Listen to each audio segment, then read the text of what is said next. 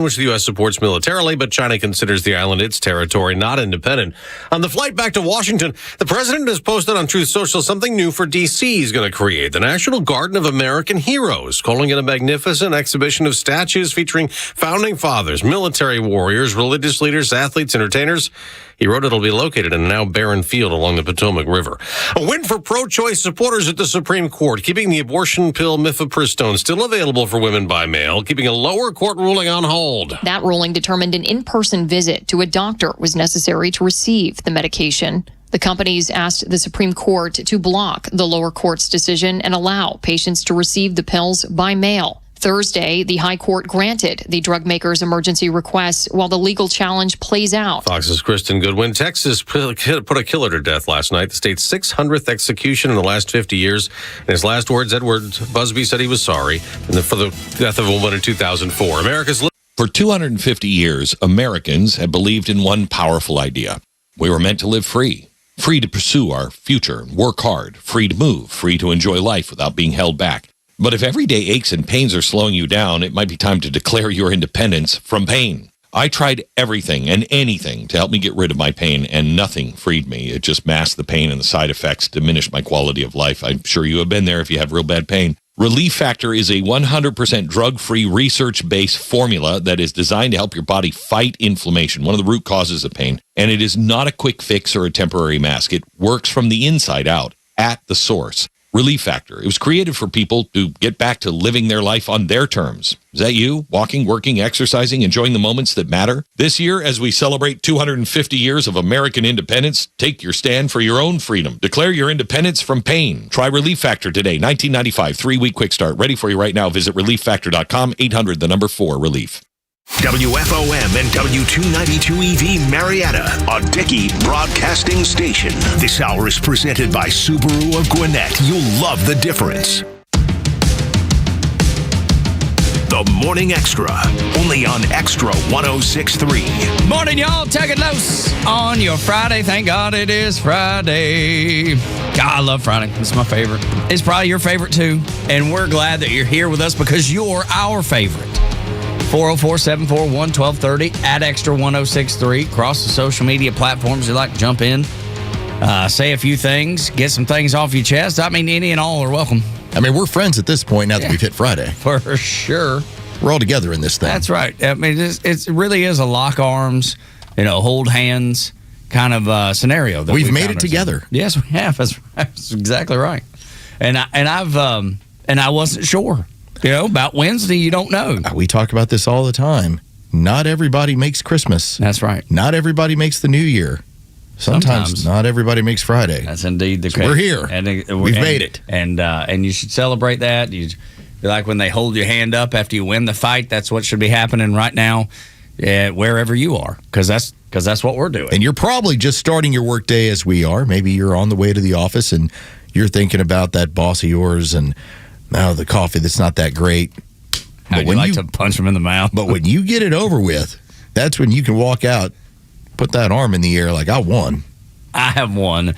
I will attack. That's right. I am going on the attack. I am the champion. I'm going on the offensive for this weekend. And it's, listen, it's middle of the month on a Friday. Typically that means payday. So that means you can get to the check cashing center as quickly as possible. You can load up for the weekend. It's the sun. You got your brown bags everywhere. That's right. You're coming out arms full. I was calling my wife. I'm like, so what do you need me to pick you up on the way home? I've got a buggy. I'm going to fill this thing up. That lady got home last night. She goes, I forgot to buy a bottle of wine on the way home. Oh. I was like, we have a great tragedy going on in this house. Oh, no. Elizabeth, I'm coming to join you. That's exactly right, dude. You got to fix that. So on the way home, maybe then you can That's right. We're going to rectify that problem. What does she drink? What's she like to drink? This point of the year, it's a white wine. Okay, my wife has shifted too. She's reds in the winter.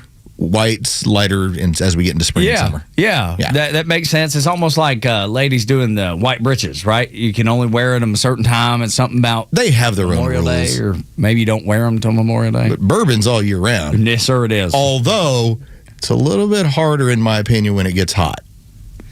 Which is because it's heavy. Yeah. And it makes you sweat. Yeah, whereas bourbon in the fall, dude, there is nothing. Yeah, the spring and the fall too. Because you get some cool. Even last night, I was sitting on the front porch listening to the Braves game, and it was chilly out there. So if you're a seltzer man at this point during the year, I am no not. problem. I don't like seltzers. No, I'm not judging. I have the the Sunny Delight. Those are the ones we take out to the pool. How are those? They're good. Okay. It's a Sunny Delight seltzer. Kind of has a little bit of that's Sunny Delight. Yeah. But it's not. I have a hint of Sunny Delight. Yes. But I have this other deliciousness that's joining There's it. something else that's part of this. That's right. So if I find my way to the pool this weekend, please warm up a little bit. Yeah, I know. Because 75 at the pool is not that great. No, it's not. But you know what? You could just kind of baste in the sun and have those sunny D's and not even get in the pool. Just use the pool deck. Yeah, but I just like getting in the water. I know. Me too. I love it, but not when it's cold. I don't love it that much. Yeah, it's 53 currently, and so I'll have to see what the weekend looks like. Yeah, because it's not been, what are we going to get to, maybe 77 today? I think I saw that. Oh, I'm going to get to 87 on Sunday. Okay, now you're talking. And 86 Saturday. Okay, pool days. Problem is, the water ain't going to be warm, though. Even though it'll be fine. outside. That's fine. You're down with that? You're cool? You're okay with it? Okay. I'm totally good with that. See, I don't Cold know. water, hot sun, we're good. It's a good combination. We're cooking. See, I struggle when the water's cold. And once I get in, struggle with everything cold. I know. I hate it. Outside of a cold drink, everything else, you're like, nope. Yes, exactly right. I wear long sleeves and jeans in the middle of summer, which is strange, and I recognize it's strange. I would like to point this out. I was talking to a couple of friends of mine while we were at a practice, and we were talking about how it's like, it's getting to where you can wear like shorts whenever you kind of feel like it. And I was just pondering, I don't think I've ever seen Tug in a pair of shorts. I wear them. Ever. Yeah, I never wear them to work. Yeah. What, ever. Yeah. Well, no, it's your pool. You had to have. Okay, because you were in the water. Well, yeah. But if you could have worn jeans in the water, you would have. Absolutely, I would have. Had we hopped into the Chattahoochee, buddy, not the neighborhood pool, he would have kept jeans on. That's right, because you can't go down the Chattahoochee with anything but blue jeans. Come on. Have you not seen Alan Jackson's Chattahoochee video? He's skiing in blue jeans.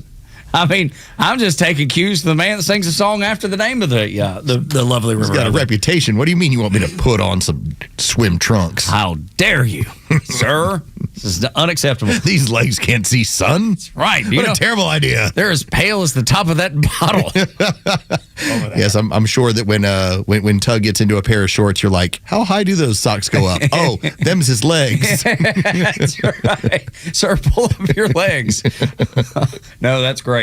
I do need some sun. I'm ready for some sun. I'm ready for it to get warmer. I prefer it to be 90 with 90% humidity because I want the water to warm up just a tick. I like it to be not cold, but not, you don't want it to feel like bath water either. You want it to at least be refreshing. Got to be right in between. Yeah, that's the best spot. So whenever your pools are like that, let us know, and we'll come by and do some sort of lunch drop-off or something. Right.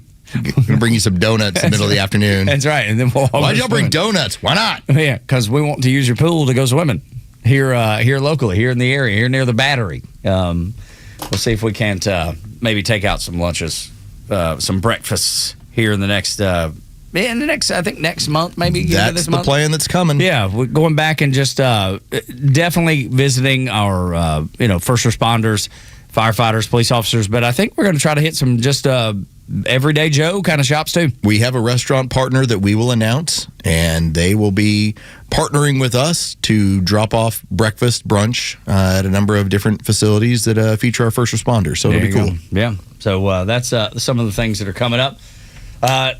Donald Trump has packed up and rolled out of China, which it seems like it was a productive trip. When China's your biggest adversary in the world, I don't know how much really is productive, but you have to play the game, and I understand that, and they did that well. There were a few people that understood it. You were there to flex. You were there to basically show we're the ones in charge. Let's show up in your backyard, and we'll tell you how we're in charge.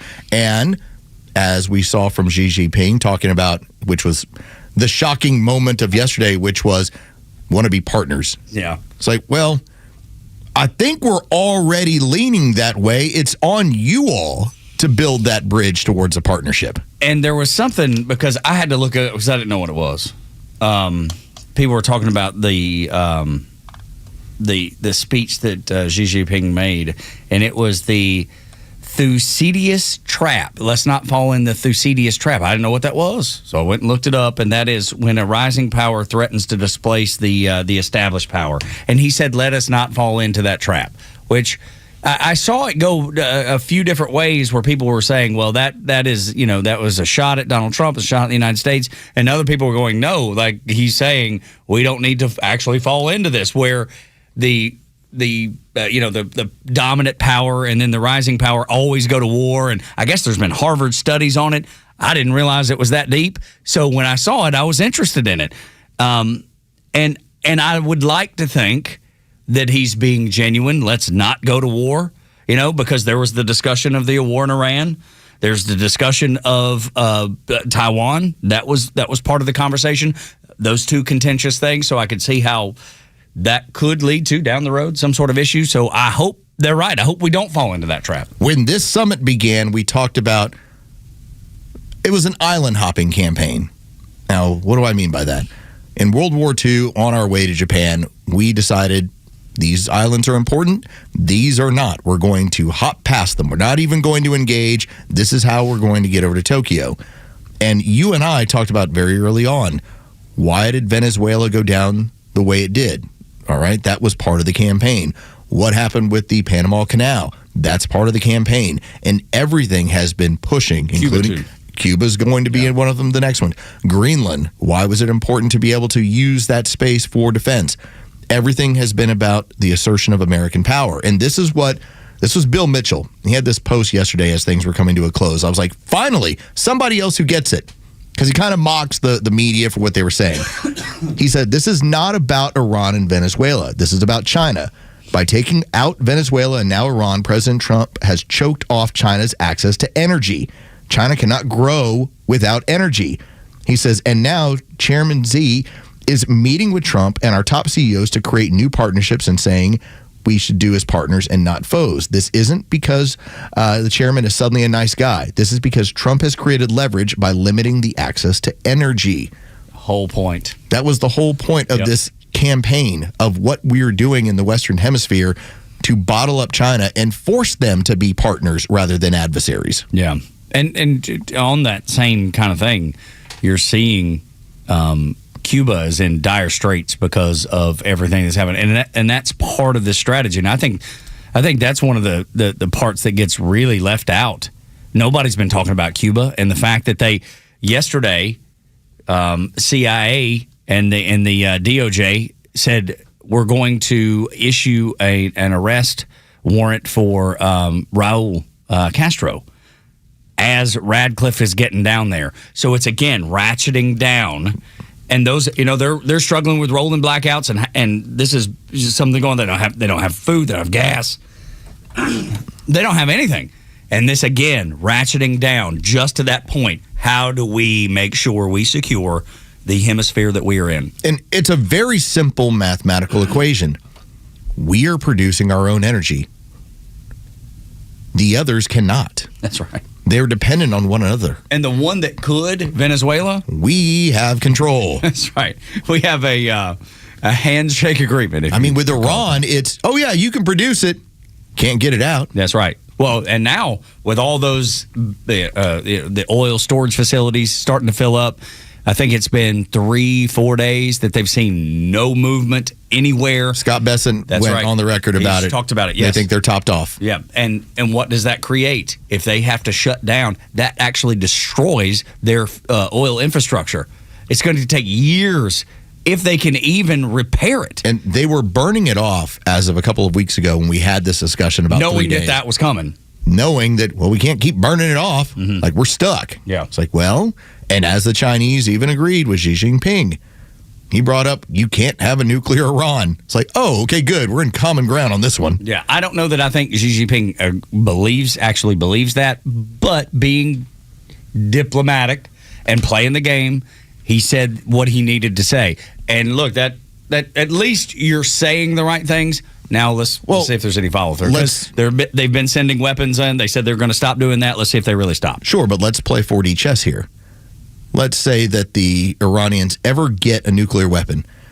And the first thing they do with it, they hit Tel Aviv, which is what we've always talked about. Correct. Yep. That launches the entire region into the war, including the United States. And who do you think is going to suffer the most out of this economically? The Chinese. Yeah, sure. It makes they can listen. You can have Iran having the weapons they need in order to feel like they can be a strength in the area and they can continue moving their energy. The moment it goes to nuclear capability, that is a problem for the Chinese. And so that's why I'll send weapons to the region. I don't want to help your nuclear program. Yeah. Because I know you want to use it. Yeah, well, there's a certainty there. We know that they would, every president, every intel agency, and it's crazy, on both sides of the aisle have all said the same thing. That's why when I see the people that are like, well, he's dragging us into another forever war, I've not seen a boot on the ground one. What do you mean? Hasn't happened. But see, that's the thing that irritates me, because I get emails from a really nice man. He goes back and forth, but it's really the most MAGA you've ever seen, and I hate Donald Trump. I can't figure out the logic of any of the arguments that come my way, but I get emails daily about it. And that's what he's like, he's losing the MAGA base. I'm not voting for him. I was like, okay, what are you going to do? You're going to turn it over to the communists? That's what you're going to do? Well, my next question would be, when do you plan to vote for him again? That's right. For sure. But we pushing the whole 2028 thing? Come on. It's unconstitutional. Of course. Let's relax a little bit. But he's just saying that I think what he's alluding to is the MAGA base is not going to show up to vote for anybody in the midterms or even in. I don't believe that. I don't think that's the case. But that's the craziness that is coming from even on our own side. Well, I would just say you're being emotional. Yeah, and I've told him, I was like, dude, you've got to ratchet it. You've got to think clearly, man. You're being silly right now. I've even used the word silly. What is happening is you have moves being done on an international level that, and the debate's always going to be, are these going to be productive for the next 10, 20, 30 years? Yeah. Because I know it wasn't. Handing the Iranians piles of billions of cash and then pretending like their nuclear program and their enrichment stopped. Yeah. Barack Obama tried to make that argument. I think it was yesterday or the day before. Yeah, you left them with 900 pounds of enriched uranium. Yeah. No, we shut it all down. It's not helping anybody. No, this is why we're here. This is why the region is here. This is why the Iranians, part of the reason why we're able to go after them so hard financially is that when we launched an operation against them, a second operation, one of the first things they did is they targeted all their neighbors. Is that the work of a sane government? Of course not. Which is why the UAE is actually striking Iran. We're not. We're in a ceasefire with them. UAE, who broke away from OPEC, have at it. So they have their independence with their own decision making, with their own energy and oil. Yeah, you keep hitting us. We're going to hit you back, and I don't blame them. I do the same damn thing. Absolutely right. It's been fascinating to watch. I just a lot of moving parts. I know we can't trust China. I know that 100%. You're trying to put China in a box. That's right. That is what you're doing. You're putting China in a energy and a financial box so that you never have to get to a military situation with them. Just like you're doing with Iran. It's kind of the same strategy you're doing. Cuba's stuck in that box too right now. Right, 100%. And we can only do it because financially we're able to do it, and we have the energy to be able to do it. Yep. It's a good discussion. It's fun discussion, and you have to be encouraged by the movements of the Trump administration so far. And to my friend that emails all the time, it's going to be okay. I promise you, it's going to be okay. 6 o'clock hour, brought to you by Subaru of Gwinnett. When we come back, it is confirmed everybody knew where COVID came from. Next on Xtra.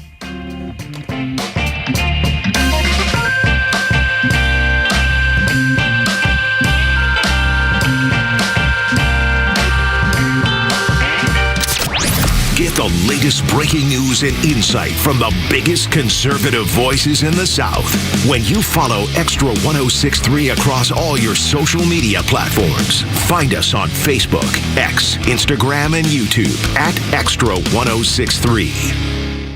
Skyland Trail is a residential mental health treatment facility, a nonprofit it's right here in Atlanta, and they do incredible work, but they rely on a lot of help from generous folks in the community and generous companies like Central Heating and Air Conditioning. Chuck and his team is doing Christmas in July again. When you sign up for a maintenance agreement, so twice a year, Central and the team, Chuck will send them out there to do maintenance on your heating and air systems. Once in the spring, once in the fall. That way you're ready for the most challenging weather, the most uncomfortable weather outside, but you want to make sure that your house is comfortable, but your systems are going to be working the most, right, when it's the hottest and when it's the coldest. So they come out spring and fall to do that maintenance agreement. I've been doing it for years and years and years, so is Front Office Los, as a matter of fact. So we've signed up, and now it's your time to sign up. Make sure that your family stays comfortable all summer long with Central Heating and Air Conditioning and great Carrier equipment if you need that. But when you do sign up for a maintenance agreement, $10 of each agreement through July will go to Skyland Trail. Great organization here in town, being helped by a great organization in Central Heating and Air Conditioning. How do you get that maintenance agreement? How do you help out? Call 770-GET-HEAT or go to centralheat.com. Does the constant news cycle leave you anxious about your retirement? Between economic uncertainty and market swings, it's easy to feel on edge. But at Master Plan Retirement Consultants, we believe headlines shouldn't dictate your financial future. I'm Evan Fricks. My father Mark and I focus on building rock-solid, holistic retirement strategies. We look beyond basic investments to create a comprehensive roadmap covering income, taxes, healthcare, and legacy planning. You can't control the economy, but you can control your preparedness. Stop guessing and start planning. Schedule your complimentary consultation by visiting masterplanretire.com. Secure your peace of mind today. That's masterplanretire.com. Advisory services offered through Master Plan Retirement Consultants Inc., a registered investment advisory in the state of Georgia. Insurance, tax, and commodity services offered through Fricks & Associates Inc., DBA Master Plan Retirement Consultants. The aforementioned are affiliated companies.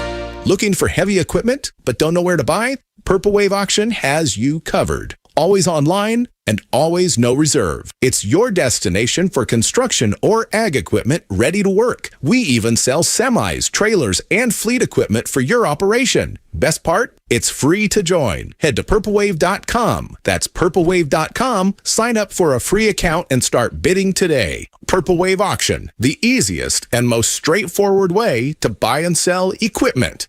Did you know that over 70% of all Porsche vehicles ever built are still on the road today? Hello, I'm Mark Venti, Executive Director for Hennessy Porsche, and I'm here to talk to you about Porsche Certified Pre-Owned, a designation that is not easily earned. Every Porsche CPO vehicle undergoes a meticulous preparation process to ensure it's worthy of the Porsche name. Factory-trained technicians perform a comprehensive 111-point mechanical, cosmetic, and visual inspection while using only original Porsche parts. These rigorous standards guarantee a vehicle that delivers the exceptional quality and performance you expect. With a Porsche CPO vehicle, you'll enjoy worry-free driving pleasure. Find your dream Porsche online at HennessyPorsche.com, or better yet, visit us in Roswell to explore our exceptional inventory in person. We recognize that Porsche owners are some of the greatest automotive enthusiasts and experts in the world who demand the very best. This is what ignites our passion to perform for you. Hennessy Porsche, where you will always experience excellence. Protecting your home shouldn't be a headache. Many security companies lock you into multi-year contracts with huge cancellation fees. SimpliSafe does things a little differently. With SimpliSafe, you get award-winning 24/7 professional monitoring for about $1 a day without any long-term commitments. SimpliSafe will earn your trust every day. Over 5 million people rely on SimpliSafe, and it's why the U.S. News & World Report named them the best home security system of 2026. Right now, get 50% off your custom system at simplisafe.com/Beck. Half off simplisafe.com/Beck. There is no safe like SimpliSafe. The stories that matter to you. These are your Georgia headlines. It's Friday, May 15th, and here are your headlines. President Donald Trump wrapped up his summit with Chinese President Xi Jinping, touting what he called fantastic trade deals between the two countries. While details remain limited, China reportedly agreed to purchase 200 Boeing jets as both sides continue to ease trade tensions that have defined U.S.-China relations for years. Trump also said Chinese officials expressed interest in investing heavily in the United States. Georgia Democrats and members of the legislative Black Caucus are criticizing Governor Brian Kemp's decision to call a special session to redraw the state's political maps. Democrats argue the effort would weaken black voting strength and reshape metro Atlanta districts ahead of the 2028 election, while Kemp says critics should wait to see the proposed maps before making judgments. And finally, today wrapped up a busy 2 weeks of the Morning Extras. 13 candidates from races across Georgia joined Tug and Los ahead of next Tuesday's primary elections. In the governor's race, both Rick Jackson and Burt Jones stopped by in studio to make their case to voters, while local candidates like Clark Hungerford and Kelly Gambrell discussed major issues impacting Cobb County. The conversation gave you, the Extra 106.3 listeners, a chance to hear directly from candidates about their priorities, campaigns, and visions for Georgia moving forward. It'll all wrap up today with Kelvin King joining Tug and Los on the Morning Extra coming up at 8:25. In case you missed any of the conversations, you can catch up on them on the Extra 106.3 YouTube, at extra1063.com, or on the Extra 106.3 app. Today's weather will be full of sunshine with a high of 81 and a low of 55. The Extra 106.3 headlines. I'm Bryce Gobert. Your gut was right. Your eyes and ears were right. If you remember during the last administration, they asked you to excuse your eyes and ears. They asked you not to listen to your eyes and ears, which is the worst advice anybody could give you. Ever. Why in the world would you second guess what your instinct tells you? Just trust us, and that's enough. That's right. Like, first off, you have a government official asking me to trust, and I don't care if you have like the perfect conservative record, or you know what? Matter. They've taken care of me on a lot of issues. I'm going to be like, hold up. Okay, let's make sure you're getting all of them. How about you lay out the argument? That's right. And give me the info, and then we'll see where we go from here. You're told COVID came from a wet market. You've been told so many things. You're told to stand 6 feet apart. That was made up. You're told that the shot, if you take the experimental shot, you won't get it, and then you won't pass it along, and then the message got so convoluted that I couldn't even tell you what the benefit was. If I may, can I take one cheap shot? Yes, please. So in Pfizer's data that they tried to hide for 75 years, you know what the second biggest side effect of the COVID shot was in their testing? COVID. Of course. Of course. Yes. It's like, I got it. I primed the pump. Then I got it. Yeah. Of course. They didn't tell you the truth. They again ask you. How many people actually ask you, and I don't think I've ever even thought about it until this moment, how many different people and entities ask you to not pay attention, ask you not to believe your eyes and ears and what your gut told you? I'm trying to remember who the comedian was. He's got a really funny bit that he started like in 2021, 2022. And he joked around about doing your own research.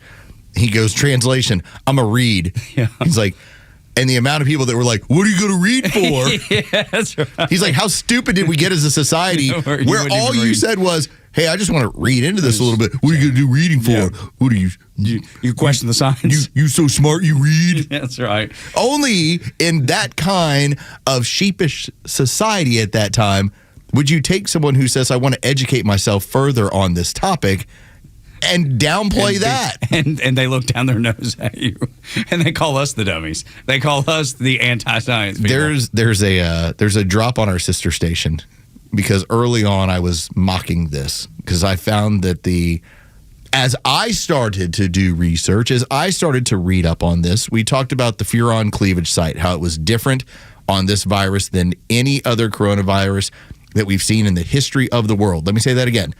The furon cleavage site. That's a little spiky thing that they show you when they would like, here's a look at what COVID looks like. It was unlike anyone that had ever appeared in the history of the world. That's why you had scientists saying, this looks engineered. Like, this isn't normal. Well, that's why I started mocking eating bat soup. So there's a drop on the radio station down the hall where you'll hear me go, oh yeah, eating bat soup? Over on the fan. So now that you said that, and we talk about eating and make fun of eating bat soup, you said engineered and not normal. Enter CIA officer, current CIA officer, James Erdman. And by the way, no Democrat showed up to this testimony. You should make note of that. Do not let that be lost on you. This dude held nothing back. When he said the intel community covered up the origins of COVID, he said Fauci knew. Everybody knew. This dude is brave because he's an active CIA officer. If you remember what Chuck Schumer said in 2017, the intel community has 6 ways to Sunday to get you back. That's what he told, or that's what he said in a speech when he was addressing the media. But he was directing that one to Donald Trump at the time. But I'm sure this CIA officer, this whistleblower, James Erdman, he is well aware that the IC, the intel community, has 6 ways to Sunday to get you back. I want you to hear from him now on the Morning Extra.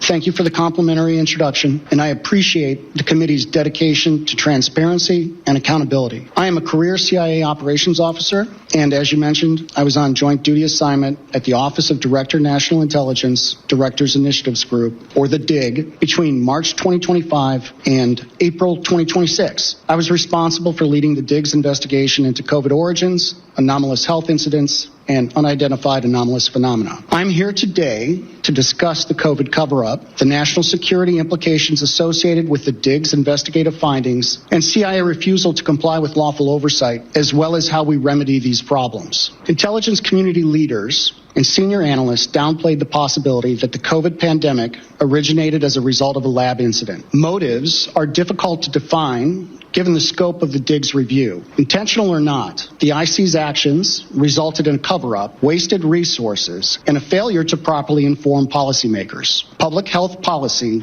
would have been very different had the American public been made aware that a virus from a lab in China was going to serve as the foundation for an emergency use authorization mRNA products being mandated by the former administration. Dr. Fauci's role in the cover-up was intentional. Dr. Fauci influenced the analytical process and findings by leveraging his position to ensure the IC consulted with a conflicted list of curated subject matter experts, public health officials, and scientists. This included some of the authors of the paper, The Proximal Origin of SARS-CoV-2, and other public health experts who have been in his orbit for the last 20 plus years. Some of the scientists were part of the Biological Sciences Experts Group. Dude, this guy just punched Dr. Fauci and everybody that was part of this cover-up. He actively admits that he doesn't know exactly why they did this, but I would probably let him know that it's power control. It's how do we get people ready for the way the Democrats would like to run the country.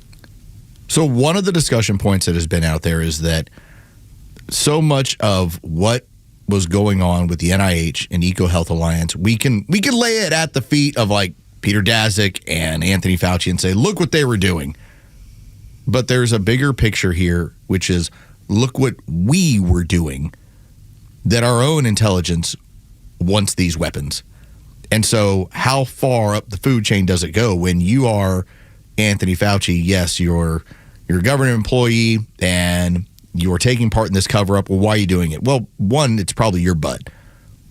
But more than that, I think it's also this is what intelligence officials do when they're caught doing something.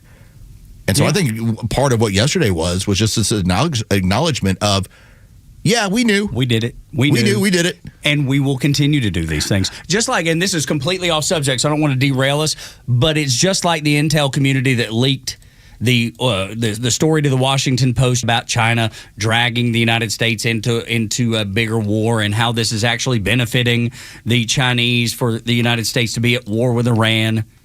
We have no idea where that intel come from. You have no idea how if it's been vetted at all. You have no idea if it's even real. But that's just another example of this, Los, where the intel community will drop something with intention.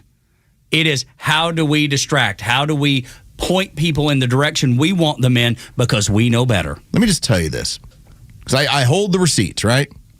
So 4 years ago, Anthony Fauci went on CNN and he said he was almost certain American taxpayers didn't fund the research that created COVID in China. Talking about some wiggle room, almost certain.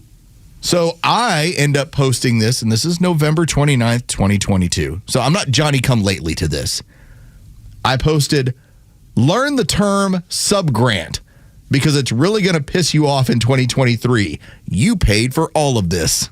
That's exactly right. And now you know that it's true. Your gut did not mislead you. Your eyes and ears did not mislead you. By the way, we've known this for the better part of 5 years, and it's taken 5 years before you can actually get somebody to get up in front of Congress and give you a straight answer, because those clowns that were being asked before were not doing it. The conspiracy angle of this, of course they're doing the hearing now. That the statute of limitations has run out. And, Fauci has a pardon anyway.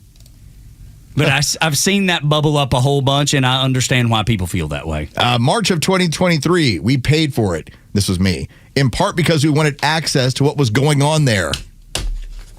This is not new. You've known it. Now a active member of the CIA has testified under oath that what you thought was exactly right. September 12th, 2023, CIA tried to pay off analysts to bury findings that COVID lab leak was likely.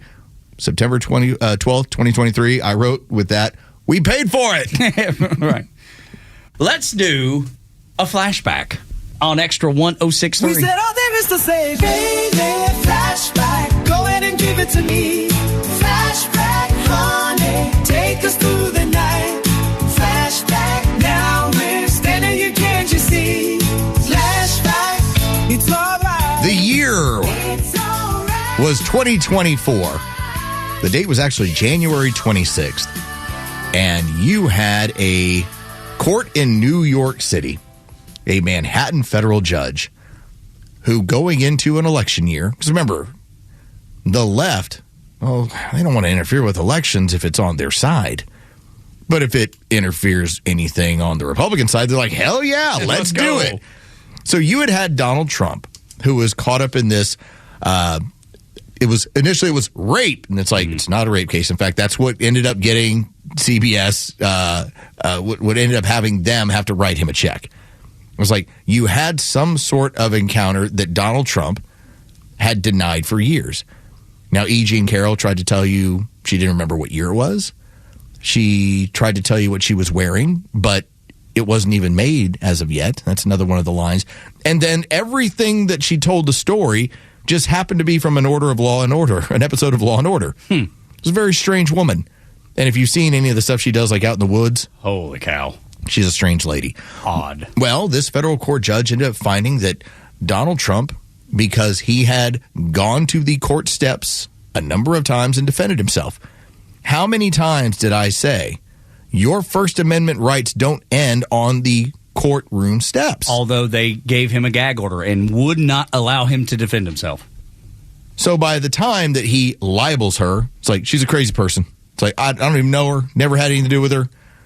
They gave him an $83 million judgment. Basically said, you owe her $83 million. First off, I don't know who would ever get $83 million for calling somebody crazy. The other thing, it was meant to try and bankrupt him and hurt him. Of course, because that's what it's always been about. It's always going to be about that. And this is the only one that, of all the things that Trump was charged with, all the so-called felonies and everything, this is the only one that they still fall back on. Right? This is the one, well, E. Jean Carroll, that's always the go-to. Well, not anymore. So you have now had another court that has decided, yeah, let's stop payment. Like, this is way too flimsy. Well, I just want you to go back. This is going back over to 2024 because she's now the hero of the left. Because I know that if I was to win a judgment against someone, the first thing I'm doing is put me on network television because I want to brag about it. And I want to go hang out with Rachel Maddow and say, look what we did to him. This was E. Jean Carroll. This is what's on MS now, MSNBC at the time. This is her with Rachel Maddow. And here she is with a gaggle of hens celebrating their victory. Tell me. I had such great ideas for all the good I'm going to do with this money. First thing, Rachel, you and I are going to go shopping. We're going to get completely new wardrobes, new shoes, motorcycle for Crowley, new fishing rod for Robbie. Rachel, what do you want? Penthouse? It's yours, nothing. Rachel. Penthouse and France? You want France? You want to go fishing in France? No? Oh, all right, okay. That's how you laugh when you're around a crazy person. That's right. And credit Rachel Maddow. She's like, nope. She's like, nope. And then they're all like, ha, ha, ha, ha, ha. Like, what a nutcase. Nutbag. In fact, if I remember correctly, that was the last time they put her on television because they knew all it's doing is slaughtering what they thought was going to be a huge victory that would influence the election. Another victory lap that was not needed. Another victory lap that has come to a crashing down conclusion. Nothing that they threw against him stuck.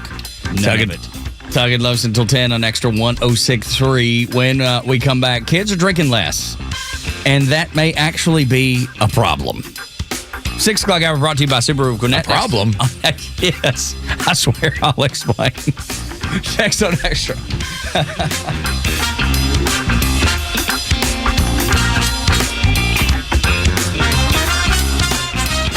Extra 106.3 Sports, powered by 680 The Fan. Good morning. Here are your sports headlines for Friday, May 15th. The Atlanta Braves took 2 of 3 from the visiting Chicago Cubs despite a 2-0 loss last night at Truist Park. Next up, to close out the homestand, a 3-game weekend series against the Boston Red Sox. It'll be Spencer Strider on the mound for the Braves. He'll be opposed by Connolly Early. First pitch is set for 7:15 tonight. You can hear all the game action on our sister station, 680 The Fan, and free on the Fan app. The NFL schedule release is out. The Falcons will open up their season in Pittsburgh against the Steelers before returning home week 2 to host the division champion Carolina Panthers. Around the league, you get a Super Bowl rematch week 1 to open up the season on Thursday Night Football as the Seattle Seahawks will host the New England Patriots. With your sports headlines, I'm Carlos Medina.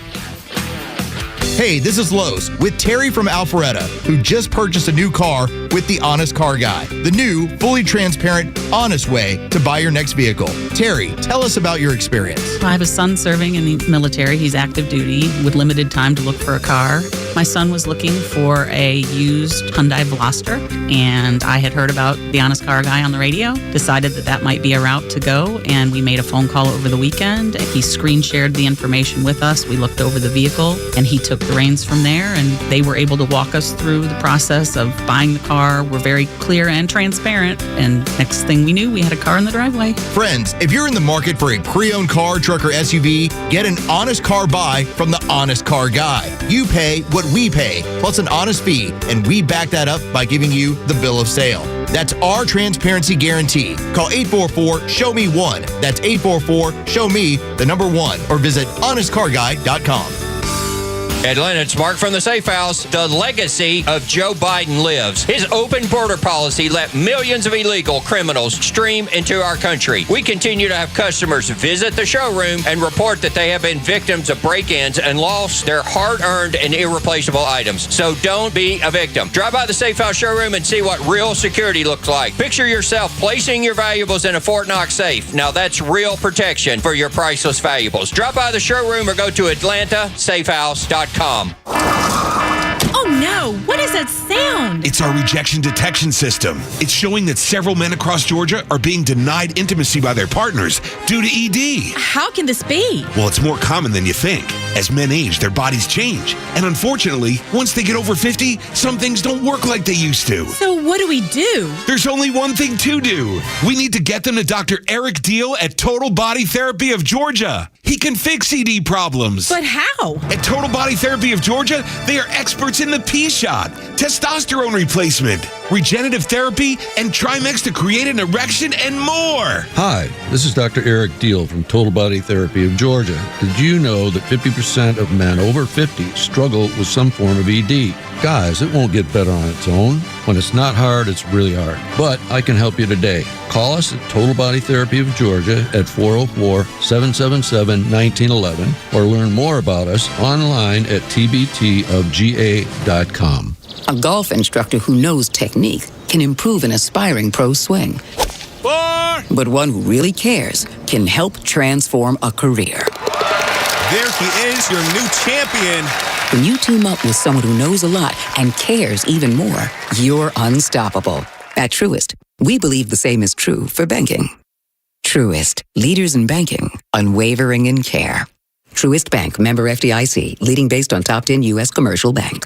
Hey, it's Glenn, and I have a really important update about the housing market. If you tried to sell your home in 2025, did it sell?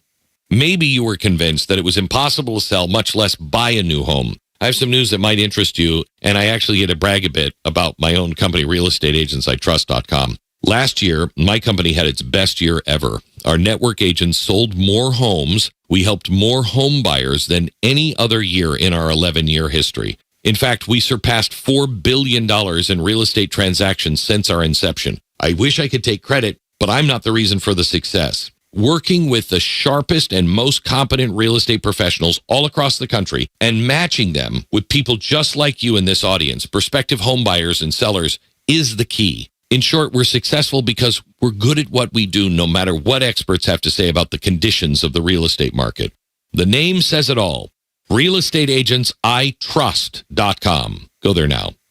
Americold Logistics, LLC, Atlanta, Georgia, and any unanticipated locations throughout the U.S. seeks an industrial engineer 2, job code HD0426. Provide engineering and project support to divisional Americold facilities. Requires masters in industrial and systems engineering, mechanical engineering, or related, and 1 year of experience in job offer or as an automation systems analyst troubleshooting and resolving warehouse data and system issues. Experience can have been gained with Americold or other sources. 40% travel required with remote work and business travel. $104,998 to $121,264 per year. Mail resume to Barbara Bishop, 10 Glen Lake Parkway Northeast, South Tower, Suite 600, Atlanta, Georgia 30328. Again, mail resume to Barbara Bishop, 10 Glen Lake Parkway Northeast, South Tower, Suite 600, Atlanta, Georgia 30328.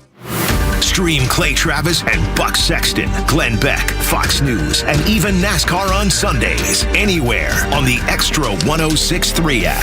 Download the app now and get 24/7 access to the live stream, the latest news, and everything you need to know about Atlanta's only conservative talk station.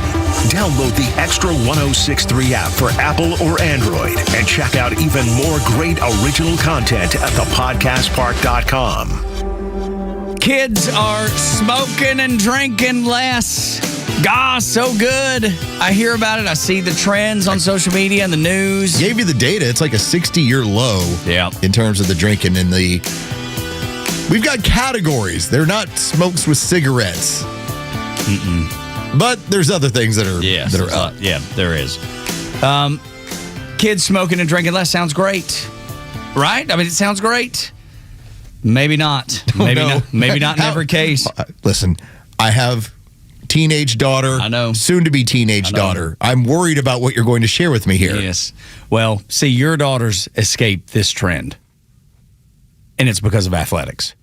They escaped this trend. My son escaped this trend because of athletics. So many kids are unable to be social or are uncomfortable in a social setting. That's why the drinking is down, because that's such a social thing to do. And it all comes back to the amount of time that they spend on a screen. Your daughters are not spending every second on a screen. They're actually out playing ball, and they're interacting with people, developing the social skills that it takes to be a regular, normal human.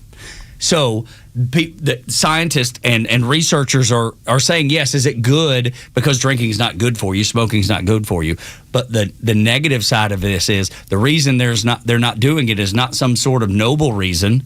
Not so, hey, we've found our faith or something like that.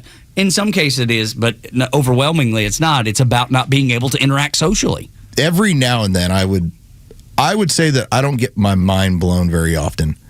Like, there's plenty of times during a week where I'm like, oh man, that was really funny that Tug cracked me up with that. That was really cool.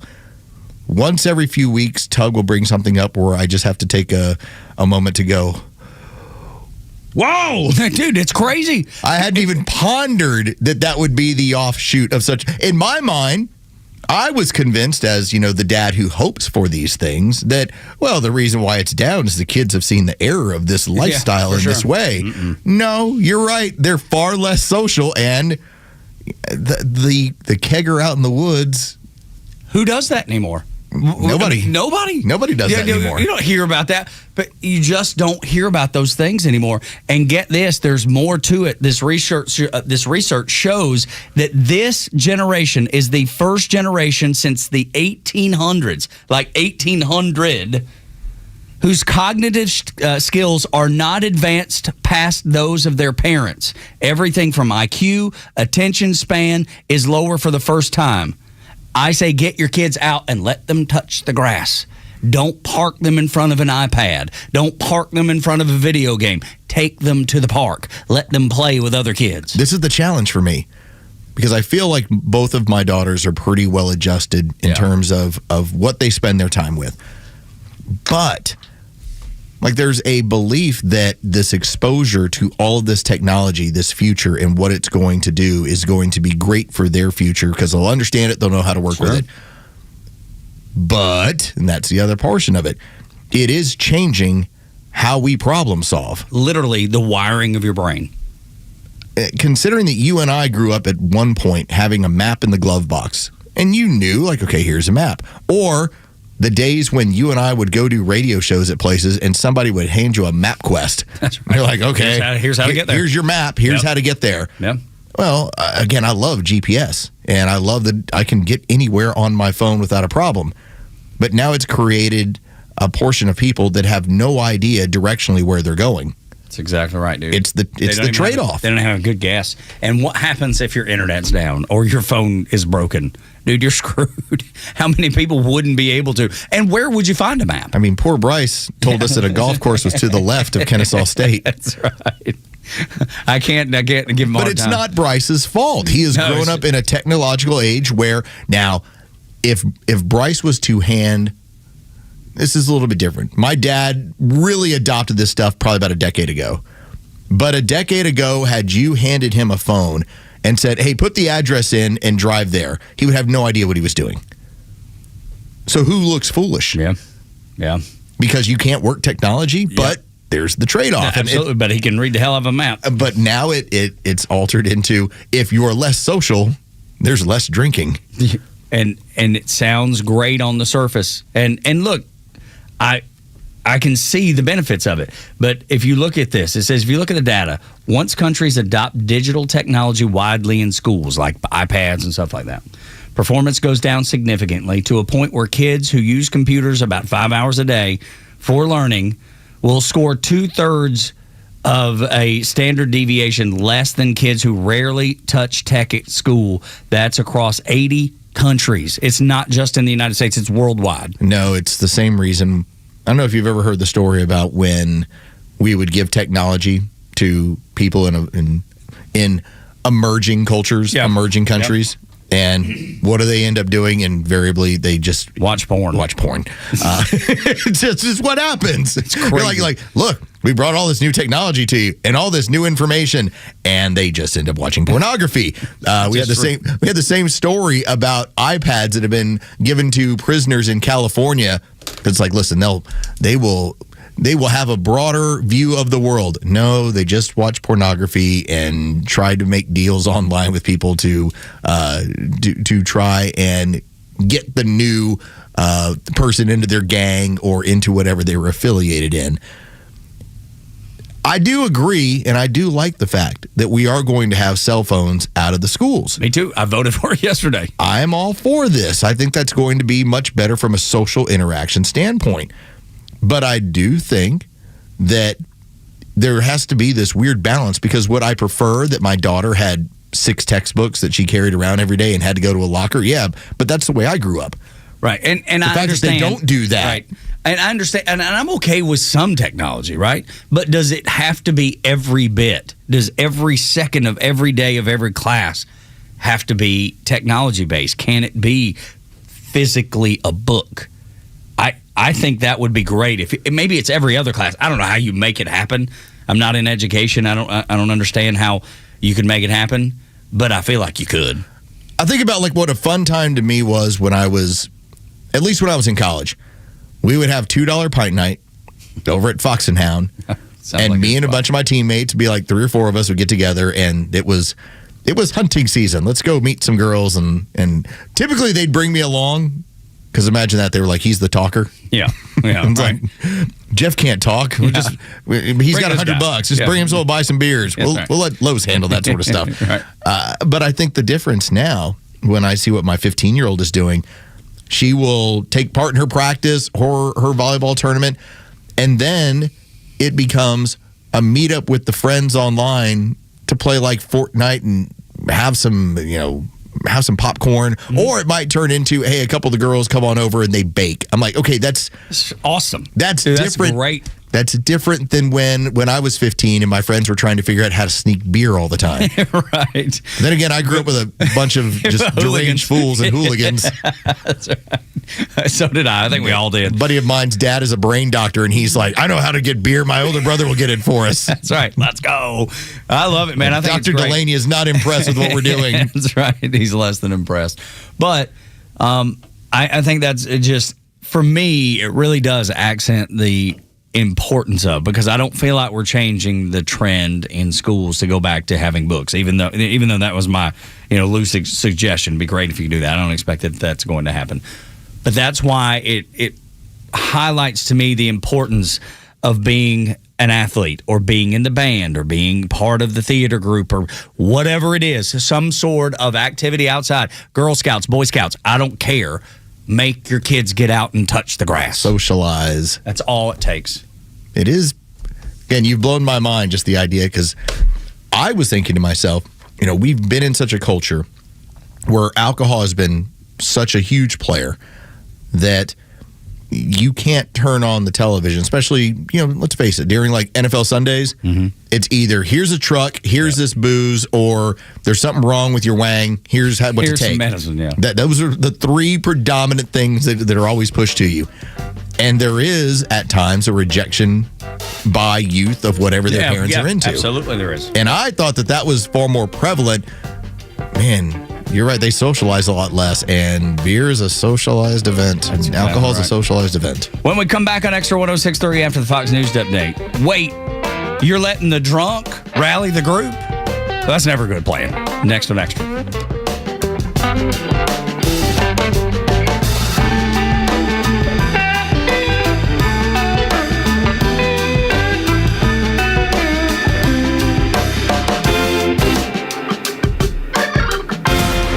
Morning Extra, Neil Bortz, and The Kimmer Show are all online for you anytime at thepodcastpark.com. Plus all of Extra's exclusive podcasts like Ben Burnett, Janelle King, and so much more. All at thepodcastpark.com. Presented by Associated Credit Union.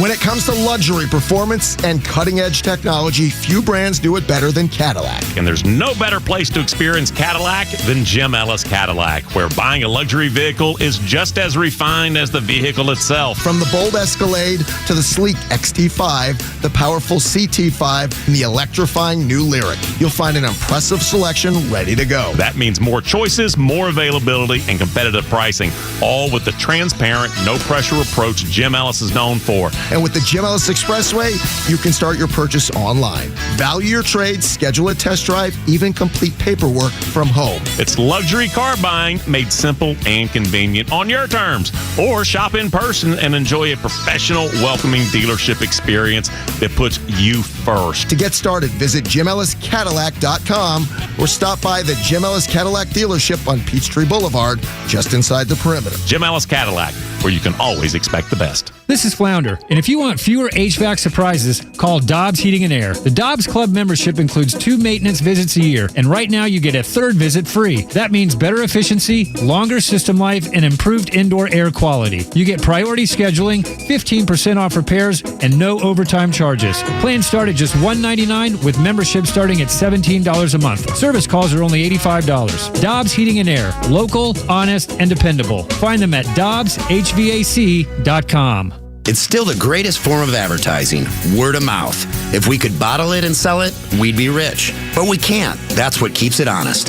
Hi, I'm Dan Watkins, owner of All Four Seasons. From garage doors to entry doors to windows, for every opening of your home, we've got you covered. Talk to your neighbors. Chances are we've worked on their home. They'll tell you all about their 5-star experience with All Four Seasons. When trust matters, trust us. All, the number 4, seasonsgarages.com. The Morning Xtra. Glenn Beck, Clay and Buck, and The Kimmer Show on WFOM and W292EV Marietta, a Dickey broadcasting station. Extra 1063. President Trump is flying home. I'm Dave Anthony, Fox News. After 2 days of talks in China. This has been an incredible visit. I think a lot of good has come of it. The president said before leaving that he and Chinese leader Xi Jinping did talk about Iran not being allowed to have a nuclear weapon. And they argued the Strait of Hormuz, mostly closed for shipping in this U.S. conflict, should be reopened. China buys most of Iran's oil. Fox's Lucas Tomlinson reports from Dubai. During the summit, some Chinese vessels made it out of the Persian Gulf. It also got violent again, pretty noisy. An Indian-flagged livestock vessel was sunk off the coast of Oman. It's not clear if there was any livestock on board. All 14 crew members were rescued. This attack taking place while India was hosting a BRICS economic summit, along with Iran's foreign minister was also in attendance. Another ship was commandeered off the east coast of UAE, last seen heading to Iranian waters. The president is also touting trade deals worked out on the trip with more than a dozen American CEOs who came to China with him, telling Fox's Hannity. Those business people are here to make deals and to bring back jobs. They're bringing back massive numbers. China's going to invest hundreds of billions of dollars with those people that were in that room today. While flying home, the president posted this morning on Truth Social he's planning something new for Washington along the Potomac River, what he calls the National Garden of American Heroes. That the president wrote will include a magnificent exhibition of statues. The CIA director's gone to Cuba, which the president's called a failed country with a tariff threat that's cut off fuel shipments to Cuba, leading to worsening shortages. Director John Ratcliffe met with Cuban officials, including Fidel Castro's grandnephew, Raul Rodriguez Castro, to deliver President Trump's message that the U.S. is prepared to seriously engage on economic and security issues, but only if Cuba makes fundamental changes. Fox's Carmen Roberts. Fox has also learned the U.S. is preparing a criminal case against ex-Cuban leader Raul Castro. America's listening to Fox News. For 250 years, Americans have believed in one powerful idea. We were meant to live free. Free to pursue our future and work hard. Free to move. Free to enjoy life without being held back. But if everyday aches and pains are slowing you down, it might be time to declare your independence from pain. I tried everything and anything to help me get rid of my pain, and nothing freed me. It just masked the pain, and the side effects diminished my quality of life. I'm sure you have been there if you have real bad pain. Relief Factor is a 100% drug-free, research-based formula that is designed to help your body fight inflammation, one of the root causes of pain. And it is not a quick fix or a temporary mask. It works from the inside out, at the source. Relief Factor. It was created for people to get back to living their life on their terms. Is that you? Walking, working, exercising, enjoying the moments that matter? This year, as we celebrate 250 years of American independence, take your stand for your own freedom. Declare your independence from pain. Try Relief Factor today. 1995, 3-week quick start. Ready for you right now. Visit relieffactor.com, 800-4-RELIEF. Want weather? Grab your phone. Need traffic? Grab your phone. Conservative news and talk. Also on your phone. Get the Extra 1063 app. I'll be Brett Michaels. You be Ricky Rocket. Somebody's got to play the role of CC. Somebody has got to tease their hair to the moon. Somebody Don't you forget Bobby. I would never forget Bobby Doll. Don't you forget Bobby Doll. No, would never. I got sideways on the look. I wanted to make sure the look was right, because the look is important. MTV, if they taught us anything, the look is important. And they had the look. I'm not saying it's the look I would have chosen, but they had the look. It's not the most elaborate artistry. Yeah. No, well, no. And lyrically probably not. Yeah, it's not genius. But always fun to get a Friday started with Unskinny Bop. We play Poison on Friday because why wouldn't you? I mean, really, why wouldn't you? It's important. That was abrupt. Right. I just decided that was done, huh? That's right. Boys, you're out of here. Shut up, Brett Michaels. You ruined the 40th anniversary on a Friday. Gone. Yeah, we're back. Oh, no, it's okay. They can leave. It's okay. They're off the stage. It's fine. That's right. The encore's over. The house lights have come up. It's really done. Because that's the thing, right? Everybody's always waiting when the band leaves the stage, and you know they're getting close to being done. You're like, could they come out for one more? As long as the house lights are down, you're in good shape. Yep. There's potential. Once those house lights come up, it is over. Go to the car. And there's only been one exception in my life. There's only been one exception of the thousands of concerts. I feel like thousands. I don't know the number of concerts that I've been to over the years. Starting when I was 13, Motley Crue in Chattanooga, Tennessee, by myself, me and my little ticket. And it was wide open. The only exception to that, Los, is Pearl Jam at State Farm in 2000. They brought the house lights up. Everybody starts filing out because it's obvious it's over until Mike McCready walks out on the stage and hits the first notes of Yellow Ledbetter. And they did it with the house lights up. I've never seen that before. It's the only time I've ever seen it in all the concerts I've ever been to. All right, so I have the set list last year from Poison in Glendale, Arizona. Let's freaking go. All right, so what are you opening with? Oh, wow. Keeping this to myself. Yeah. You're looking for something fun to open up with. Nothing but a good time? That is actually what they closed with. Which how about they started with Look What the Cat Dragged In? Okay, all right. All right, that fits, right? Look what the cat dragged in. So that's... I mean, I'm no Brett Michaels, but I know the you pretty much hit both of them. Yeah. I mean, they finished off with Nothing But a Good Time. Their last several songs were Fallen Angel, Unskinny Bop. Love it. Every Rose Has Its Thorn, and then Nothing But a Good Time. Dude, that's it, too. That's how you do it. Right? That's the roller coaster. All those up-tempo hits, and then you hit Every Rose Has Its Thorn, and everybody's, got their cell phone. Used to be a lighter. Yeah, it's over. Now they got their cell phone, and they're waving it with the light on, and then you're like, oh, we brought you down, but we're about to send you into space with Nothing But a Good Time. That's a good set list, man. I'm looking at the rundown here, and they're showing Vegas, San Francisco. How about Seattle? It looks like every set list was the same. Most do. Yeah, that's how it was. Okay, well, I mean, but there's some groups that'll drop something different in there Absolutely. every now and then. Dave Matthews Band, Pearl Jam to a degree will mix it up a little bit. Most bands, most artists will stick with the set list just because they're comfortable with it. They've done it. Everybody's rehearsed it. And it's tight, and it kind of happens the way it's supposed to. But people like D&B, man, they'll mix it up, and they don't do a same set list ever.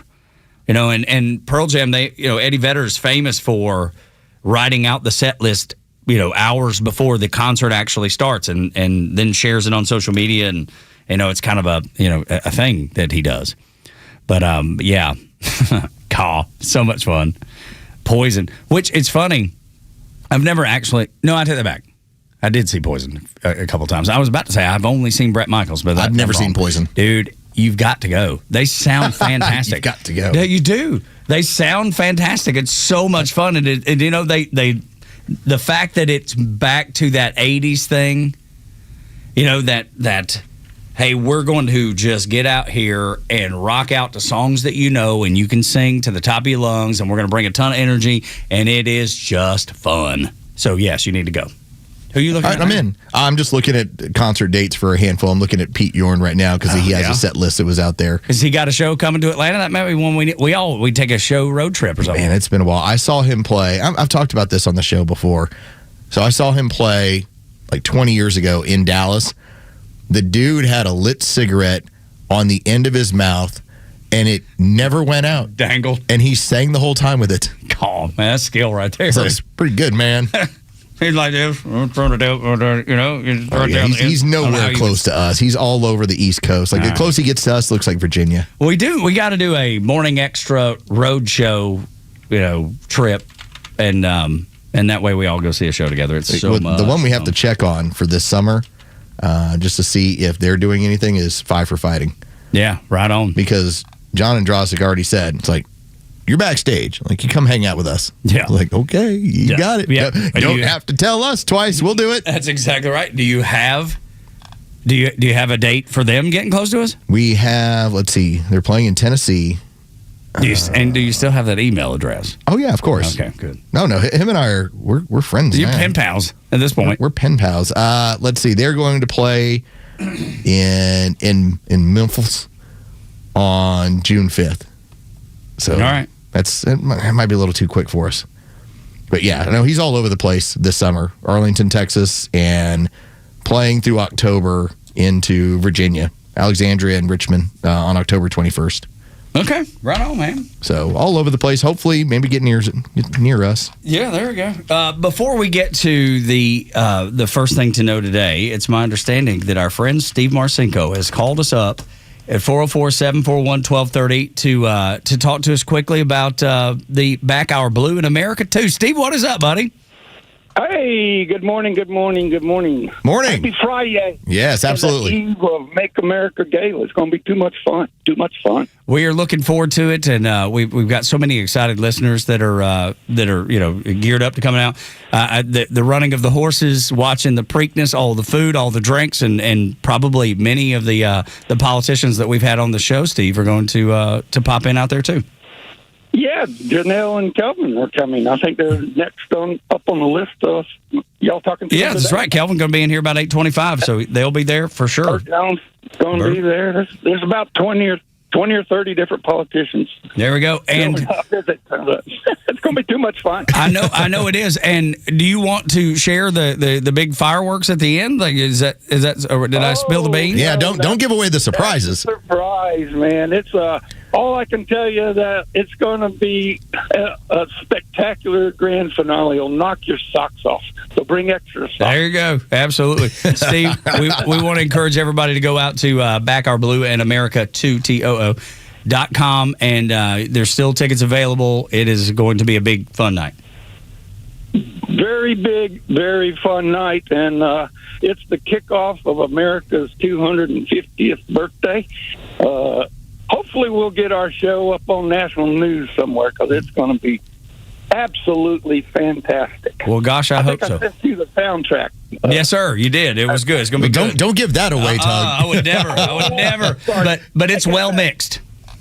Yes, it's going to be great. There you go. Thank you guys so much. You're welcome. Your help. Thank you for taking the time to call this Absolutely. morning, Steve. That's awesome. Just a terrific guy that loves his country, loves his community, and Back Our Blue in America 2.com, the website. Let's get to the first thing to know this morning on Extra. Way out west, there's a show, the Morning Extra, Tugs of Los, deep in the story, breaking news that's bold.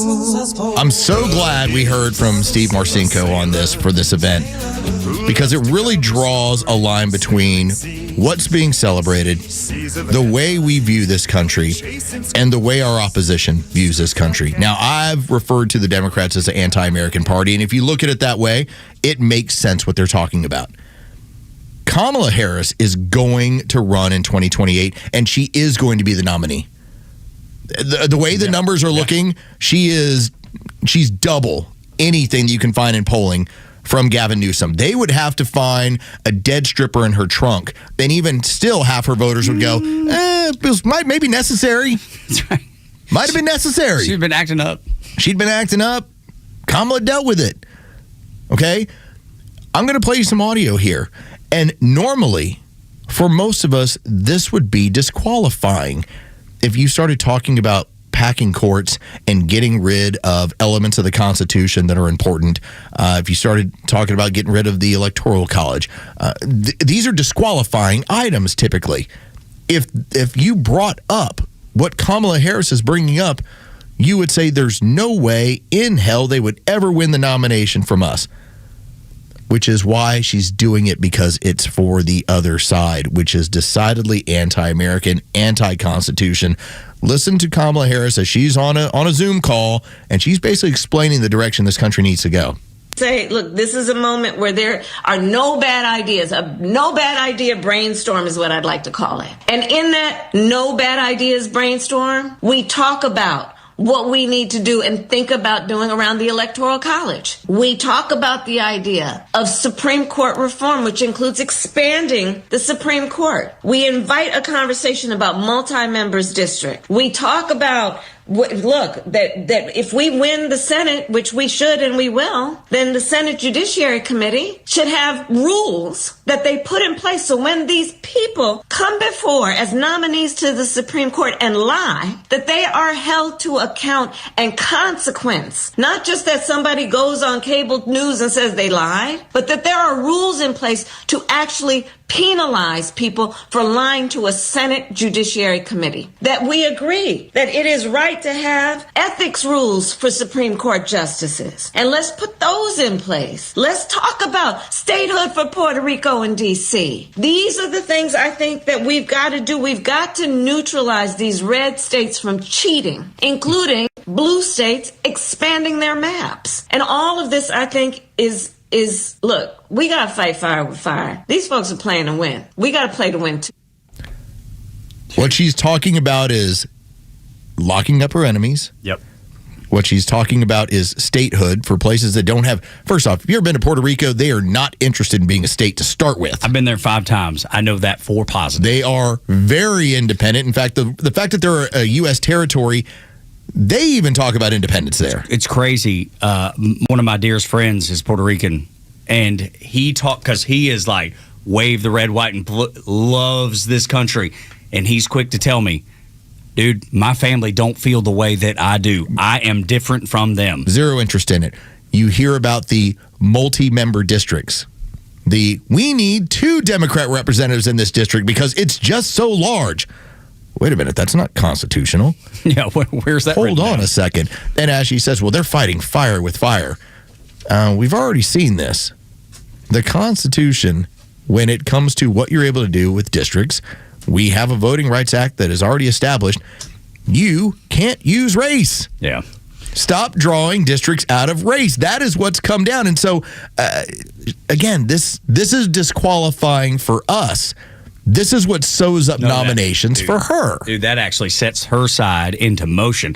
That gets them fired up to go out and vote. It's what she's going to do for us. Absolutely. They can't wait to get to the ballot box. When we go back to 2021, January of 2021, Joe Biden had an exploratory group when it came to expanding the Supreme Court.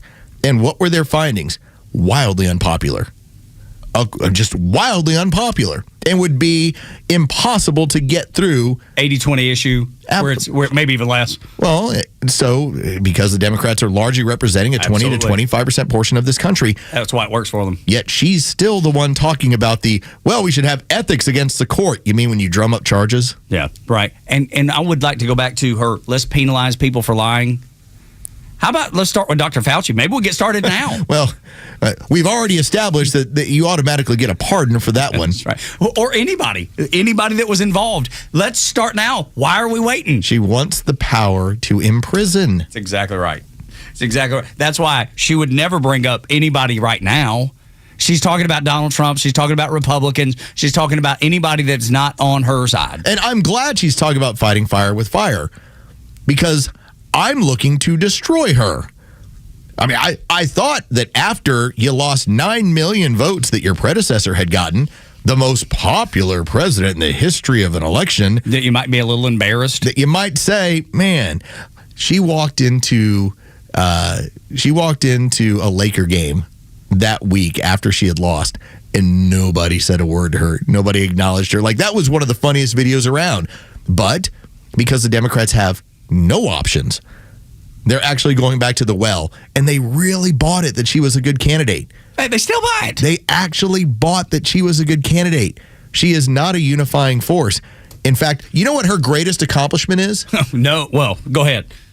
Kamala Harris's greatest accomplishment is that she unlawfully, and at the very least, with a lack of morals, locked up black men in California for too long so that they could use them in their state projects.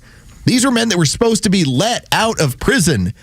She managed to keep him in longer, and many of them for minor drug offenses, cackling the whole time about how, like, saved the state on that one.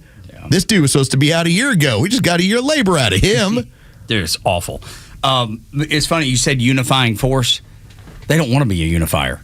So that she doesn't have that, but I don't know that she wants to do it anyway. She don't want to unify with us. She wants to put us in jail, dude. No. She wants us to shut up. The more she talks, the worse it gets for her. And that's what they're going to find out once again. You want to run her in 2028, and you're thinking, hey, we'll do a big media blitz. We'll give her $4 billion. The more she talks, the less popular she is. And at some point, they've had to have told her, you got to stop having whatever it is. I don't know if it's some sort of medication or if it's straight out booze. You got to stop having boozy moments in public where you're slurring in a weird way. She's not going to. What would change that? I mean, give me some reason that would change. It's not changed at this point. Telling you got to stop doing that because it hurts the plan. Quit getting liquored up for you.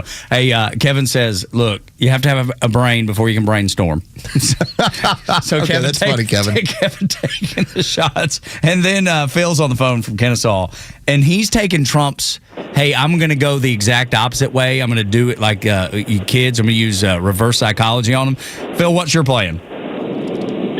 I think Trump's got the approach. He needs to go and say, look, I love this idea of adding to the Supreme Court. This year, we're going to add 4 new Supreme Court justices to the Supreme Court, and I'm going to nominate them before the election in the fall. And then that way, the Democrats are going to have to do the drop step and go, oh, no, we don't want to back. No, we take it all back. I like it, Phil.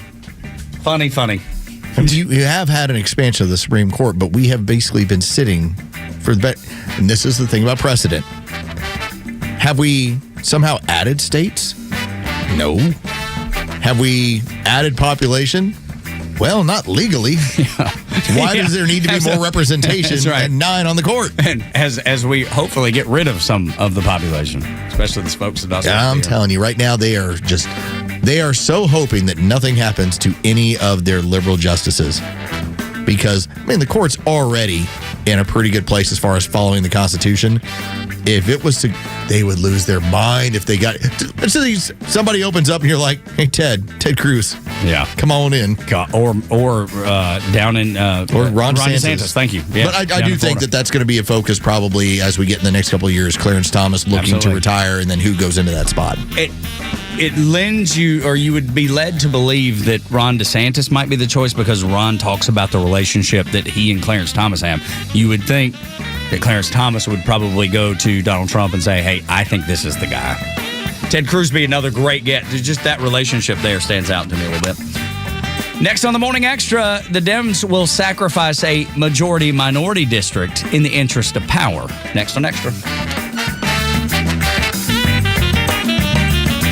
Decision 2026 coverage is live on Extra 106.3 this Tuesday night. Hey, it's Tug. Join me and Los from the Morning Extra for election coverage, expert analysis, and reaction from across Georgia. Plus, hear a live commentary from the Kimmer, the Talkmaster Neil Bortz, and Victor Armanderas throughout the evening. Stay connected with the station that Atlanta turns to for talk.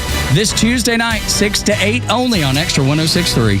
Hey, Atlanta, the Summer Starts Here sales event is now going on through June 1st, Marietta Toyota. If you want a smart new Toyota with a payment that makes sense, start with the 2026 Toyota Corolla. And a vehicle that people choose for reliability, efficiency, and long-term value. Perfect for daily driving and commuting. At Marietta Toyota, every new Toyota includes our nationwide lifetime powertrain warranty, unlimited time, and unlimited mileage for as long as you own it. And we're voted Best of Cobb for 2026, Best New Car Dealership, and Best Service Center.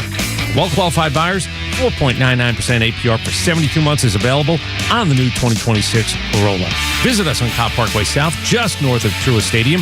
Marietta Toyota, since 1975. We've been here and will be here for you. 4.99% APR for 72 months with approved credit through Southeast Toyota Finance. Not all buyers are qualified. Offer ends 6/1/26. See dealer for details. All purchases exclude tax, tag, title, and include dealer fee of $699.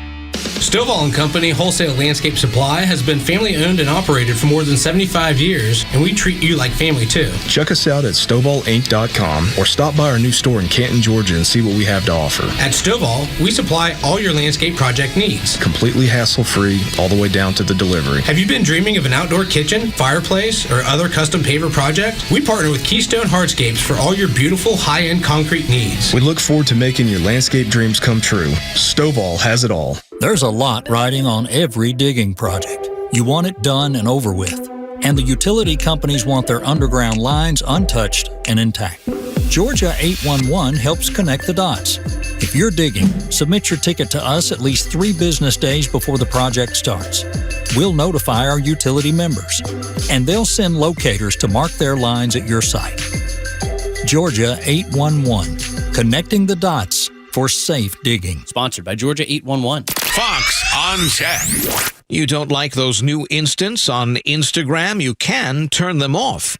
Meta's Instagram debuted a new feature this week that not everybody is excited about. They're called Instants, and it is a quick way to snap a photo and share it through a special kind of feed that evaporates quickly. Meta intended it as a way for users to quickly share moments as they happen, but there are some people now complaining the app feature is causing them to inadvertently share photos they'd rather not the world get to see. That's because tapping the shutter button within the instance puts that photo right on the feed. There is an undo feature, but most users seem to be missing it. So to prevent any mishaps, one can tap their 3-line menu, get to content preferences, and choose hide instance in inbox. Not only will you no longer see the feature, you will also no longer see instance sent to you by other users. With Fox on Tech, I'm Eben Brown, Fox News. This is House Call for Health. If you're planning to travel abroad, the Centers for Disease Control and Prevention offers some tips on how to pack when it comes to your health. First, if you have any specific medical conditions, they recommend checking with your healthcare professional to see what additional items you might want to bring. Also, look into the country you're traveling to. Some have restrictions on what medications you can travel with. A helpful resource for that, check with the U.S. Embassy for the country you're traveling to. The CDC also has a list of items you could consider bringing, including documents such as information for your healthcare professionals at home, a copy of immunization records, copies of prescriptions like medications, glasses, or other medical supplies, health insurance cards, and travel insurance if you have it. Also a list of hospitals or clinics, including emergency services in your destinations. For more health news, go to foxnewshealth.com. House Call for Health. I'm Lisa Brady, Fox News. The stories that matter to you. These are your Georgia headlines. It's Friday, May 15th, and here are your headlines. President Donald Trump wrapped up his summit with Chinese President Xi Jinping, touting what he called fantastic trade deals between the two countries. While details remain limited, China reportedly agreed to purchase 200 Boeing jets as both sides continue to ease trade tensions that have defined U.S.-China relations for years. Trump also said Chinese officials expressed interest in investing heavily in the United States. Georgia Democrats and members of the Legislative Black Caucus are criticizing Governor Brian Kemp's decision to call a special session to redraw the state's political maps. Democrats argue the effort would weaken black voting strength and reshape metro Atlanta districts ahead of the 2028 election, while Kemp says critics should wait to see the proposed maps before making judgments. And finally, today wrapped up a busy 2 weeks for the Morning Extras. 13 candidates from races across Georgia joined Tug and Los ahead of next Tuesday's primary elections. In the governor's race, both Rick Jackson and Burt Jones stopped by in studio to make their case to voters, while local candidates like Clark Hungerford and Kelly Gambrell discussed major issues impacting Cobb County. The conversation gave you, the Extra 106.3 listeners, a chance to hear directly from candidates about their priorities, campaigns, and visions for Georgia moving forward. It'll all wrap up today with Kelvin King joining Tug and Los on the Morning Extra coming up at 8:25. In case you missed any of the conversations, you can catch up on them on the Extra 106.3 YouTube, at extra1063.com, or on the Extra 106.3 app. Today's weather will be full of sunshine with a high of 81 and a low of 55. The Extra 106.3 headlines, I'm Bryce Gobert. Los and I just been giggling about the schedule release videos, and we just watched a great one based on The Simpsons. And, dude, it is fantastic what they do with those. Even a guy that don't keep up with the NFL as much as I used to, you can't help but love them. They're fun. It's exactly what football is supposed to be. It's the Indianapolis Colts, and they do have a multitude of jokes in there about how long it's been since they've won in Jacksonville. And there's two references to it. in the video. There's one of them where, as Homer is working at the nuclear plant, it has, instead of days without incident, it's days without a victory in Jacksonville. And it's in the 4,000s. Yeah. And then when they do the at Jacksonville, it's the meme of Homer dipping into the bushes, just stepping back. Nothing to see here, nothing to talk about. But the Raiders one is the one I think that's getting, that and the Falcons are getting like the universal acclaim. So the Falcons have it set up kind of like a version of The Office, but also the old Sports Center. This is Sports Center. Like, here's a day in the life at Flowery Branch.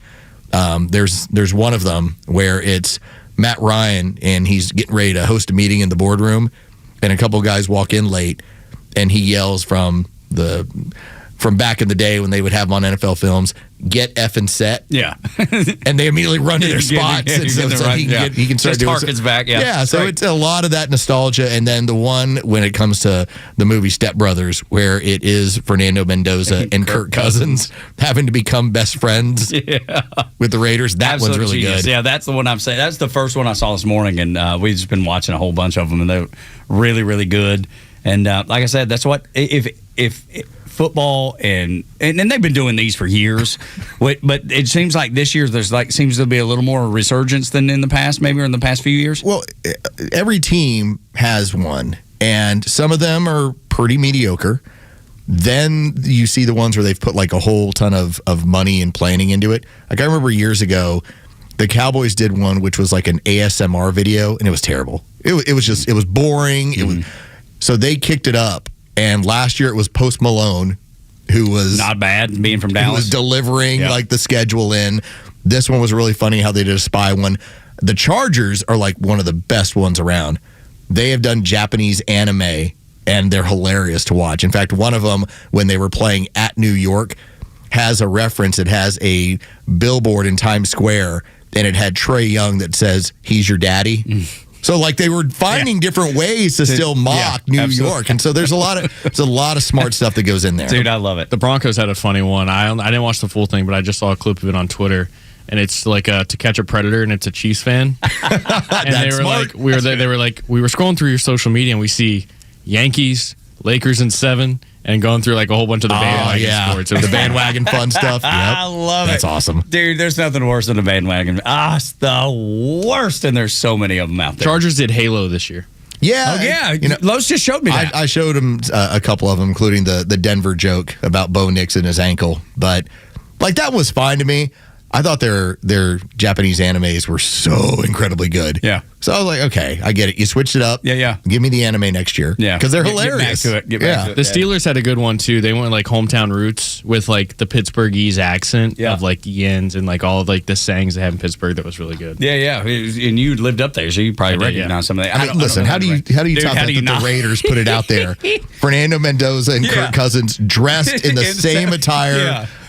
From the movie poster. As Step Brothers from the movie poster. God, that acting was so good. It's so fun just to see them look at each other. Because in Step Brothers, it's when they first meet, and they give themselves different names that they have to call each other. Yeah. And so I was kind of wondering how that was going to work out. And he's like, "I'm Kurt. I'm Fernando." He's like, "Call me Kirko Chains." And I'm like, "What's Fernando going to say?" He goes, "Call me the Nandalorian." I was like, good, dude. Funny. I love it. Really funny. I just love... I'm not that difficult of a person to entertain, and stuff like this makes me laugh, and I get engaged with it. And then, for me, it would be like, maybe I will watch a little more. Maybe you will engage me on some level. Maybe you'll drop all your, the politics that's kept me away for a while. And this is a great first step.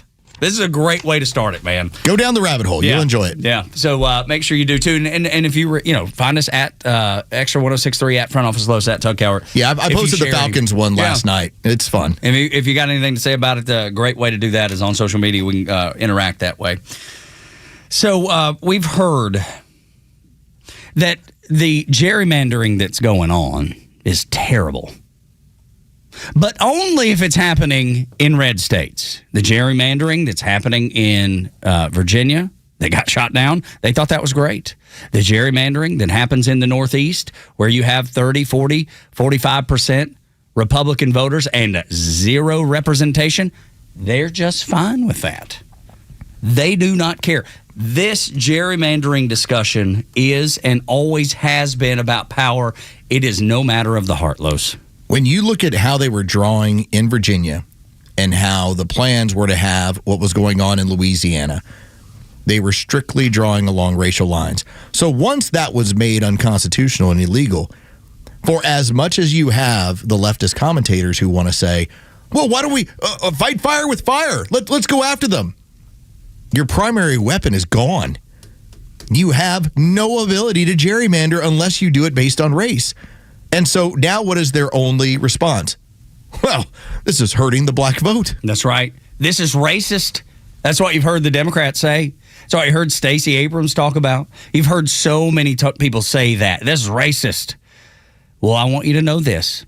Politico magazine, not a conservative outlet. They are reporting that Democrats are willing to sacrifice the black vote to beat the GOP. The majority of Democrats say the party should counter Republican gerrymandering, even if it means reducing the number of majority-minority districts. And Los, I think you got the numbers in front of you. Yes, this is great. Do not fall for the trap. Do not believe that this is about helping someone. It is all in the interest of power. This is how you speak out of both sides of your mouth. So when Politico held this polling, and it was asking, in theory, Democrats prioritize protecting black voting power. And here's how that came back. Well, 54% said it was important to protect the voting power of black voters and other racial and ethnic minorities. But when the question was, well, what if you can gain more seats without doing so? That's when it fell dramatically. That's when suddenly, black people and ethnic minority, it's not that important to us. In fact, it dropped by 20-some%. The idea of power is so persuasive that they're like, I don't care what we have to do. We just have to win. So the question was, now remember, 54% say we need to protect this voting block. But when asked the question, keep the number of majority-minority districts, even if it means limiting the number of Democrat seats they can create. Basically, you keep these, but you can't make a bunch of districts off of that. At that point, only 32% were in favor. Yeah, all of a sudden. And so my joke about this has been from yesterday.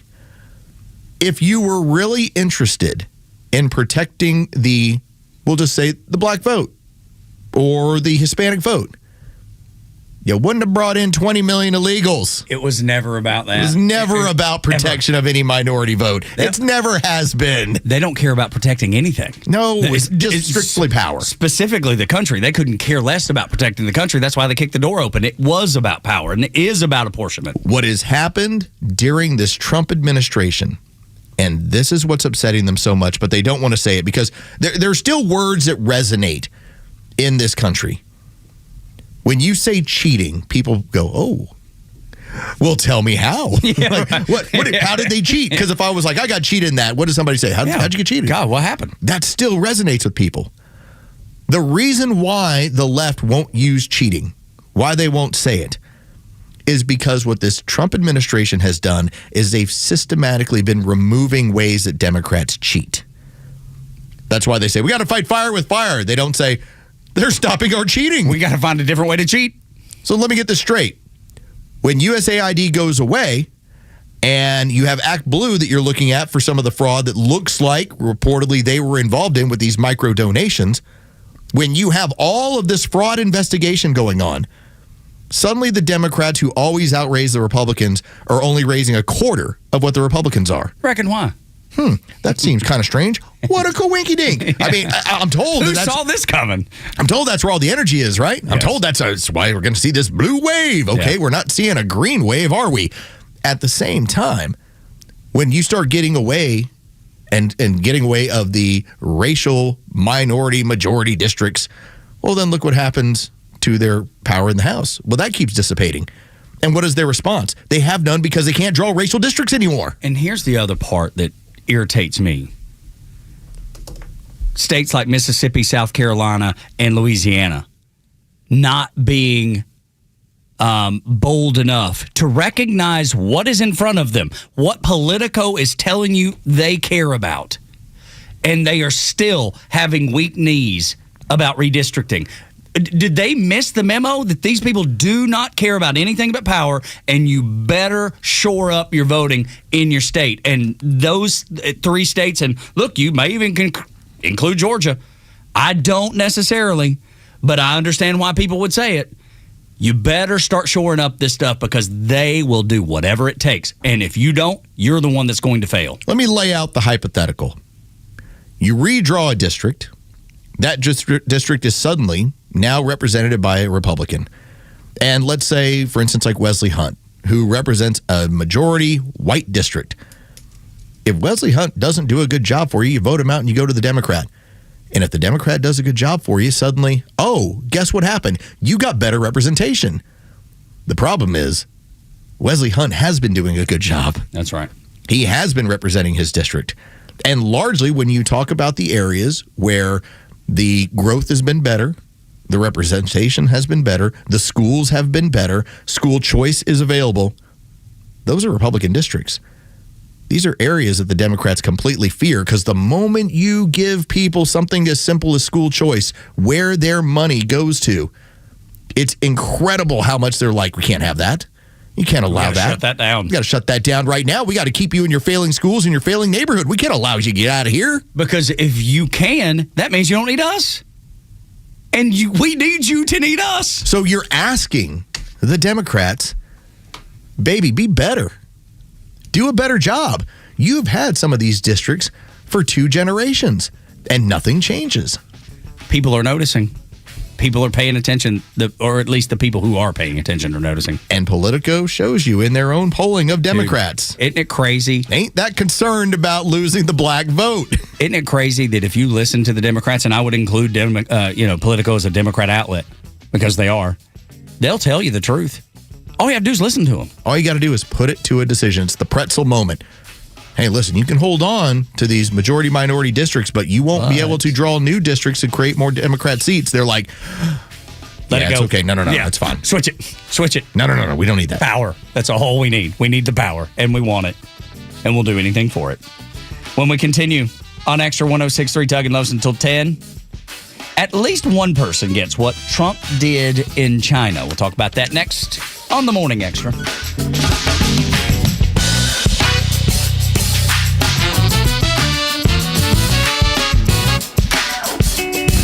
Extra 106.3 Sports, powered by 680 The Fan. Good morning. Here are your sports headlines for Friday, May 15th. The Atlanta Braves took 2 of 3 from the visiting Chicago Cubs despite a 2-0 loss last night at Truist Park. Next up, to close out the homestand, a 3-game weekend series against the Boston Red Sox. It'll be Spencer Strider on the mound for the Braves. He'll be opposed by Connolly Early. First pitch is set for 7:15 tonight. You can hear all the game action on our sister station, 680 The Fan, and free on the Fan app. The NFL schedule release is out. The Falcons will open up their season in Pittsburgh against the Steelers before returning home week 2 to host the division champion Carolina Panthers. Around the league, you get a Super Bowl rematch week 1 to open up the season on Thursday Night Football as the Seattle Seahawks will host the New England Patriots. With your sports headlines, I'm Carlos Medina. For more local sports, head over to The Fan, 680 and 93.7 FM. And for the latest political news and talk, stick with Extra 106.3 FM and the Extra app. If you're looking for strength, capability, and reliability, it starts with Ford. And it starts at Jim Ellis Ford, Sandy Springs. From the legendary F-150 to the adventure-ready Bronco to the versatile Explorer, Ford builds vehicles designed to handle real life. And at Jim Ellis Ford, Sandy Springs, you'll find a great selection in stock, competitive pricing, and a buying process that's fast, fair, and straightforward. No pressure, no confusion, just a transparent experience focused on helping you find the right vehicle. You can even get started from home. Shop online, value your trade, schedule a test drive, complete paperwork before you ever step into the showroom. Or come in and work with a team that respects your time and get you on the road quickly. That's how buying a Ford should feel. Get started at JimEllisFordSandySprings.com or stop by the Jim Ellis Ford Sandy Springs showroom, conveniently located at 7555 Roswell Road, just just 4 miles north of I-285. Jim Ellis, Ford, Sandy Springs, where you can always expect the best. I'm Patrick Brown, former Army Ranger in the United States Army. Like many service members, I had to make difficult choices when leaving the military, and the most challenging thing was finding purpose in a new phase of life. Housing, employment, education, way too many decisions and no idea where to start. That was until I met the Warrior Alliance. They made it simple. They listened and quickly connected me to the services I needed. And like a trusted friend, they even followed up to make sure I was squared away. Change a veteran's life today by donating at thewarrioralliance.org, helping warriors navigate to success after service. Your yard, it stresses you out. Between the watering, the seeding, the weeding, and mowing. And no matter what you do, you're never satisfied. Have you thought about artificial turf? It's low maintenance, it's pet friendly, and it looks amazing all year round. Those in the know use ATL Turf Go. ATL Turf Go is Atlanta's top choice for artificial grass installation. Let them build you a backyard of your dreams with a custom golf or putting green, outdoor kitchen or pool deck. They even specialize in custom concrete and stonework. They handle everything from design and grading to construction and drainage solutions. So whether it's residential lawns or recreational sports fields, ATL Turf Co. can build you a stress-free space you'll love. So say goodbye to mowing, maintenance, and your wasted weekends. Learn more and schedule your free in-home consultation today. Call ATL Turf Co. 678-403-2339. That's 678-403-2339. Or visit atlturfco.com. Lead cloud infrastructure engineer positions offered by SITA Information Networking Computing USA Incorporated in Atlanta, Georgia. Design, plan, and implement solutions that ensure optimum cloud performance and reliability across servers, networks, and related utilities and hardware that comprise the cloud infrastructure and build in continuous process improvement and CI/CD pipelines. Position reports to Atlanta, Georgia office. Telecommuting permitted in accordance with company policy, but must live within commuting distance of stated office. Please submit resume to rehan.peera@sita.aero. For the ones who get it done, Grainger offers the professional-grade products you need, delivered when and where you need them. Call, click Grainger.com, or just stop by.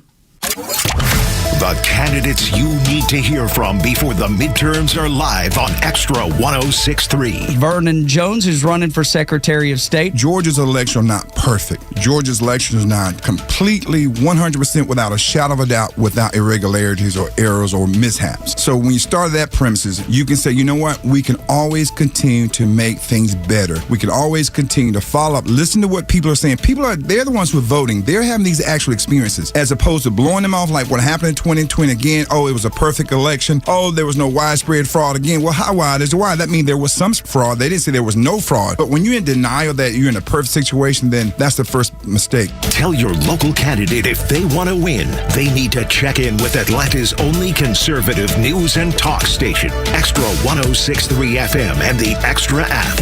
Tug and Los until 10 on Extra 106.3. Oh, I listened to this on the way in, actually. Come on, from Core. Little Wicked Garden. Stone Temple Pilots, I think that's track number 3 off of Core. Yeah, sounds about right. God, I love this band. I think they're so underrated, it's ridiculous. They were one of those bands, in my opinion. They had their own sound. They were doing their own thing. And at no point do we ever look back at them. And there's only a handful of 90s bands where you're like, oh, that wasn't cheesy. I'm like, no, they were never cheesy. Like, Ever. It was good the whole time. Ever. And let's face it, sometimes you need a death for it to never go that way. Like Alice in Chains will never be like, oh, Alice in Chains went cheesy. It's like, no. No, they didn't, dude. No. It's funny you bring up Alice in Chains because I, for the last 2 days, have been on an Alice in Chains kick, and I've listened to their Unplugged just on a loop. Like every time, whatever I listen to, that is one of my favorite MTV Unplugged of all time. They hadn't done a show in 3 years. They didn't know if Lane Staley was going to show up. They didn't know if he did how he was going to sound because he was in the midst of heroin addiction. Yeah. And then I watched a short, I don't know if you call it a documentary, but because it wasn't, but it was Mike Starr from the band who was, I think remember the other day we were talking about what was the show about drug intervention? Intervention. Was it not Mike Starr that was on that show? One member of Alice in Chains was on that show.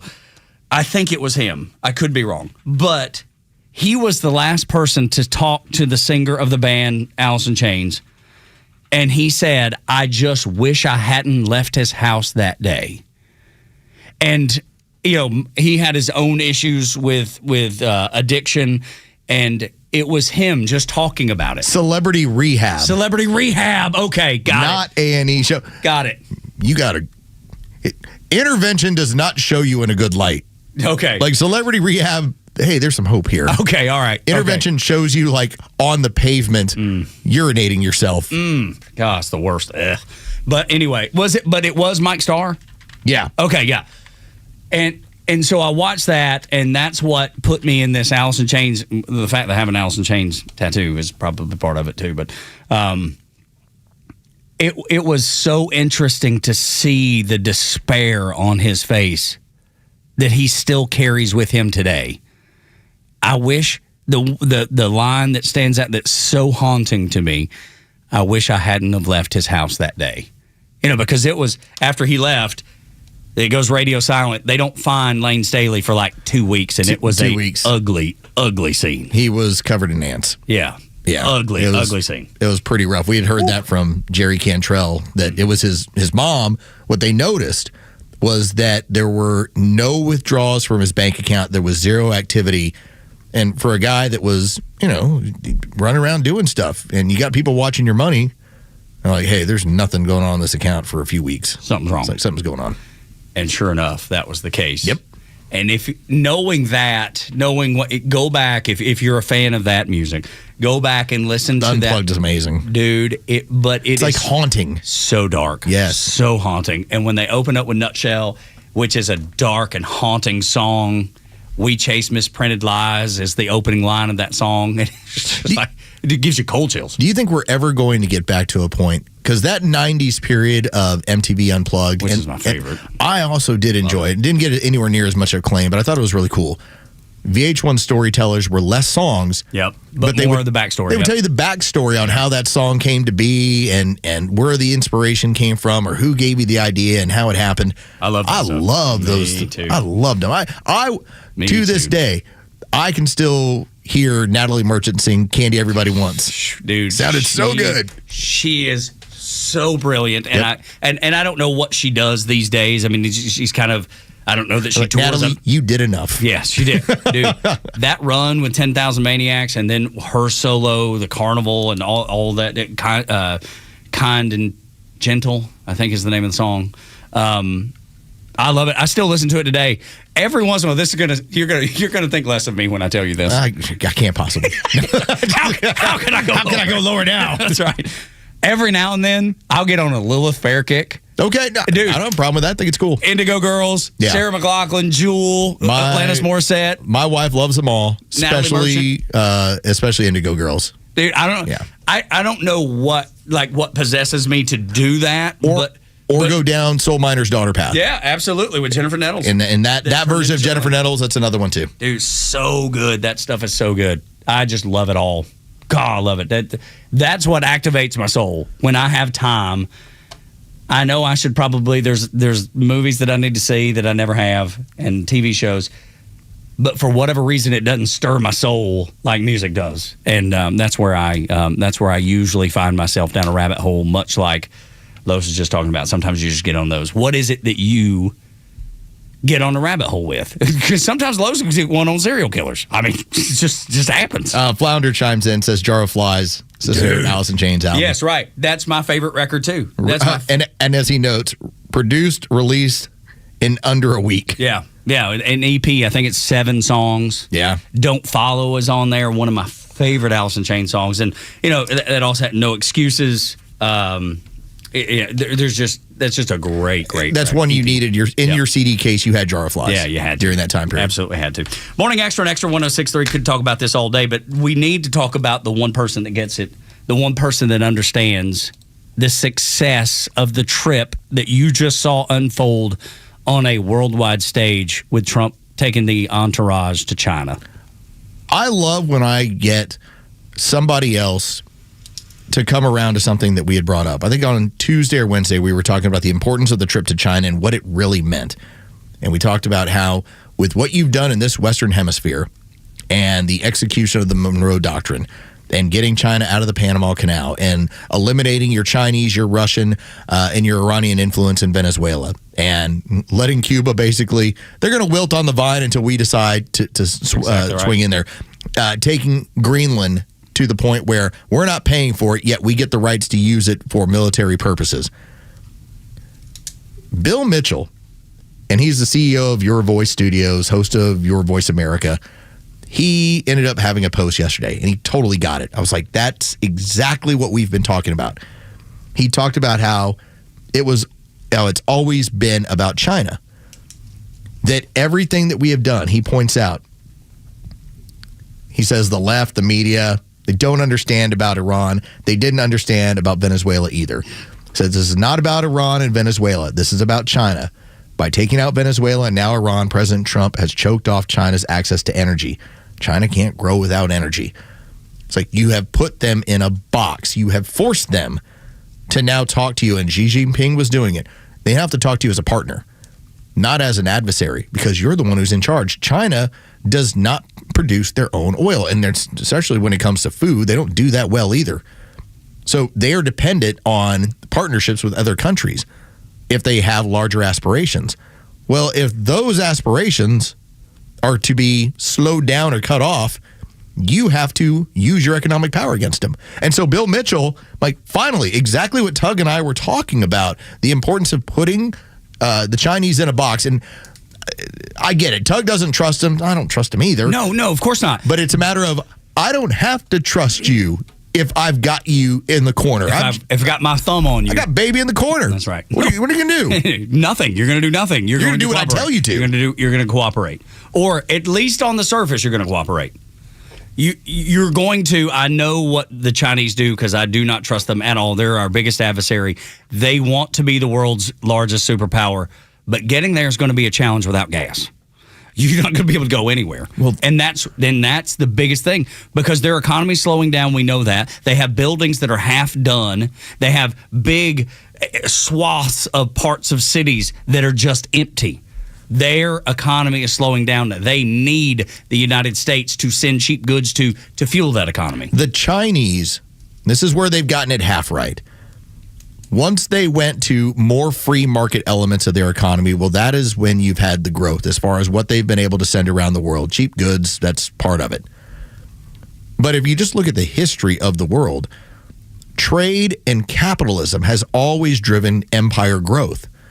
It's why it's who we are. It's why the British had their run, the French, the Spanish. Everything has been about largely free market and growth and trade. Well, that's the problem that the Chinese are always going to have. Their governmental limits on what they do are always going to put them in a place where they're vulnerable to a bigger, badder capitalist influence telling them, okay, stop.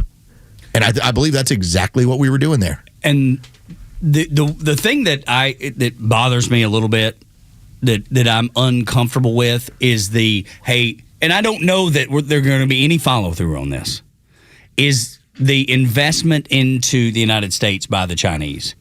You know, when they say we're going to invest in America, that doesn't make me feel nice on the inside because I know what their investment looks like. I know that when they buy property, it's next to a military installation. You know what I mean? So I don't trust that. And I don't know that any of that will ever actually transpire. I do believe that's why you had the CEOs that were part of this. Because if you're talking about financial capital investment into American companies, okay, discussion. But yeah, I'm not in favor of let's see how much more farmland they can buy up. Yeah, I hate all that. That all that stuff makes me uneasy. But I'm glad Trump is there. I'm glad he's doing it because I know people like Obama. Joe Biden wouldn't even know he was there to begin with. But I'm saying people like that, of that mindset. Yeah, where are we? Where are we? I'm glad to have Donald Trump taking the lead instead of rolling over. When we continue on Extra, why not just pick up illegals at the jailhouse? Yeah, exactly. Next on Extra. It's time for the Bortz Report, exclusively on Atlanta's only conservative news and talk station, Extra 106.3. Maybe today I can help somebody learn from a stupid mistake I made a year or so ago. I wanted to make reservations at a resort hotel in California. So I Googled the name of the hotel, and lo and behold, there it was. Click here, make reservations. I did. Only later, around check-in time, did I learn that I had made those reservations not on the hotel's website, but on a website owned by, now get this, the Chinese Communist Party, trip.com. And this website had no working relationship with the hotel I was trying to stay at. Well, it gets kind of convoluted here, but this website, trip.com, charged me almost 3 times the daily rate for this hotel, and I stupidly gave them my credit card. And here comes the charge, over $10,000. Well, when I found out what happened, I immediately contacted the credit card company, disputed the charge, and made my reservations on my own with the actual hotel. Now, get this. This Chinese-owned company fought long and hard to keep me from canceling this charge. Fortunately, I did the paperwork, did my due diligence, and things worked out. But at one point, they even threatened, I still have the emails, to have me arrested and put in jail for challenging their $10,000 charge. How do you avoid this? When you Google a business online and all of these results come up, look for the word sponsored. That means that this company has paid Google to stick their name in front of you before the name of the actual business that you're searching for. Better watch out, folks. These Chinese will put you in jail if you don't like them charging you 3 times the going rate for a room. I learned the hard way. Neil Bortz Extra. 106.3. WFOM and W292EV Marietta, a Dickey broadcasting station. The 8 a.m. hour is brought to you by Central Heating and Air. I'm Dave Anthony, Fox News. After leaving China following 2 days of talks with leader Xi Jinping. Amazing period of time. President Xi's an incredible guy. And the president just told reporters a short time ago the conflict with Iran was an issue. On Iran, it's very interesting. He feels strongly they can't have a nuclear weapon. And he says China wants the Strait of Hormuz back open since they buy most of Iran's oil. As for another big issue they discussed. On Taiwan, he does not want to see a fight for independence because that would be a very strong confrontation. But the president says he did not make a commitment. The U.S. backs Taiwan militarily. China considers the island its territory. Fox's Mark Meredith reports from the White House the president will return around dinner time to Washington. The two leaders talked a lot about trade while he was over there. The president says he left China with a commitment that it'll spend a lot more of its money on American products, from Boeing airplanes to soybeans. The president says bringing CEOs along with him helps sell America. We have about 30 of the biggest business leaders in the world, biggest everything, you name it, from chips to planes to everything. Women across the country can continue to get an abortion pill by mail after a Supreme Court decision to keep a lower court ruling on hold. That ruling determined an in-person visit to a doctor was necessary to receive the medication. Thursday, the High Court granted the drug maker's emergency request while the legal challenge plays out. The original case challenging the use of the drug was brought by the state of Louisiana, which sued the Food and Drug Administration to challenge a regulation that allowed mifepristone to be prescribed through telehealth and dispensed by mail, arguing it violated the state's sovereignty. Fox's Kristen Goodwin. While 18 Americans remain in quarantine after being taken off that hantavirus-stricken cruise ship there in Nebraska and Georgia, none currently have tested positive for it. The CDC monitoring 23 other people in several states for any virus symptoms. America's listening to Fox News. For 250 years, Americans have believed in one powerful idea. We were meant to live free to pursue our future, work hard, free to move, free to enjoy life without being held back.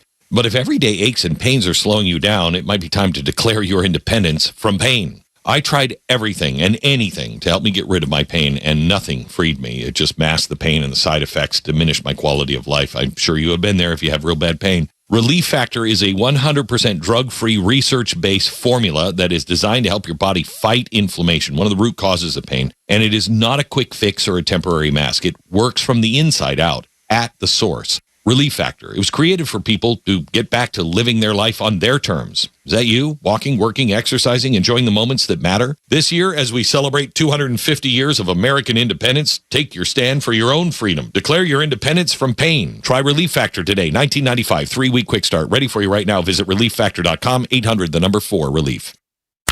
I wake up every morning with the Morning Xtra. Tug and Los until 10 on Friday. Thank God it's Friday. Telling you, one day I'm going to figure out, and I know the river does it too, but that whole weekend whistle, I used to love it on 96 Rock back in the day. Oh, it was so good. And we're going to steal it. We're just going to play it. Can I give you another one of the Falcons? Oh, yeah. Season videos you have to watch? Yes. So they have a Jalen Walker one. And, we were talking about days since the last thing. They have a whiteboard where he has to write down days since last bark. I bet it was yesterday. Says the Georgia Bulldog. Yeah. And they show him randomly barking at people in the office. Yeah, because it set it up because it's like the Sports Center thing. So it's like the Sports Center ads of This is Sports Center, but it also has like an element of like The Office to it. Yeah. And every single time that he barks at somebody in the office, he has to go back to the whiteboard and mark it down as, all right, it's now 0 days since I did it to somebody. And it's so funny because as they're showing it, it's obviously startling to people. Yes, they're always like, what? Like some giant football linebacker just barked at me. Like a grown man just barked at me.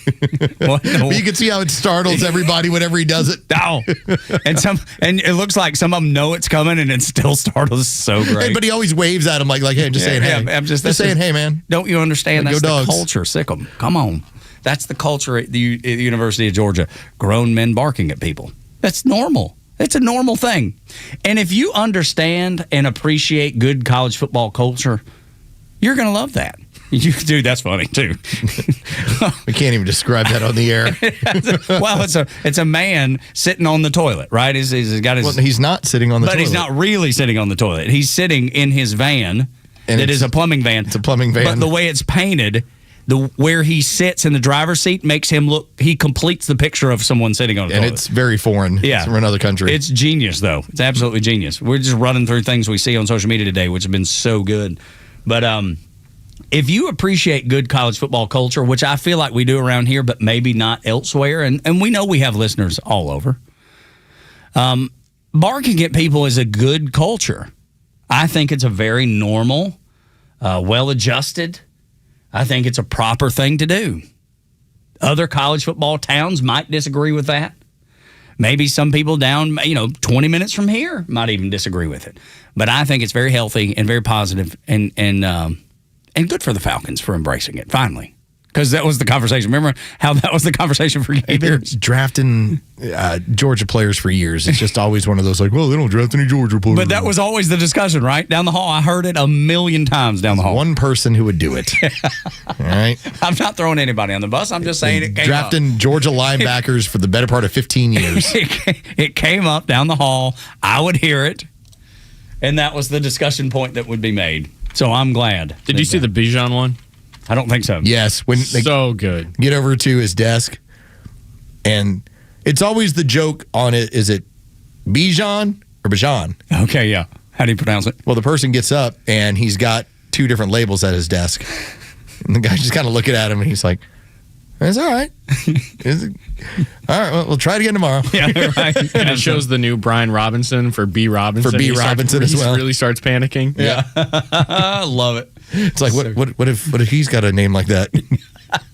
Dude, these schedule releases are always so good. It makes it fun. It's the way it's supposed to be. So enjoy it. And especially when they bring in some college football culture too. It'll put a smile on my face. Probably puts one on your face too. Morning Xtra and Xtra 106.3. 8 o'clock hour is brought to you by Central Heating and Air Conditioning, your Atlanta carrier expert. 770-GET-HEAT, centralheat.com. By the way, just to make sure we get this correct. Yep. So, over the last 20 years, the Falcons have drafted DJ Shockley, Martrez Milner, Thomas Brown, Akeem Dent, Justin Schaefer, John Fitzpatrick, Zion Logue, Jalen Walker, and Zachariah Branch. So, in 15 years, they've drafted 9. So, imagine... Pretty good little run. But they keep going back to the same school. But dude, you always see it. Do you not always see it? People that talk about it on social media, it's always there. People, it's the strangest myth. It's a myth. It's a myth. It totally is. But you see it all the time, and people can't let it go. And by the way, most of those draft picks were before Georgia really hit where they've been. And now they've amplified it. Extremely talented. I mean, this year was Zachariah Branch, man. Dude, that's going to be so awesome. Let me tell you, my son when we were watching, and when Zachariah Branch was drafted by the Falcons, my son was like, "Let's go!" Like, it made his day. He was like, "I can't wait to cheer for him again. I can't wait to cheer for him more." Love it. Guys, the great thing about football and college football specifically. Let's get to the first thing to know this morning on Extra. They want you awake, informed, and ready to fight for the facts of the day in the land of the free. Now your sleepyhead nation needs your wake-up call. A mighty dose of reality coming in strong. Soon as the sun cracks the horizon so high, man, we got the story, no time for a lie. Put a brood in your ass, courtesy of the Morning Xtra. That's on me.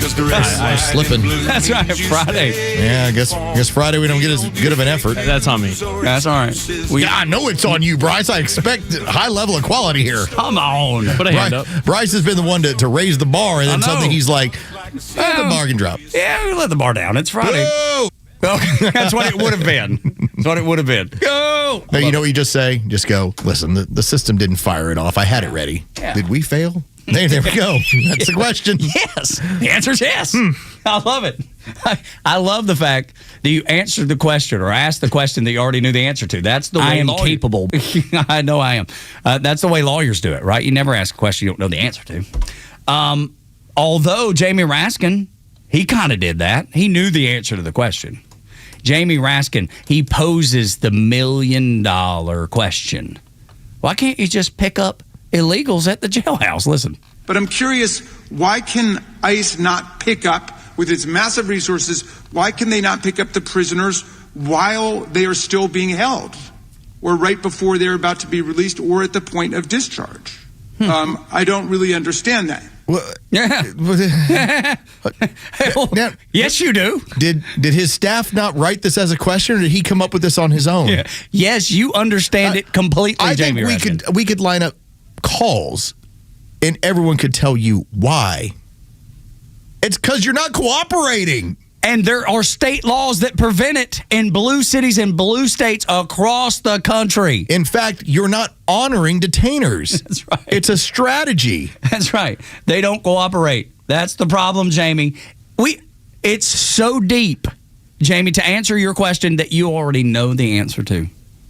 It's so deep, if you recall, we'll go back to Wisconsin. And they had a judge who had to be charged for evacuating an illegal from her courtroom as the victims sat in the courtroom waiting for their justice to be delivered. And this woman, she took the illegal out a side door. So ICE, who was waiting to pick them up, couldn't. That's how radical leftists are protecting their voters and their power base. And Jamie Raskin knows the answer to the question. But he asked it like it was some mystery. Yeah, it was a big mystery. Absolutely. Like he had suddenly had this eureka moment where I must be so much smarter than everyone in the room. Why don't you just do it this way? Well, Occam's razor, the simplest answer is because you won't let people do it that way. The easiest way would be if you have somebody that you pick up regardless of the level of offense, you inform ICE that they're in custody. Now, if this person was to commit a murder or have some very severe crime that they've committed, then yeah, lock them up and don't even worry about deporting them. It's like, lock them up. You're going to be in jail for the rest of your life. But when you have somebody that you've detained and they've already have information they're not supposed to be in the country, if they happen to have that in the right blue city, then they get set free without ICE ever being informed. Of course. Jamie knows that. And I want to tell you something else that he says later during this time that he had. He said, and I expect, Los, this is going to be the next strategy for the Democrats. Because they know that Americans want people deported. That's what they voted for overwhelmingly. And they look like the people that are against law and order. They were the defund. They did all these things. But I want you to, when you listen, if you get a chance to go back and listen to the rest of the testimony, Jamie Raskin stumbles upon something, probably intentionally, so it probably wasn't a stumble. He said something that stood out to me. He said, we can't deport people because Americans who've had crimes committed against them won't get their justice. And that stood out to me. You know why? Because they're going to use this. Headed into the midterms, they're going to use this as of course we want violent rapists, murderers taken out of our country, even though everything they've done prior to that has prevented that from actually happening. But they're going to use this as a strategy. Well, we want them removed, of course, but we want to get justice for the Americans first. So we can't deport them now. That's coming, dude. I'm telling you, that is coming. He said it during this testimony. I want to see how quickly that gets seen through by a majority of the Americans. An overwhelming majority that are like, you're out of here. Just like the question, I saw through it, you saw through it, everybody saw through it immediately. Guess who's not going to see through it? People that don't pay attention. This is damn near an 80-20 issue. The polling has been consistent throughout the last 2.5 years, where, yes, a majority of Americans, when you look at if you've committed a crime here, are you deported? And that has been living right around 75 to 76%, as high as 80%. But the number also that still hasn't changed, that if you're here illegally, you should be gone. There was a moment when we were at the Dr. Rich McCormick, when he had his town hall, and the one woman who got up in the back of the room and started talking about worried about being deported.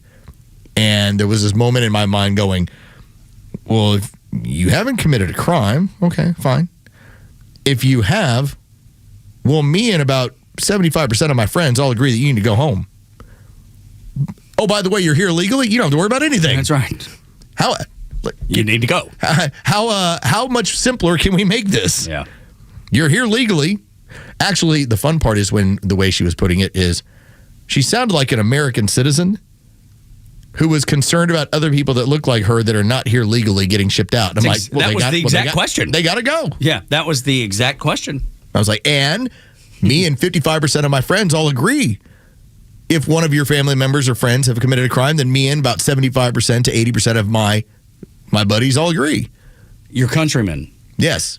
And 80-20 issue. And if you don't like that, and I would have encouraged her and anyone else in that room who, when we were actually stating what the laws are, I was like, go raise some money, go win a house seat, find 217 friends, and change things. They will cheat to no end to try to do that. Just find 217 friends. Yeah. To go along with you, and you're good. That's how the country works. Change the law. If you don't like it, change the law. Not all that. I mean, I made it sound pretty simple. Yeah, it was straightforward. You get into the house, find 217 friends, make some changes. What do I say? I'm never the smartest guy in the room. That was crystal clear. I understood it immediately.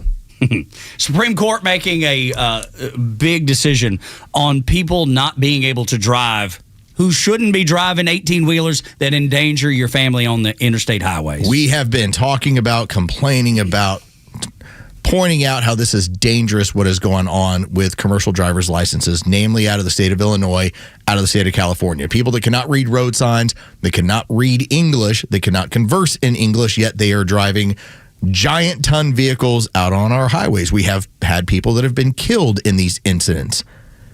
And the question was, well, what are we going to do about it? Well, as it turns out, we don't have to do anything about it. The market will take care of this. If you didn't see it in a unanimous Supreme Court decision. Even Ketanji was like. Even Ketanji Brown Jackson was like, okay. I'm just going to go along. I'm not going to say anything because I look like a fool again if I do. By the way, sidebar. I saw this one note about how the person who currently hates the current construction of the court most has to be Justice Kagan.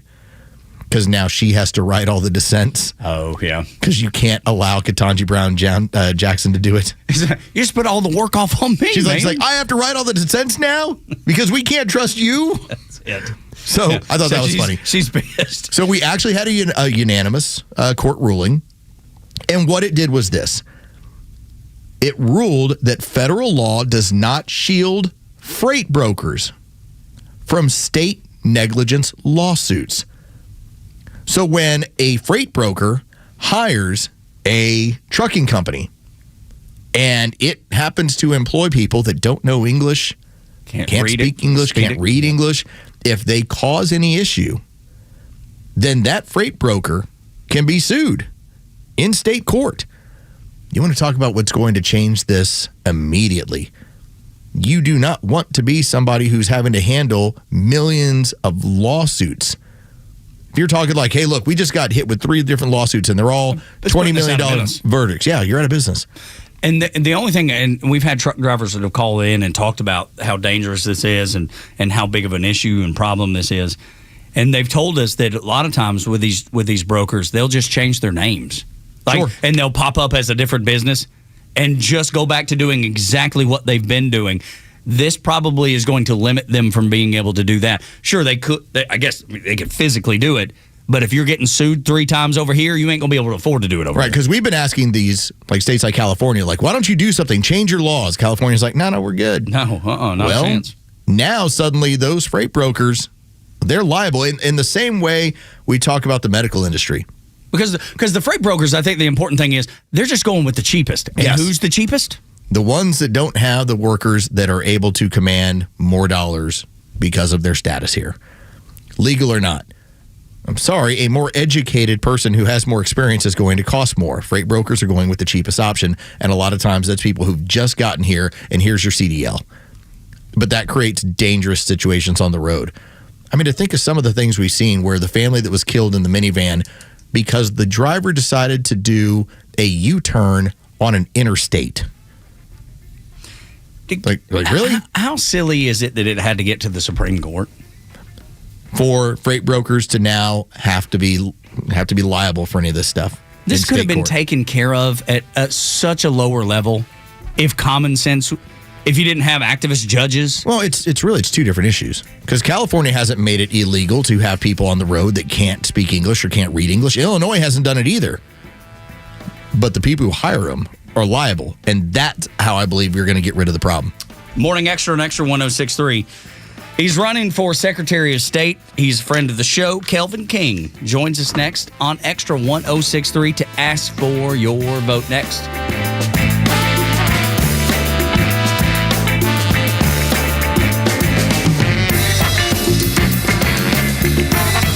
Hey, it's Los. Let's talk about Howard Brothers and Exmark. Warm temperatures are here. That means it's go time for homeowners and pros alike. The mowing season, well, it started, and you need yourself an Exmark mower on your side. In fact, I saw the yard guy as I was driving home yesterday. He knocks out about 4 or 5 on my street. Exmark mower right on the back. I was like, okay, he knows what he's doing. Exmark mowers are built for comfort, speed, and performance, so you can depend on them this season and the next. Find your Exmark mower over at Howard Brothers. They're the place to go for top service and the trusted brands for your outside projects. Howard Brothers, serving you since 1955.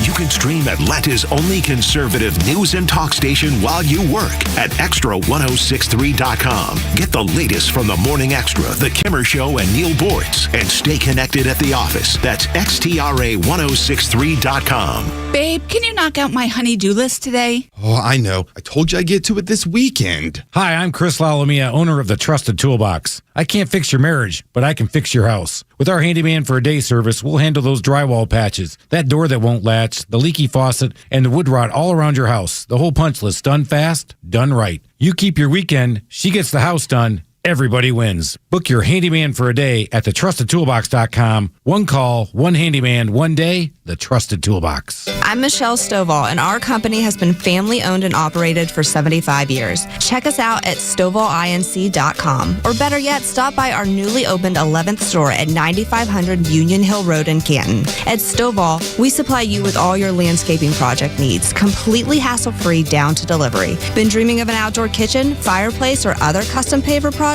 We partner with Keystone Hardscapes for all your beautiful high-end concrete needs. We look forward to making your landscape dreams come true. Stovall has it all. You and your buddy. You've been through a lot with each other. The ups and the downs. He's been with you every morning, noon, and night. You've traveled the world together. Heck, he was even with you on your first big date. But have you noticed he's struggling lately? Not performing on the job. He can't even stand up straight anymore. He's wanting to cry out for help, but just doesn't know how. He needs Dr. Deal and Total Body Therapy of Georgia. They can give him the gift of good posture this year, help him stand proud and become all he was meant to be. Now, take him by the hand, look him in the eye and say, I appreciate you, little fella, and we're going to get you some help. We're going to call 404-777-1911. We're going to visit tbtofga.com. We are going to say goodbye to erectile dysfunction forever. Total Body Therapy of Georgia. It's a hard conversation to have, but it's one worth having. Total Body Therapy of Georgia. Online at tbtofga.com. Hey, it's Front Office Los with Tom, the honest car guy. Let's talk about the new way to buy a car in 2026. Tell me how you can save clients thousands of dollars in this process. I got a customer here, Jeff Everhart. I met him today first time because I delivered his 25 model Honda Pilot, fully loaded with only 16,000 miles on it. Jeff, answer Los's question about that one. It was actually shocking. I mean, you hear the advertisements, you want to believe it, and then when you go through with the sale, and there's no extras, there's no dock fees, there's no storage fees, no transportation fees. The price I was given was the price that I paid plus their honest fee. I did save thousands of dollars, and it was a very quick sale. Well, we appreciate that. And did it from my living room. Did it from your living room. Friends, if you're in the market for a pre-owned car, truck, or SUV, get an honest car buy from the Honest Car Guy. You pay what we pay, plus an honest fee, and we back that up by giving you the bill of sale. That's our transparency guarantee. Call 844-SHOW-ME-1. That's 844-SHOW-ME, the number 1, or visit honestcarguy.com. The future of business in Georgia is bright, and Georgia Power is a driving force behind the businesses and organizations that are vital to the growth of the state. Just ask Mark O'Brien, President and CEO of Lake Point Sports, the premier travel and youth sports destination. Georgia Power was exceptional to Lake Point in helping us understand energy needs, energy efficiency, opportunities. What does that look like? Well, when you have a 120,000 square foot clear span space of athletes competing, you can get pretty hot, particularly in the summer. And to cool that off, they were instrumental in advising us. Well, what we want to do is get air circulating. And so we put in these massive fans in the ceiling to help circulate the air and help with the energy efficiency as well, as one small example of their service. To learn more about how Georgia Power is helping businesses big and small, visit GeorgiaPower.com and tune in all year to discover how they're powering the future of Georgia. The stories that matter to you. These are your Georgia headlines. It's Friday, May 15th, and here are your headlines. President Donald Trump wrapped up his summit with Chinese President Xi Jinping, touting what he called fantastic trade deals between the two countries. While details remain limited, China reportedly agreed to purchase 200 Boeing jets as both sides continue to ease trade tensions that have defined U.S.-China relations for years. Trump also said Chinese officials expressed interest in investing heavily in the United States. Georgia Democrats and members of the Legislative Black Caucus are criticizing Governor Brian Kemp's decision to call a special session to redraw the state's political maps. Democrats argue the effort would weaken black voting strength and reshape metro Atlanta districts ahead of the 2028 election, while Kemp says critics should wait to see the proposed maps before making judgments. And finally, today wrapped up a busy 2 weeks for the Morning Xtras. 13 candidates from races across Georgia joined Tug and Los ahead of next Tuesday's primary elections. From the governor's race, both Rick Jackson and Burt Jones stopped by in studio to make their case to voters, while local candidates like Clark Hungerford and Kelly Gambrill discussed major issues impacting Cobb County. The conversation gave you, the Extra 106.3 listeners, a chance to hear directly from candidates about their priorities, campaigns, and visions for Georgia moving forward. It'll all wrap up next with Kelvin King joining Tug and Los right here on the Morning Xtra. In case you missed any of the conversations, you can catch up on them on the Extra 106.3 YouTube, at extra1063.com, or on the Extra 106.3 app. Today's weather will be full of sunshine with a high of 81 and a low of 55. The Extra 106.3 headlines. I'm Bryce Gobert. So we've had so many candidates in on the Morning Xtra, and it has been a huge success, and we're very proud of it. But the difference in today is it's not just candidate, it's friend of the show, and a guy that we have been connected with for years now.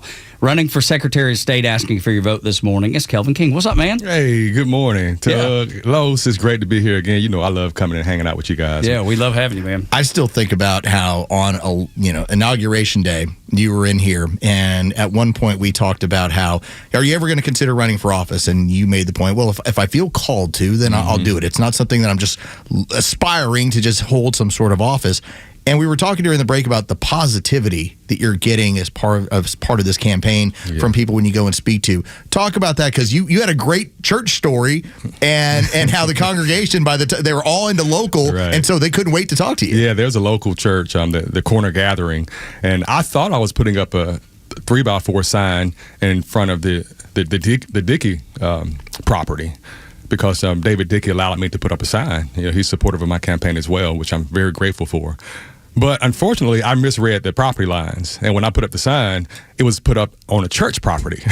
Initially, the moment, right, because of all the rules and laws according to signage. Right. But the church, they reached out to me, and I had a conversation with the guy, and the assistant pastor said, wait, don't take it down yet. I just want to make sure. That's right. Let's see if our values we might be able to get something out of this. Right. He was like, let me just see where you stand, where you're coming from. And we spoke about my campaign, found out that he was a Republican as well, and he was involved with some local politics. And he was like, man, I love what you're saying. We need people like you in this seat. And he was like, no, just leave it there. And I'm thinking to myself, man, so many fortunate moments have occurred during this campaign that's so encouraging to me and my family that we know we're doing the right thing. There's no doubt in my mind, and we're just gaining momentum as Election Day approaches. God, I love it. Kelvin King, who's running for Secretary of State on the Morning Xtra, Tug and Los on Extra 1063. Are there others like that? Because I think that's fascinating, and I think that's encouraging for people to hear. Mm-hmm. People are looking for positivity, Kelvin. Yeah. We got negativity all around. Anywhere you look, it doesn't matter if it's on the TV, on your phone, a computer, wherever. There's so much negativity. I think people are drawn to positive, and I know how positive you are as a guy, and I know how positive your wife is as a person. So talk about those other instances where you go, I know we're doing the right thing. Well, I meet a lot of people that sometimes when we're not feeling all that great, or maybe a little. We've never been discouraged. Just some days are less energy than other days, and we meet people on the trail that just remotivates you. I met one of the first female fighter pilots in the Navy over in LaGrange area, and I mean the story she was telling me was just so. I just admired her and her path. I met a guy just last night who said, "Hey, do you know Dean Wilson?" I'm thinking to myself, I don't know who Dean Wilson is. His name was Kurt Wilson. I was like, it sounds familiar because it sounded familiar. Like when I went to the Air Force Academy, and that name sounded familiar. He was like, yeah, he was an instructor at the Air Force Academy. He's since passed, but that was my brother, and he was very supportive of my campaign. And like the people that you meet, that you have a connection with, that is really what motivates you. These are real Georgians with real stories, real experiences, real challenges. And it's great to hear the challenges and to hear how they may have overcome the challenges. But what inspires me is that now I, as Secretary of State, I can put things in place. I can do things that will maybe reduce some of the challenges that they're incurring. So, it's just awesome to go on the campaign trail. I met a guy whose father was a hero in World War II. He was talking to me about flying I don't want to get it wrong. B-17s, I believe. What war?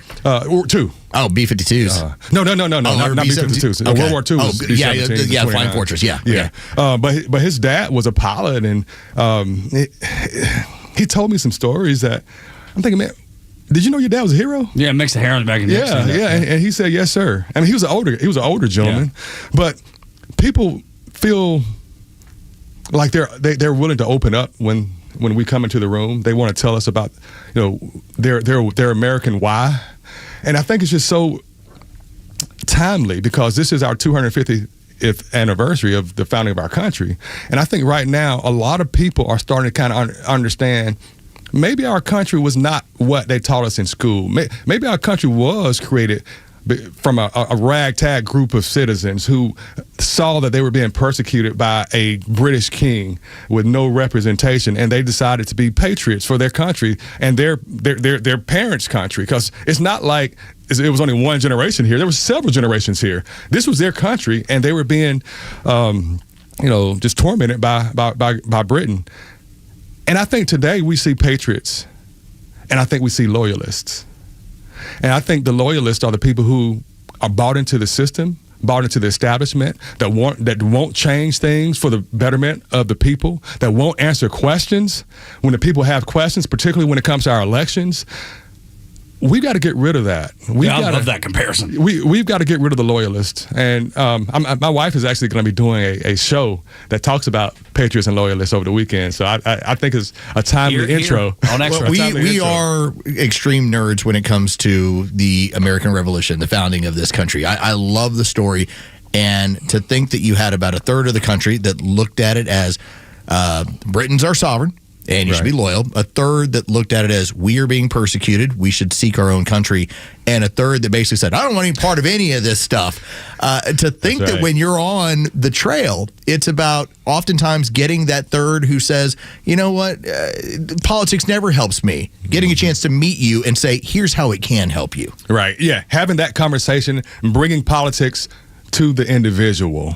And I think the Secretary of State's office is really good at that because it handles like your whole professional career. It's involved in your whole from your ability to vote, which is our most sacred right, our ability to vote and make a statement, and where the people really control our government.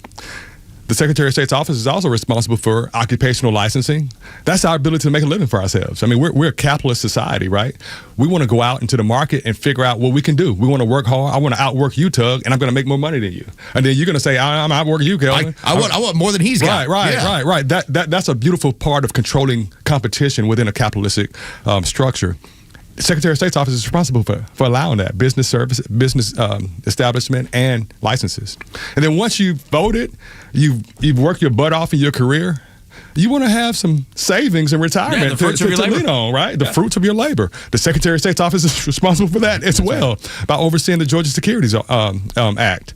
So this role, a lot of people don't understand how impactful this role is as Secretary of State. I say it's the most consequential race of 2026 because everything that I just mentioned, it's all in the news. We're talking about our elections. We're talking about, Georgia being the best state to do business in, so to speak, which I think that can be improved. Well, but maybe go into that. Let's talk about that. From when you're elected to the Secretary of State's office, what is it that you do as the Secretary of State to make Georgia the best place to do business? How do you do that? What are your plans? Right. So I'm a little bit of a policy nerd at times. The Georgia Public Policy Foundation, they put out a lot of good information, studies, and that sort of thing. And one of the things that kind of caught my eye about 6-8 months ago, they put out a study that said that when it comes to red tape and bureaucracy of our government, however they measured it, Georgia was ranked in the bottom 4 states in our country. And that kind of threw me off because it didn't seem consistent with what we've been told about the number 1 state to do business in. And especially with you as a business owner. Exactly. And I understand the licensing processes. I'm a general contractor. I had to go through the licensing board. I had to go through the testing and pass the test and all that kind of stuff, get the references and update and maintain my license every year. So that's real close. I mean, that's important to me. We're just talking about making what you would do in office to make Georgia the best. So knowing that and being within that process and system, I saw immediately ways to improve the responsiveness of the business services side of the Secretary of State's office. I was called when I announced to run for Secretary of State by a dozen or so subcontractors saying that it takes too long to get my license approved. That's the number 1 complaint. So under a King administration, I'm going to implement what I call industry liaisons. An industry liaison is basically a person that could kind of manage 4 or 5 trades, 4 or 5 licensors, like public utilities, general contractor, plumbing, and it'll be one person. And they'll actually be there taking phone calls, guiding citizens when they have questions about their licenses or their business formation. Just somebody that can give them customer service right now. Because the number 1 complaint is that you can't get a person to answer the phone call when you call the Secretary of State's office. It's difficult to navigate their website. The goals, the GOALS system isn't functional. It's so many impediments for businesses when we know already business is already hard. I don't want you as a business owner to fight the monsters out here in the market and then have to fight the government that you pay for. Well, what we hear is, and this is a lot of small business owners in the state of Georgia, they talk about it feels like there's gatekeepers to their success. Yes, sir. Like, how hard is it to actually get a hold of somebody? Kelvin King, running for Secretary of State, is our guest in studio. Tug and I always joke around, and we use country music oftentimes. We said we were country when country wasn't cool. Yes, sir. I feel like we were, there are issues that we have talked about for years that people have turned us off on, don't want to hear about. I think you were doing that as well when you brought up the Dominion voting system. Yes, and here's some of the answers to this. How much are you hearing about that on the trail? Because I think we're now in a discussion point in the state of Georgia where people are saying, hey, why don't we do something that it might be a little bit more radical, but the state is probably ready for it now, which maybe 2 or 3 years ago they didn't want to hear about. Right. It was not a popular conversation over the last couple of years, but it's been gaining in popularity. And I think the main reason why is because those patriots who found the irregularities in 2024 that were all substantiated, by the way, they didn't go away. They didn't stop fighting for people to listen to them. They didn't stop fighting, approaching their elected officials to see if the elected officials will make a move and do something to protect our voting system. I'm grateful to those fighters and those patriots. Those are modern day patriots. Now, when I talk about the Dominion system, I don't get a whole lot of smirks or, being discounted anymore because I try to make it make sense. So yeah, that was 3 years ago when everybody looked at us like, what do you mean? I'm like, no, you'll come around. So the way to make it make sense. Just wait. The way to make it make sense is to look at where is the law being violated and where are the points in the voting process that's most susceptible to, to funny business. That's right. Absolutely. So what I always talk about, I think I said this with you all, there's areas where it's called a chain of custody. Yes. Your vote, the only reason and way that your vote is going to count is to maintain that chain of custody, meaning the original source document that the voter completes, preferably by hand. Right now, we don't do it by hand, and I'll explain that in just a second. That ballot has to maintain the voter's intent throughout the whole tabulation process and tallying process of the vote.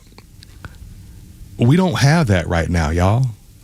When we go vote, first of all, we don't do hand-marked paper ballots. We do machine ballots. It's called a ballot marking machine. We are the only state in the United States that uses this machine for every voter in the state. That is weird. And it's outdated Dominion software. Oh, we learned about that, how if you make a change to the system software at any point, whether it's to fix something or not, there's not even a log kept on the back end of who makes the change. No idea. The software's way out of date. Okay, let me just finish that process. So a voter goes into the precinct, shows ID. The poll worker looks at the ID and matches that voter with a registered voter list. Make sure that they are a qualified voter. Then the poll worker gives that voter a card. That card they take over to the ballot marking device or machine, and the ballot pops up once you insert the card. Then that's when you hit the touch screen and you make your voting selections, right? We all just did this. Right. And you have governor, lieutenant governor, and I hope you select Kelvin King for Secretary of State. And then you hit print ballot.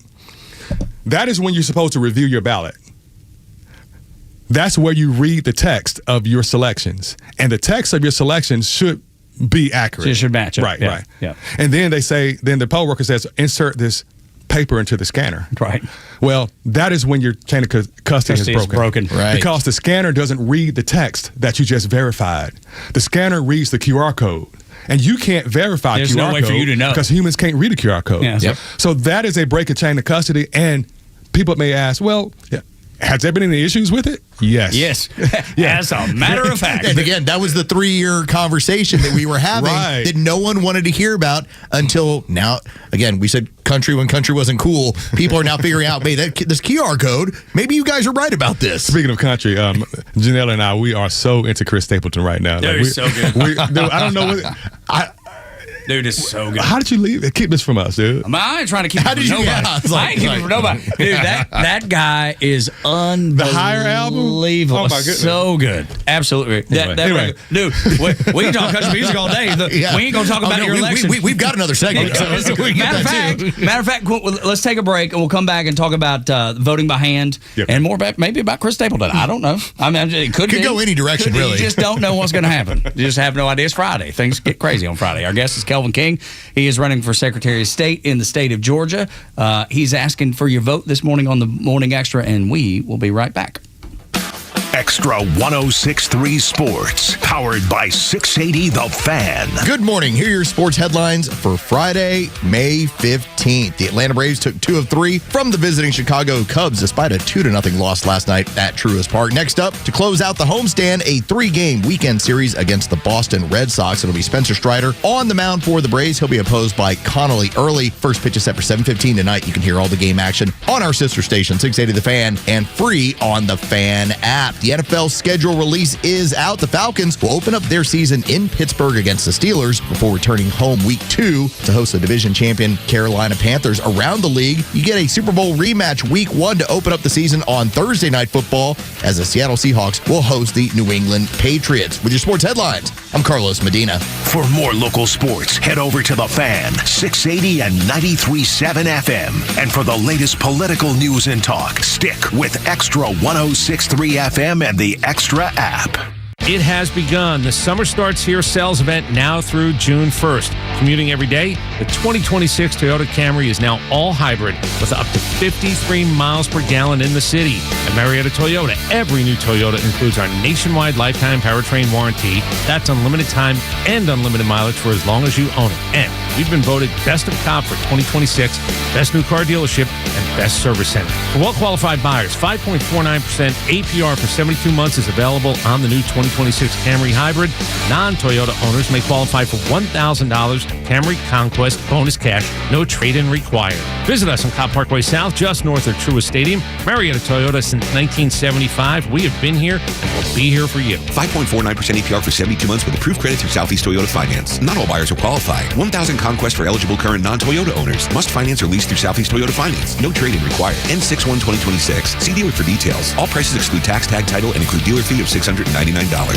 I'm Patrick Brown, former Army Ranger in the United States Army. Like many service members, I had to make difficult choices when leaving the military, and the most challenging thing was finding purpose in a new phase of life. Housing, employment, education, way too many decisions and no idea where to start. That was until I met the Warrior Alliance. They made it simple. They listened and quickly connected me to the services I needed. And like a trusted friend, they even followed up to make sure I was squared away. Change a veteran's life today by donating at thewarrioralliance.org. Helping warriors navigate to success after service. Retirement should feel exciting, not stressful. But if you're close to retirement or already there, have you ever stopped to ask, do I really understand the risks to my plan? Hi, I'm David Nicholas, president of Nicholas Wealth Management. Things like market swings, higher taxes, inflation, healthcare costs, even living longer than expected can slowly chip away at your savings if you're not prepared. And even solid plans can have blind spots. That's why we offer a retirement risk analysis. It looks at how your investments, income, and taxes could hold up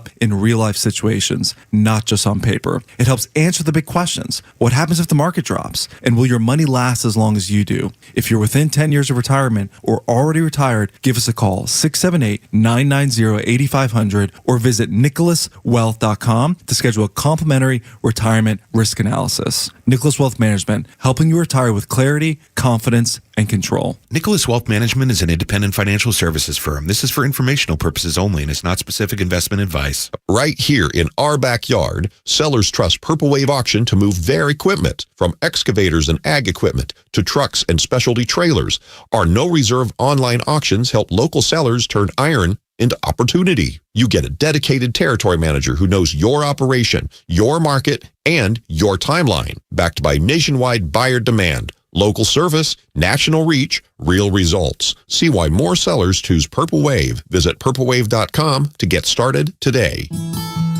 A journey from alone and abandoned to one of the most successful businessmen in Georgia history. Conservative Rick Jackson. I spent Christmas Eve alone in a children's home. When I woke up, a Good Samaritan had left me $100. Rick Jackson knows what it's like to go without. That's why he'll fight the career politicians who talk about cutting income taxes and property taxes, but always fail. Unlike career politicians, I know how some extra money can change everything. That's why I'll freeze your property taxes and slash the income tax in half. Conservative businessman Rick Jackson will deliver major property tax relief that failed career politicians never will. I'll get you a boatload of your money back, or I won't run again. It's as simple as that. No more waiting and wavering from career politicians. It's time for real tax relief. Rick Jackson for Georgia. Paid for by Rick Jackson for Governor, Inc. Start your day with Tug and Los on the Morning Extra. Now you have the most conservative president moving in to that seat since Ronald Reagan, buddy, and J.D. Vance. They have no idea what they're up against. Like, that's why it's all just fool's gold. It's all just silliness. It's all fundraising. You want to talk about what the next 4 years could look like as we get into 2028? That's going to be the great Satan for them. Will be an actual conservative sitting in that seat. The Morning Extra, 6 to 10 a.m. on Extra 106.3 and the Extra app. Tug and Los on Extra 106.3. Download the app so you can listen live and on demand to anything that you might have missed this morning. Our guest, running for Secretary of State, Kelvin King, on the show. We finished off, and we'll get maybe back in with some Chris Stapleton conversation because we'll do the back end. Because this man has some answers. He's got some things that he wants to talk. No, so good. He wants to talk to you about, and he wants to ask for your vote, and the reason that he wants to ask for your vote. And you're talking about when we finished up that segment, voting by hand, and the importance of that. Because when I went and voted yesterday, it's funny you talked about the breaking of the chain of custody. Because when I scanned that, the paper, I was like, man, this is a lot of hoops to jump through. I know. Why don't I just write it down like an old like old school? Like, can I just check the box and y'all put it in there? And I think the scariest part is that nobody can explain to us why we do it that way. Yeah, why and how their vote is counted. Like, nobody knows what happens to their vote. Like, that's scary to me. That's nuts. Even the election workers, they can't explain the processes of what happens, the entire process of what happens.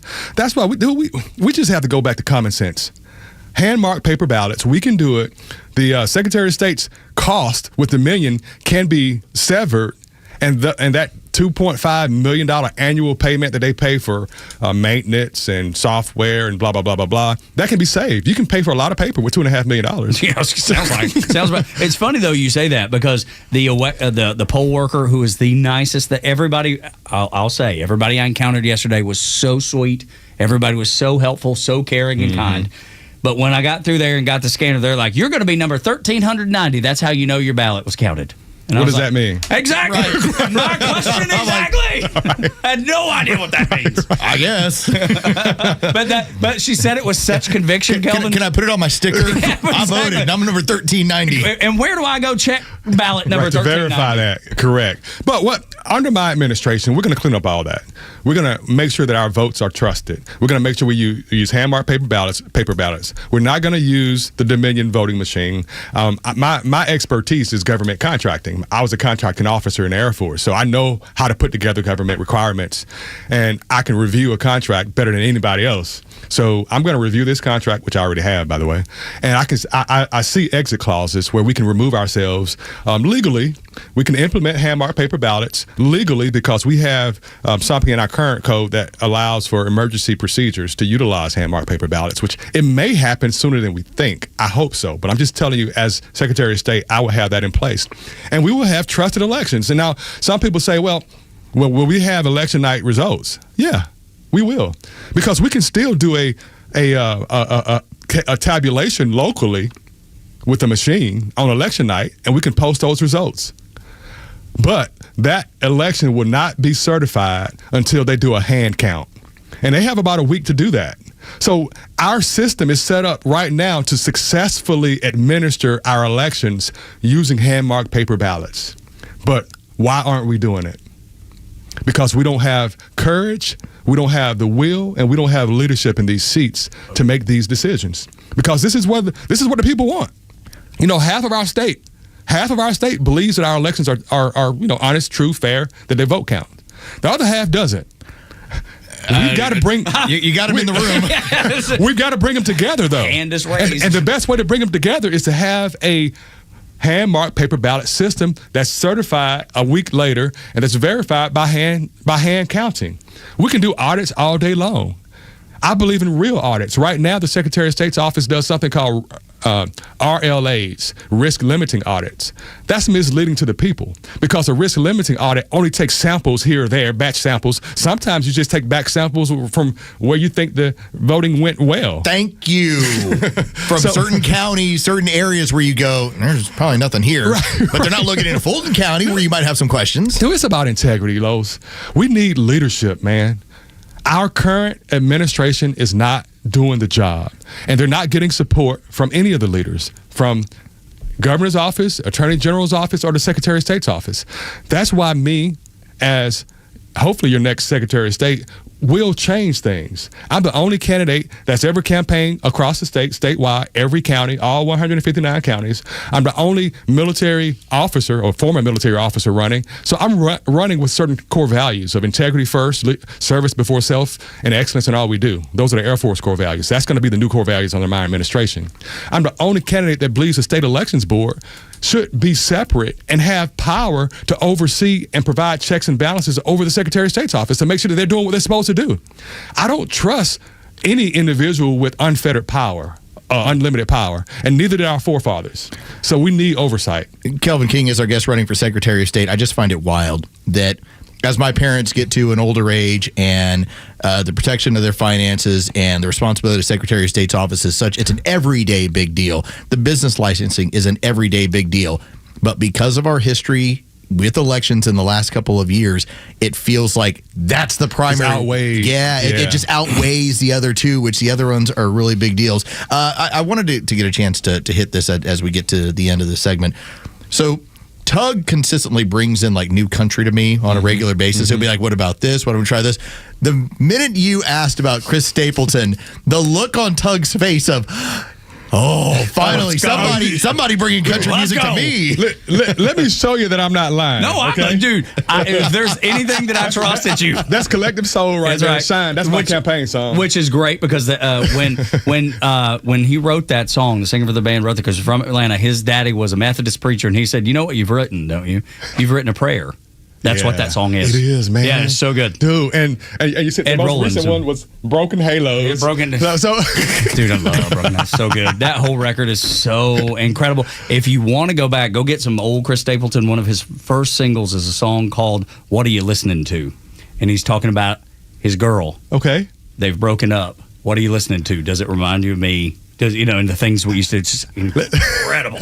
Okay, well, that's so good. That begs a question for me. So considering how much you've been around the state, that's a lot of windshield time, getting a chance to meet a lot of people. Yes, sir. All right, so is it like just a bunch of different albums, a different podcasts? How does Kelvin King find a way to kill the time? Or is it just quiet? No, dude, it's all of the above because I usually travel with my wife. We just do most things together. Yeah, we really like each other. Yeah, which is a benefit. right. I was going to say, most of the time my wife doesn't talk to me on long road trips. It's different. The Kings talk. But there's been periods, especially when we're contemplating, like if something big is about to happen or just happened or I got to get my head right, it'll be silence. Yeah. It's like game day. I played football in college, and you put your headphones on before the game because you're trying to get in the zone. That's right. She respects that. Like she understands that. Sometimes we listen to country music. Chris Stapleton. We're not really I'm country music. I'm going to introduce all kinds of stuff. You got the foot. You got the foot in the door. Now you're easing in. You might as well just kick the door. And obviously we're on the phone a lot, talking to various people, and we keep up with our children. Our son got a new grandma. Dude. He and his wife just had a new their first child 2 months ago. A little girl, Gianna. So precious. And man, like that's where we want to spend our time. Is just talking to them, especially my wife. My wife is just enamored. I guess so. Like she's like, Kelvin, you can go figure out how to eat. Yeah, I'm gonna go take care of the baby. Yeah. But it's a great blessing. My family's been blessed. So when I ran for U.S. Senate 4 years ago, that was a tough race. We didn't come close to winning. Herschel Walker defeated everybody in that primary. It wasn't even close. But my son found Jesus during that race. I think I told you about that. Yes. And after the race, I focused on my company. My company is doing way better than it's ever done. Timing. And all in his timing. It's in God's timing, man. That's right. My family is stable. It's prepared me to make this run. I'm not sacrificing anything that shouldn't be sacrificed other than my time to run in this race. I've actually put my treasure into this race. The Lord has blessed me with a successful company. I pretty much self-funded my race. Wow. And that's why we are I would say we're leading. I definitely know we have the momentum. Yeah, well, because we learned that Kelvin has attack ads now. That's something we didn't know. And they're attacking me. When they hate you, it's because you're doing well. That's exactly right, dude. Continued success. I'm honored. Where can folks find you online? Yeah. Please go to kelvinking.com. You can follow us, watch all different types of cool videos, but go vote. Today is the final day of early voting, and Tuesday is Election Day. Vote for Kelvin King as your next Secretary of State. Morning Extra and Extra 106.3. They looked the other way while the Treasury was being raided next on Extra. It's time for the Bortz Report, exclusively on Atlanta's only conservative news and talk station, Extra 106.3. Maybe today I can help somebody learn from a stupid mistake I made a year or so ago. I wanted to make reservations at a resort hotel in California. So I Googled the name of the hotel, and lo and behold, there it was.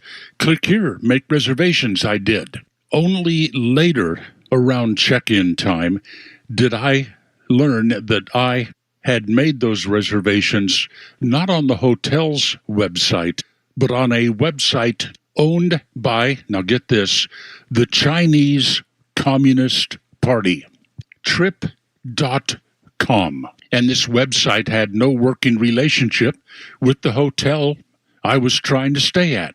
Well, it gets kind of convoluted here, but this website, Trip.com, charged me almost 3 times the daily rate for this hotel, and I stupidly gave them my credit card. And here comes the charge, over $10,000. Well, when I found out what happened, I immediately contacted the credit card company, disputed the charge, and made my reservations on my own with the actual hotel. Now, get this. This Chinese-owned company fought long and hard to keep me from canceling this charge. Fortunately, I did the paperwork, did my due diligence, and things worked out. But at one point, they even threatened, I still have the emails, to have me arrested and put in jail for challenging their $10,000 charge.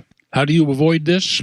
When you Google a business online and all of these results come up, look for the word sponsored. That means that this company has paid Google to stick their name in front of you before the name of the actual business that you're searching for. Better watch out, folks. These Chinese will put you in jail if you don't like them charging you 3 times the going rate for a room. I learned the hard way. Neil Bortz Extra. 106.3. WFOM and W292 EV Marietta, Extra 106.3 FM. He talks about the talks. I'm Dave Anthony, Fox News. President Trump talked to reporters on Air Force One this morning, hours after leaving China. President Xi's an incredible guy. Got a lot of great trade deals. It's hard to hear that in the White House video, but the president says as he flies back to Washington, they made a lot of trade deals. They also discussed Taiwan, which the U.S. backs militarily, but China considers its territory. The last thing we need right now is a war. That's 9,500 miles away. And they discussed Iran and getting the Strait of Hormuz back open. We control the strait, and they've done no business. Literally, they've done no business in the last 2.5 weeks, which is approximately $500 million a day. And the president says China's leader agrees Iran can't have a nuclear weapon. As for the enriched uranium he's demanding Iran gives up, I want to get it. And they agreed to it, but then they took it back, but they'll agree to it eventually. Democrats remain critical of the president's handling of Iran, though another attempt to pass a war powers resolution to limit military action failed in the House with a tie vote. Democratic Congressman Ro Khanna tells Fox Business they want to make sure that the war ends, because it's literally hurting American farmers, American consumers, price of food, price of gas. Oil prices, they're rising this morning, 3%. Gas is down a penny today, but it has spiked up more than $1.50 during this conflict with Iran. There are still no current positive hantavirus tests for any of the 18 passengers in quarantine in the U.S. in facilities in Georgia and Nebraska after being taken off the cruise ship that had a deadly outbreak. CDC Dr. David Fitter says there are 23 others being monitored for virus symptoms and 2 other groups across several states. Second, passengers who had already left the ship and had already returned home before the outbreak was identified. And third, people who may have been exposed during travel. For 250 years, Americans have believed in one powerful idea. We were meant to live free to pursue our future, work hard, free to move, free to enjoy life without being held back. But if everyday aches and pains are slowing you down, it might be time to declare your independence from pain. I tried everything and anything to help me get rid of my pain, and nothing freed me. It just masked the pain, and the side effects diminished my quality of life. I'm sure you have been there if you have real bad pain. Relief Factor is a 100% drug-free, research-based formula that is designed to help your body fight inflammation, one of the root causes of pain. And it is not a quick fix or a temporary mask. It works from the inside out, at the source. Relief Factor. It was created for people to get back to living their life on their terms. Is that you? Walking, working, exercising, enjoying the moments that matter? This year, as we celebrate 250 years of American independence, take your stand for your own freedom. Declare your independence from pain. Try Relief Factor today. $19.95, 3-week quick start. Ready for you right now. Visit relieffactor.com, 800-4-RELIEF. Ladies and gentlemen, the weekend. Thank God it's Friday. Come on. This is what we should have talked to Kelvin about. You're talking about Chris Stapleton. I don't know. I love Stapleton. It's going to take a while. Once you've dipped your toe in the water of country. Yep. George Jones, that's acquired. No, buddy. You got to do some work to get to George Jones. That's right. It's next level. And Chris Stapleton's a great entry point because it's crossed over. His music's crossed over so many places. People that like bluegrass, people that like country, people that like R&B, love him. And the artist, since he's had a hit with Tennessee Whiskey, which was, gigantic for him, there's artists like, again, bluegrass, R&B artists that have covered now that song, Tennessee Whiskey. And it's just opened up that door to so many different people, and they've been gravitated toward country.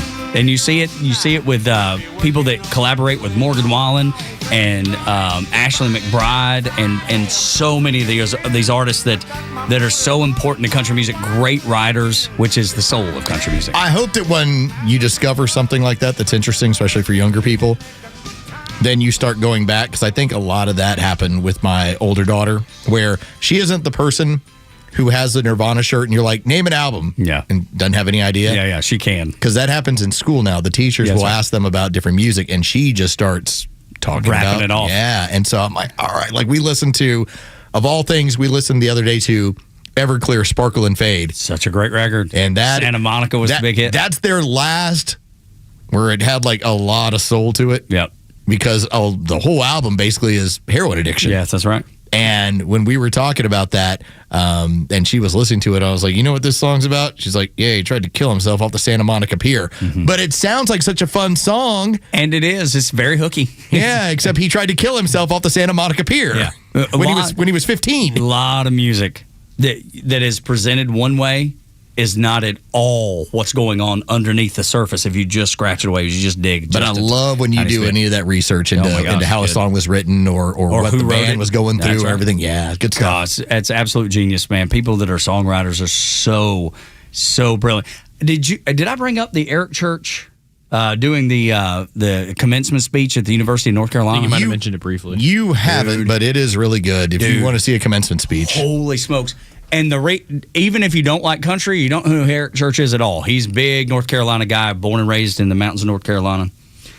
And he takes his guitar up, and he's written this exceptional speech about finding your way. And he uses the illustration of music to do that. Be your own person, sing your own song.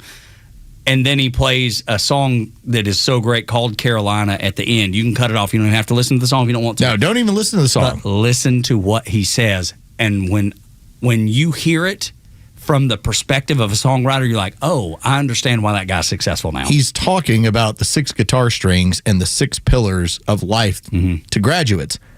And he's telling you, these aren't always going to be in tune. That's right.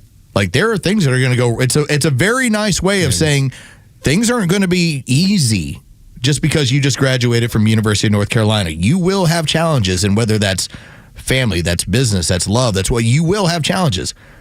But his entire point is, once you recognize it's a challenge and you fix it, that's how you get things back in tune. Dude, it's amazing. I was like, what a great way to tell a story. It's so good.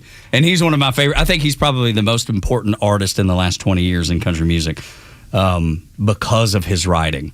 Everything from his song Springsteen to the song Talladega, when he's talking about he and his buddies fixing up an old Winnebago, the kind of the last thing before they go off and they graduate in high school, and they talk about just getting this old beat up Winnebago on the road. It's got 4 bald tires, and it didn't matter. And their friend Ricky catching on imaginary fire. Yeah, that's right.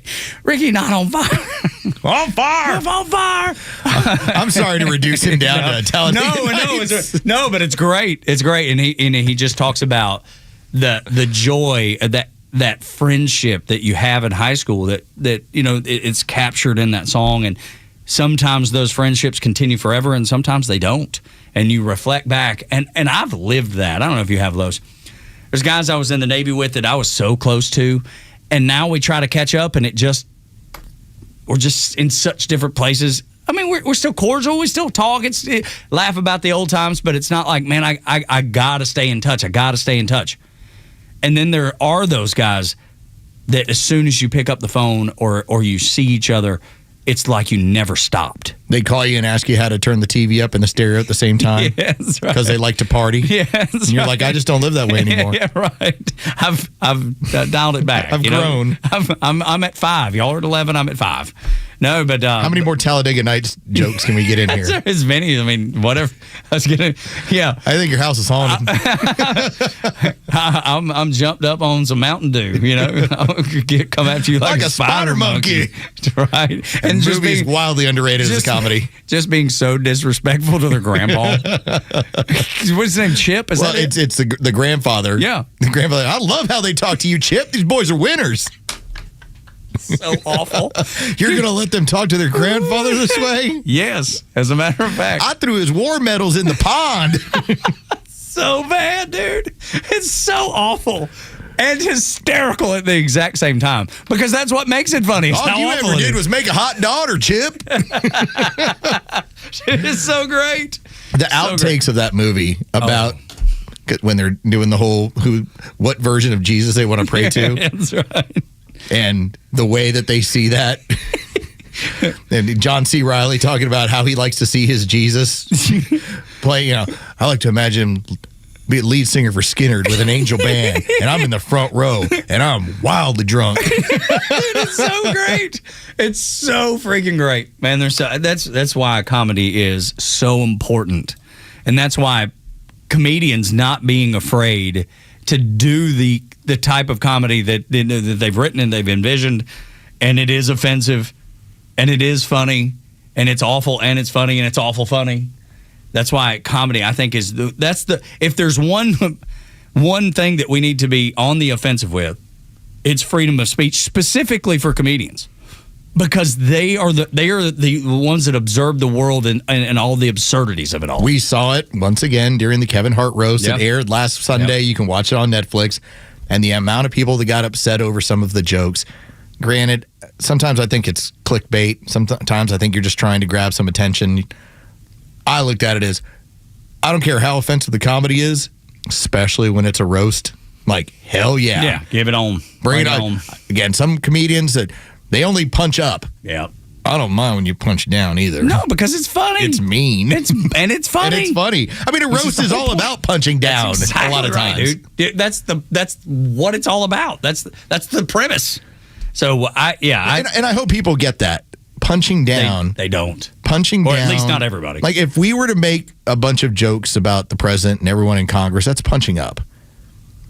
If you start making jokes about people that are dealing with physical handicaps, that's punching down.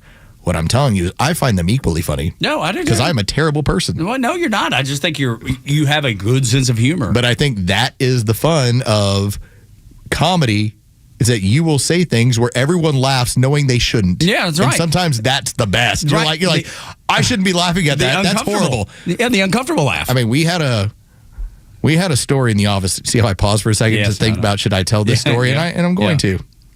Here we go. They were talking about a person that we all used to work around. We didn't work with. Mm-hmm. We worked around. Mm-hmm. Different building. And somebody said, well, what is she up to? And one person that was not Tug or myself said she ate the entirety of her radio show. Has she slimmed back down? What is she up to? 210. Which I was shocked, but I laughed at the same way. And Tug, though he was wildly uncomfortable, kept laughing too. As then somebody else in the office goes, we're all going to hell, right, for that one. Yes. And that's when great comedy happens, when somebody you don't expect it says what they said. That's exactly like, did you hear she ate her entire radio show? Boy, that's tough. Like, whoa. And as the person says, we're all going, we're on the grease bowl to hell. Just because as he's walking away and it echoes across the room. And in my head, I'm thinking, Yep. Probably need to ask for forgiveness for this one. I shouldn't have laughed at that joke, but it was really funny. But it's really funny. And it didn't come from Tug and I. No, it did not. That's why it was so funny. We were so shocked. The source never says stuff like this. Ever. Morning Xtra and Xtra 106.3. Yeah, did you hear she ate her whole radio show? As if you could physically eat every other person you work with. I just put it in Bryce's ear, which show it was. And then if you want to pare it down to figure out who we're talking about, that's totally up to you. Oh, thank you to Kelly, who just sent me the meme of, why do you want to listen to the TV with the stereo on? Because I like to party. Because I like to party. That's right. Genius. That movie's absolute genius. That's why we need to protect comedy. We need to protect it. It's like Dolly Parton. You got to protect it at all costs. Do you think they'd ever be able to make a movie like Talladega Nights today? Yeah, that's not a problem. Tropic Thunder's the problem. Yeah, right. You can't go. That's the Talladega Nights is easy to make. Tropic Thunder's impossible to make. Are there others though that you can think of that wouldn't be able to be made? Blazing Saddles. Blazing Saddles is impossible. Yeah. Elements of Airplane, you couldn't do those jokes. Yep. Because a lot of them are hindering on funny comedy racism for sure. And stereotypes, which Hollywood won't allow that anymore. No, of course not. Unless it's making fun of people who look and sound like Tug. Yeah, that's right. Absolutely. As long as it's the random white guy, right. It's fine. You can, Hey, he's from the South? Cool. And I'm okay with that. Fine. Like, I think it's great, man. Beat up the white dude from Northwest Georgia stereotype. Hey, y'all, I'm one of y'all. Beat that up because it's easy. It's easy to beat it up. Like, I love seeing people say funny things about where I'm from because I'm like, yep. That's right. You actually are right about that. I'll tell you, watch a Theo Vaughn, one of his comedy specials from Netflix, and the amount of discussion of where he's from and the people he knows. Yeah. And it's very simple, but it's hilarious comedy. Like when they talk about when they have a transfer who comes in, they're like, he's a Mexican kid. It's like, and it's because he's from Louisiana. Yeah, and he's got a full mustache. And they were like so impressed with him as middle schoolers. That's right. They're like, oh my God. He's like, we don't get a lot of these around here. This is amazing. Like, that's just funny. It's just kind of down-home comedy. And the fact that he makes fun of his upbringing because he was raised in a really strict Christian home. And I know kids that were raised the exact same way. And they did exactly what Theo Vaughn did. As soon as they were out from under their parents' out of their vision, out of their reach, dude, they raised more hell than anybody I'd ever met in my whole life. It was like, freedom, finally, And he's got one of the most simple, genius lines of comedy in the last 5-6 years about what happened to his cousin. I don't think I know that one. Says, oh, look at Bryce. Bryce is already laughing. Tells a joke, and he has this perfect pause in there. He says, and it's out of nowhere. He's like, well, what else has been going on? Well, my cousin got bit by a gay guy. You told me about this. So we'll see. And the audience sits there like, where's this joke going? And when he says, so we'll see. We'll see how this turns out. Like it's some sort of vampire. Yeah, right. But his setup is so perfect for it because he just told a story about his upbringing. And he's like, so what else is going on? And you're like, all right, where's this going? Yeah. And he drops that on you. And it's 10 seconds, yet it just lights the show on fire. Home run. He's like, stop biting people. So funny, dude. That guy's so ridiculously funny. And he loves some Ella Langley because we started on country. He put his number in Ellen Langley's phone when Ella's playing Braves Country Fest next door. Oh, good point by Stephanie. You could make 16 candles now. Oh, yeah. Forgot about that one. Yeah, 16 Candles is good. Yeah. I remember watching that one in the 80s. It's been a long time since. Does it hold up? Do we know if it holds up? That's a big question for Stephanie. Does it hold up? I think it's much more for the ladies. Hey, I'm torn between two lovers. Yeah, of course. But it was good. I remember liking it. Yeah, no, it's a good movie. Yeah, but it definitely, I can see where you're talking about. But it does follow the formula, and this was done for several years. It wasn't just John Hughes, but for years, as long as you made a movie that started with torn between two lovers, and that was in the trailer. Now you could make it about vampires, like Twilight. Yeah, you could make it on young people killing young people, like Hunger Games. Yep. It didn't matter. The women ate it up. That's right. Because they were like, well, who's she going to end up with? I know. Is it the vampire or the werewolf? I remember Laura watching the Twilight series, and she loved it. My wife loved it. No surprise, she's a woman. I know. And I remember watching it with her and going, this is the worst crap I've ever seen in my whole life. And I never watched another. And they drugged me to the theater to see one of the 2 or 3 or 4 or whatever edition they got to. Who is she more in love with? Dude, and I talked through the entire thing about how bad it was, and they promised they would never take me to a theater again. And I was like, good, that was the plan. Torn between two lovers. That's right, it works. It is such a good formula. You know the story of 16 Candles, how they had to remake the ending. I don't think I know that. The test audiences couldn't stand that it was Molly Ringwald with Ducky at the end. Oh, wow. So they brought back whatever his nuts is, the actor, and he had just done a film where he had all of his hair cut off. So they had to make him a wig to then be there at the car. How about that? That's who she chose at the end. Holy smokes. Stephanie's on the phone at 404-741-1230. One of our best listeners, if not our best listener, always dialed in, always has good information about whatever it is we're talking about. What's on your mind, Stephanie? Listen, y'all can talk about a lot of things. Y'all can talk smack with me all day, but do not disrespect 16 Candles. Well, no, not disrespecting. Just saying. It's just like, I will burn down your car. I'm just saying the formula works on all women, but especially women of that era. Everyone our age loved it. Yes, Jake Ryan is still the epitome, and my entire generation has just settled because we didn't have Jake Ryan. Beside the point, it does hold up because it's got the whole nerd factor, and I cannot tell you, I'm sure that I can't say these words on the radio, but I'm going to say them anyway. Uh-oh. All my son and all his friends and all of them are now saying all those words. No, he's not retarded. Oh, okay. Yes, he's all of those things. Yeah. It's such a dude movie, too, because the situations... It's Pretty in Pink. That's a chick flick. That one, that's my least favorite of all of them. Some Kind of Wonderful is the best version of that movie, by the way, because that's what it should have been. There you go. 16 Candles is phenomenal. It does hold up. Go watch it, but do not watch it on TV edited. Yeah, you got to watch the full. You got to watch it with the real. Yeah. The real transcript. You got to either rent it or if you own it on DVD or something, break out the old laptop with the DVD player so you can watch it and cast it to the TV. Right, and by the way, sit with me and my sister because we can quote the whole thing. Stephanie, did you know that story about how they had to remake the ending of 16 Candles because she doesn't in the original version when it came to ending up with Jake Ryan? That's not the way it went, and the test audiences hated it, so they're like, we got to redo this thing. Yes, because the whole kiss over the cake thing. Everybody wanted to see that. They wanted to see her get her birthday and all of that. So I knew that, and then also the reshoot of Pretty in Pink because they wanted her with Ducky, but the audiences didn't want her with Ducky, which agreed. But I have whole issues with Blaine. Blaine was terrible too.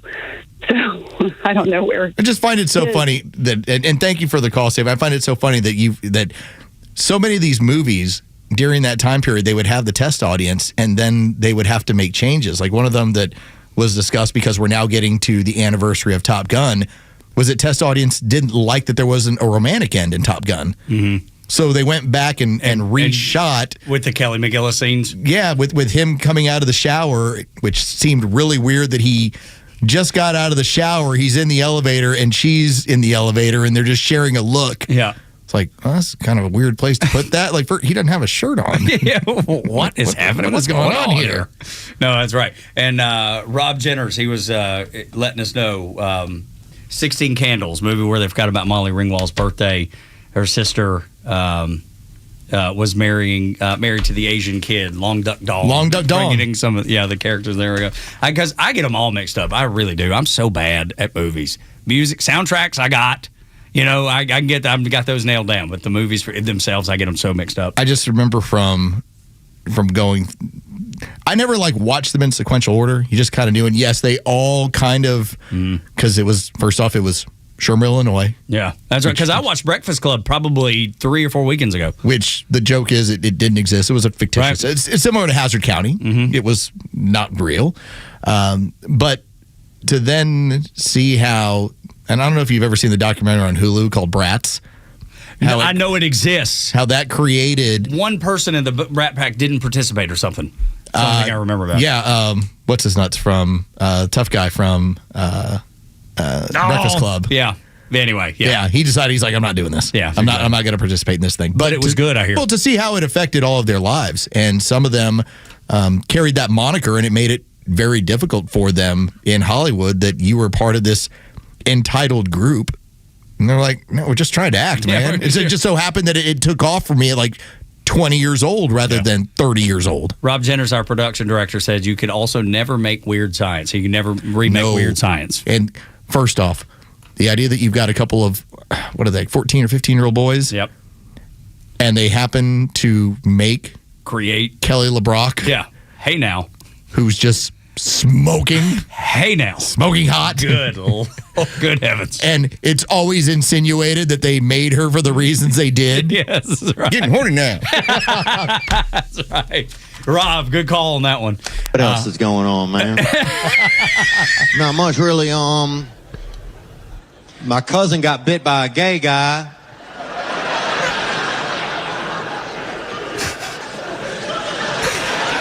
So we'll see,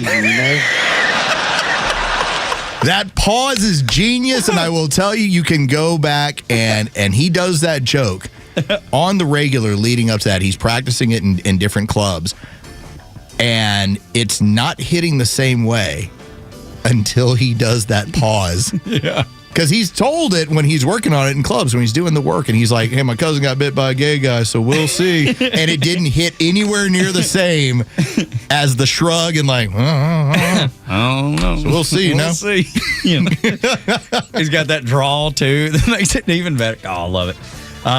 And Weird Science, I love that song by Oingo Boingo from the soundtrack. So good. I forgot they did make a TV series with Vanessa Angel. For Weird Science? For Weird Science, but of course you couldn't. Rob's right. You can't remake that movie, not with what that movie was. Morning Extra at Extra 106.3. Since we didn't get to them looking the other way while the Treasury was being raided, we may not get to anything. It could be. This conversation, because Kelvin's already hit me back about Chris Stapleton. What are you listening to? He's like, dude, this song's amazing, which we were talking about in the beginning of this segment. At the end of last hour, too, it's just kind of carried over. Who knows how it'll go, but that's the plan. Don't know that we'll stick to the plan. 404-741-1230 if you'd like to help us derail the plan. Next on Extra.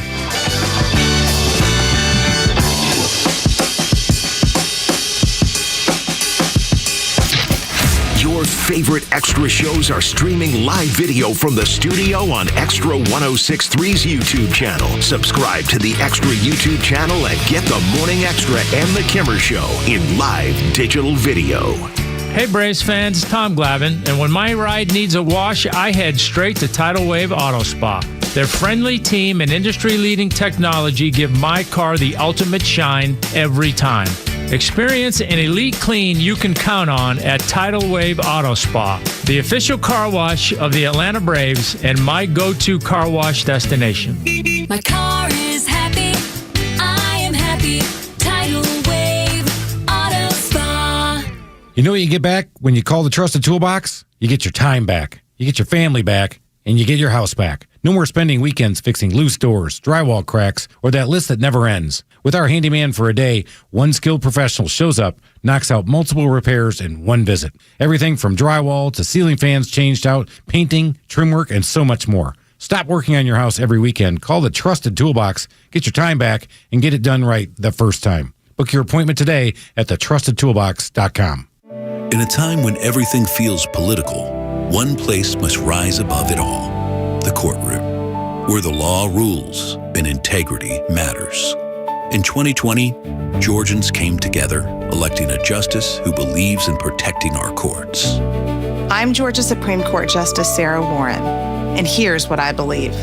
I believe in the rule of law, the separation of powers, and a judge's limited role to interpret the law as written. I believe in a nonpartisan judiciary, impartial judges who don't advocate for political positions or outcomes. I believe in deciding cases without bias or favor, treating everyone with dignity and respect. As a justice on your Supreme Court, I've upheld these values. With your support, we'll maintain the integrity of our courts. Vote to re-elect Justice Sarah Warren. Vote early starting April 27th or on Election Day, May 19th. Paid for by Georgians for Justice Warren, Inc. Of all the radio ads I've ever done, I only advertised one thing that I think saved my life: my CPAP machine, sleep apnea. And I found the best CPAP dealer out there ever, Roddy, at CPAPs, etc. in Alpharetta. CPAPsETC.com. Everything you need, all the supplies, shipped anywhere at a price that often beats insurance. CPAPsETC.com. Go take a peek now. The arrival of spring has many looking forward to getting back outdoors. It also means more motorcycles back on Georgia's roads and highways. The Governor's Office of Highway Safety reminds both riders and drivers to stay alert and aware of their surroundings. Drivers, look twice before turning, changing lanes, or entering the highway. Check to make sure the road is clear for all vehicles, including motorcycles. Look twice, save a life. Always share the road with motorcycles. Sponsored by the Governor's Office of Highway Safety. This is Tom, the Honest Car Guy, and I'm here with Ron. And I'll let Ron tell you a little bit about his experience with us, and not only that, but the differences between a new car dealership and the Honest Car Guy, because there is a difference, with no dock fees and no addendums. It's kind of straightforward. They get to see what we pay for the car, and that's not something you get at a dealership. Usually we're back and forth, and then you get like 1,400 pages of paper. And in this case, we did it all online. I mean, it was like, okay, I don't mind doing paperwork once I know that this is the deal. And you got to see the financing, the numbers up front before you even bought it. You can make that call, and within hours, we can find you the car you want from your home. I mean, I had a customer call me up and say, hey, I bought a car in my pajamas. If I'd have had some, I'd have been wearing them. Friends, if you're in the market for a pre-owned car, truck, or SUV, get an honest car buy from the Honest Car Guy. You pay what we pay, plus an honest fee, and we back that up by giving you the bill of sale. That's our transparency guarantee. Call 844-SHOW-ME-1. That's 844-SHOW-ME, the number 1, or visit honestcarguy.com. The stories that matter to you. These are your Georgia headlines. It's Friday, May 15th, and here are your headlines. President Donald Trump wrapped up his summit with Chinese President Xi Jinping, touting what he called fantastic trade deals between the two countries. While details remain limited, China reportedly agreed to purchase 200 Boeing jets as both sides continue to ease trade tensions that have defined U.S.-China relations for years. Trump also said Chinese officials expressed interest in investing heavily in the United States. Georgia Democrats and members of the Legislative Black Caucus are criticizing Governor Brian Kemp's decision to call a special session to redraw the state's political maps. Democrats argue the effort would weaken black voting strength and reshape metro Atlanta districts ahead of the 2028 election, while Kemp says critics should wait to see the proposed maps before making judgments. And finally, today wrapped up a busy 2 weeks of the Morning Xtras. 13 candidates from races across Georgia joined Tug and Los ahead of next Tuesday's primary elections. In the governor's race, both Rick Jackson and Burt Jones stopped by in studio to make their case to voters, while local candidates like Clark Hungerford and Kelly Gambrell discussed major issues impacting Cobb County. The conversation gave you, the Extra 106.3 listeners, a chance to hear directly from candidates about their priorities, campaigns, and visions for Georgia moving forward. It all wrapped up earlier today with Kelvin King joining Tug and Los on the Morning Xtra to discuss the Secretary of State's race. In case you missed any of the conversations, you can catch up on them on the Extra 106.3 YouTube, at extra1063.com, or on the Extra 106.3 app.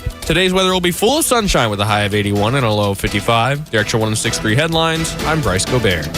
Tug and Los until 10 here on Extra 106.3. If I might inform you, So as of today, Jerome Powell, in his role as the Fed chair, is over. So we'll see. Yeah. Pause. So we'll see. So we'll see. Yeah. Isn't he still on like the monetary? He still has a role. Yeah, it's just not the Fed but chair. so your next Fed chair moves in, and then we'll see what happens with interest rates. As hopefully, with the economy being in the direction that it is, that you get some more rate cuts, and it stimulates even more and gives people more opportunity to refinance or buy or whatever it is. That has been a contentious point for the past couple of years as to why are you artificially or why are you keeping this rate higher? And we've seen quarter point cuts over the last several meetings. And we'll see where it goes from here. I'm hoping in a positive direction. I got my fingers crossed, and something tells me that it will head in a positive direction. There's just a gut feeling that I have that there's a reason that guy was selected, because he may have the same way of thinking about how the Fed's supposed to operate, and the fact that they want the same things to happen. So you got rates up over there? Oh, I'm trying to find them. They make it impossible unless you sign up for things. Yeah, I know, right? But I mean, most of the banks, like Wells Fargo, will always tell you what their rates as of today are looking at. But you should see, I would imagine, because even if you don't get a rate cut, the markets do make adjustments, and I'd be curious if it makes an adjustment off of Powell's last day. Yeah. Morning Xtra and Xtra 106.3. Let's get to the story, because I'm so tired of my tax dollars being wasted. I'm so tired of feeling like, they're going to take my money away from me that I could use for my family, or I could refinance, or I could whatever it is. Hey, I could try to start a business. I could buy a new car. I mean, it's my money. I can do whatever I want to. I've worked hard, and they take it away from you at a pretty good little clip. And then it ends up being wasted fraudulently. And I was talking to a friend yesterday, and he says, do you think some of the national debt could come down if all the fraud was stopped? And I said, yeah. Yes. I certainly do. Correct answer is yes. Yes. But even regular folks that don't do this for a living, don't talk about this every day, are like, if there's that much fraud in Minnesota, that much fraud in California, that means it's probably in New York, and probably in Georgia, and probably in all 50 states. Can you imagine the amount of money that we could save? So you just had, and this was out as of yesterday, so you had the Minnesota House Fraud Committee that's been doing this report on what has gone on in that state. And they produced an 84-page document. And remember how we were talking about, man, they've defrauded like $1 billion. And then we're like, well, it might be more. Might be none. Yeah, that was the final number they came down to, in what they called a, quote, culture of tolerance. An estimated $9 billion in Medicaid and $300 million in meal programs. And when it looked over at Tim Walz, who the Democrats actually thought was the embodiment of what men would vote for, jazz hands. Mm-hmm. And jump kicks, don't forget those. Oh, I forgot the jump kicks. Hey, wee! Like as a cheerleader. They pointed out within this report that the administration ignored and downplayed the years of whistleblower warnings while prioritizing compassion over compliance. They looked the other way. Of course they did. To the tune of $9 billion. Because it was coming back to them. Because it was coming back to them. They looked the other way. They knew what was going on. They were going to benefit from it, and they didn't want to see it end. $9 billion, and that's just a state. Just one. To think that much of this took, and how I don't want to downplay what Nick Shirley did, but to think that everyone knew what was going on, and it took a 23-year-old journalist who put it on YouTube for other people to go, wait a minute, what are they doing? Yeah. A 23-year-old journalist on YouTube broke the biggest fraud story in the last 10, 15 years in this country, where billions of dollars are disappearing from the public trust, from the taxpayer. Other people knew it. There were whistleblowers. Of course. That's the whole point. There were whistleblowers who kept saying it. But whistleblowers are not getting, because mainstream media is not picking that up. They're not going to share that story. Well, the government's not going to tell them themselves. The government's not telling on themselves. So when a 23-year-old independent journalist picks it up, it probably is eye-opening for a lot of people that had suspected. Well, for us, the fact is that they knew it had been going on, and the system takes care of itself. That's what we always point out. Like, would Tug and I ever know about that fraud? No. We know about the people that are talking about what's happening in Atlanta. When you have 200 people that are registered to a lot to vote. Or a UPS store. An empty lot. Yeah. Like, we know those stories. We know what's going on there. $9 billion. Like, 200 people to a lot, $9 billion. I'm like, that's so big, and yet they would not touch it. But that's just that one place. Let's snowball it. Yep. When you bring it all, because I don't care if it's a red state or not, it's happening everywhere. There's a blueprint. Here's how we do it. By the way, because you had Dr. Oz that brought this up late last week, early this week, when he talked about the amount of healthcare hospices that had been closed and how none of them asked for their money to be reinstated. Yeah. J.D. Vance couldn't believe when he heard that. If you remember, he was just like, that's how we know. Well, I mean, that's the dead giveaway. And here was the crazy part about it. When the question was asked by the media, well, how did you know to target these? And there's like, because nobody one's dying. Ever died. Yeah. It's like they're in hospice, yet they're not claiming a reduction in benefits because no one's dying in their hospice. Yet they continue to claim the same amount. That's excellent care.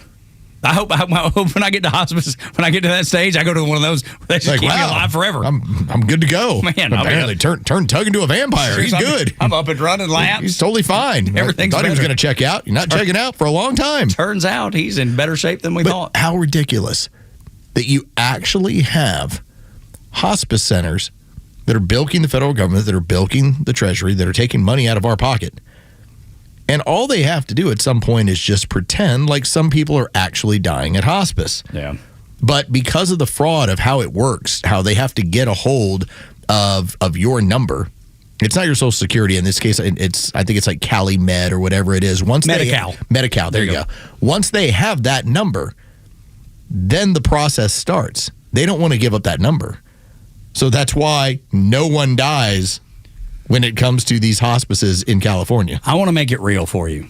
This is how you can put yourself in the situation a little bit. Just like Los has laid out, nobody called. Nobody said, hey, our money hasn't arrived. You made a mistake. Yeah. Hey, you should turn this back on. It'd be like you on today, the 15th, if this is payday for you like it is for the rest of us. You didn't get your check. What's the first thing you're going to do? You're calling the HR, the business office, and saying, "Hey, couldn't help but notice my check hadn't hit. Can you help me track this down? Can you help me figure out? I got a mortgage, I got kids ball I got to pay for this summer, and I got all kinds of things I need. I need my check." And then if it came and it didn't hit your checking account, and you're just like, "No, I'm good." You would never do that. I'm fine. You would never. That's how you make it real. When they say nobody called, that's how you know. Because if you don't get a check, you're calling. If we had the same scenario in this company, there would be a line of people in this office going to HR and the owner's out the door, like knocking, like, "Hey, no check." How many people work here? 80? Is there 80 of us? Yeah, somewhere around there. That'd be 80 people going, "Hey, somebody get this fixed, and now." And yet, people in California were like, "Well, they figured it out. All right, next. Next. What's the next? What's the next scam? What's the next plan?" Morning Xtra and Extra 106.3. I don't know that a 5'1" woman is the best warrior of all time. I don't know how you're going to sell that. I don't know how you're going to convince people of that, but they trying. Next on Extra.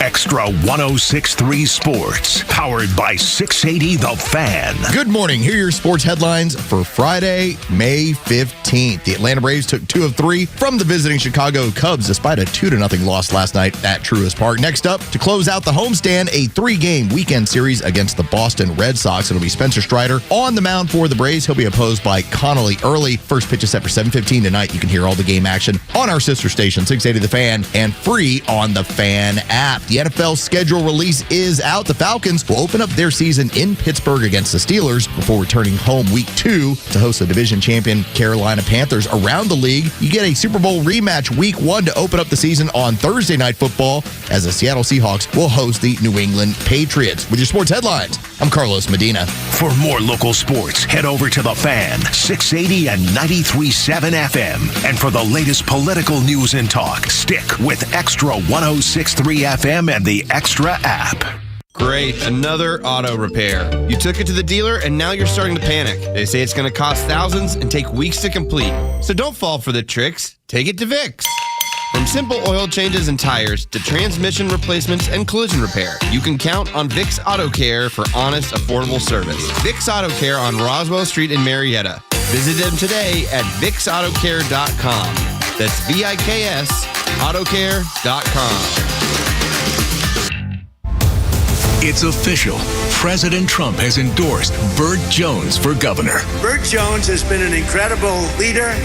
This man has my complete and total endorsement, and I really want to see him win. Burt Jones is a trusted Trump conservative who's leading the fight to end Georgia's state income tax. He's going to make a great, great governor. You will be very happy, Georgia. Burt Jones has my complete and total endorsement. Paid for by Burt Jones for Georgia. So you got into an argument. Things got heated. Then a fight broke out, and it landed you in jail. Now what? You need a second chance bail bonds. They can get you or your loved one out of jail quickly, in most cases, in a few hours. So make the right call. A second chance bail bonds. It's better to know us and not need us than need us and not know us. Call 404-BAIL-OUT. That's 404-BAIL-OUT or online at atlbail.com. Stovall & Company is a locally owned and operated family business that has been around for 75 years, offering quality wholesale landscape supplies to North Georgia. We just opened our 11th location in Canton, Georgia at 9500 Union Hill. Stovall provides contractors with personalized expert service from special requests to direct job site delivery for hassle-free jobs and quality relationships at competitive prices. From plants to irrigation to hardscapes, Stovall truly has it all. Check us out at StovallInc.com.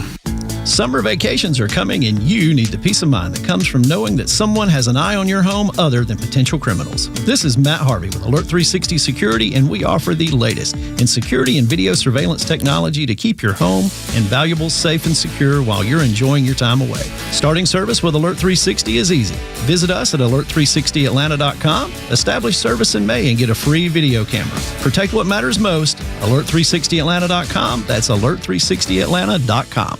Looking for heavy equipment but don't know where to buy? Purple Wave Auction has you covered. Always online and always no reserve. It's your destination for construction or ag equipment ready to work. We even sell semis, trailers, and fleet equipment for your operation. Best part? It's free to join. Head to purplewave.com. That's purplewave.com. Sign up for a free account and start bidding today. Purple Wave Auction, the easiest and most straightforward way to buy and sell equipment. Neil Bortz is live every day on Xtra 106.3. Well, let's talk about Iran. Who gave them well over $1 billion in cash that ended up helping them with their nuclear research? Barack Obama, Democrat. Who actually facilitated Iran getting nuclear materials from Russia? Hillary Clinton, Democrat. Who did absolutely nothing when in power to keep Iran from developing a nuclear weapon? Democrats. Catch Neil's commentary every day on Xtra 106.3 or listen anytime on the Xtra 106.3 app. If you love listening to Xtra all week, make sure you're here this weekend for even more great local shows from across the community. The All Four Seasons Home Show, Ben Burnett, Janelle King, and so many more. Listen to them this weekend or anytime on the all-new Xtra 106.3 app. Tug and Los until 10 on Xtra 106.3. It's been such a fun day. It's a fun show. Fridays are always a little loosey-goosey. You know, things might go the way they're supposed to. We might follow the roadmap. We might not. I think today we kind of kept it between the two. We ran off in the ditches a few times, but we pulled it back on onto the roadway nicely, I feel like. So glad that you're here and glad that you're taking part in the show, and we appreciate you more than you know. I don't know that I would go to see this movie to begin with. I would. Right, I know. I just don't know that I would, right? It ain't Top Gun Maverick. You know, this is the last time I went to a movie. And there is a new movie out there. It's The Odyssey. And they're trying to change it up a little bit, Los. Not even trying. It's trying. It's past trying. They have changed it up a bit. All right, let me lay it out this way. I don't know if this is actually going to happen, if it's actually going to survive. It is great marketing if it's not. If the discussion point is that you're trying to change up some of the story of the Odyssey and you want to change up some of the Trojan War aspects, the discussion has been using the former Ellen Page as Achilles. Now, here's the problem, of course. Whether it's Ellen Page or Elliot Page, which the reason why Ellen Page is Elliot Page, and she has been quite honest about it, he has now been quite honest about it, she got sexually abused as a teenager in Hollywood on at least 3 different occasions. And I think that the result of that trauma was to be as undesirable as possible, which was to make me into a man. Like, I think it's a response to a mental illness based on abuse. I think so, too. That's what I think happened. I think that's speculation, but that trauma. But you see it. You see it, how it affects people. That's exactly right, man. That when you are sexually abused at that age by adults, that it messes you up, and your protection, in her case, I believe, turned into make me as unattractive as possible in terms of being a woman. Make me into a man. This is different, but Hayden Panettiere, she's been talking about that same kind of thing that happened to her in Hollywood, and now she's gone a different way sexually. So she says she's bisexual. I know it's not the exact same. I'm just saying the pattern, though. You can't help but follow the pattern. So if this was to go on, Elliot Page is a 5'1" male. Sort of male. But 5'1", portraying one of the greatest warriors of all time. Skinny as rail. Yeah. It's just not believable. It makes it very difficult now. Do I think that there's a possibility that, again, this is a lot of marketing? Yeah, fine. I will also say that outside of Tenet, if Christopher Nolan gives me a movie, I'm going to watch a Christopher Nolan movie. Tenet was so good. Oh, it was so good. Tenet's okay. Tenet's okay. I've never even heard of it. So well, see, I don't even know what it is. It didn't work for Tug. Tenet's fine. It's no Interstellar. It's certainly not Inception. Oh, it was so good, though. It's fine. I think it's better than Inception. Okay. Okay. But that's your opinion, and that's fine. I'm just, for me, I was like, Tenet's fine.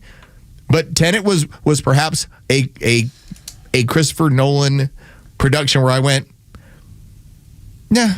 Again, fine movie. You know they filmed it backwards? Yeah. In order to shoot all the craziness of what they did. Yes. When you watch it, you're watching it like, what kind of wizardry happened here? It's like, yes, this is how they did it. But like Interstellar affects you emotionally. Inception affects you emotionally. Like part of the reason why you do this sort of stuff, when you watch even his version of Batman, by the time you get to them, you're affected emotionally, especially in the second and third one, in part because you're like, how dark of a tunnel are you taking me down? Mm-hmm. Like, this is pure madness. This is insanity. That's pretty cool. That's what I sign up for a Christopher Nolan movie. So I'll still probably watch it, but it's going to be very hard for me to get past that if this does play out. One of the greatest heroes, one of the greatest warriors of all time is a 5'1" former lady. I'm not trying to poo-poo the whole project. I really am not. But when you start out of the gate stumbling, I'm not sure I'm like, I can't wait to pay $20, per to get the family in to see. I just don't know, for me, that it's enticing at all. Like, there's nothing there that makes me go, man, this is something I really want to go see. I'm not the ideal candidate for movies, so maybe I'm way out off base, way out of line. I don't know that I am, though, in this one, Los. I don't know that I'll be the anomaly like I normally am. I just think so many people are like, what? Silly. nonsensical, doesn't make sense. So you see what I mean? Like I don't think I'm going to be the out of the ordinary one here. I think people going to see it might be the out of the ordinary. All right, do we want, when it comes to Tenet, do you want the audience rating or the movie reviewers rating? We'll start with the audience. 76. Okay. Yeah, That's it? Really? Really? Yes. Whereas when it came to Interstellar, it's 87. Okay, so about a 10-point difference. Because it hits you emotionally different. Now, they're both looked at as generally good movies by critics. They're both in the 70s. Yeah. But, like I said, nothing wrong with Tenet. I think Tenet's a cool... Yeah. It does It not... just didn't it hit doesn't you the way. stick with you for a week Yeah. when you're like, man, like that movie. Interstellar stuck with you for a week? What was Inception? All right, looking it up. Inception is 91. What's Interstellar? Interstellar was 87. Oh, you said that. Yeah. Inception's rated higher than Interstellar? That blows my mind. I mean, it's well done too.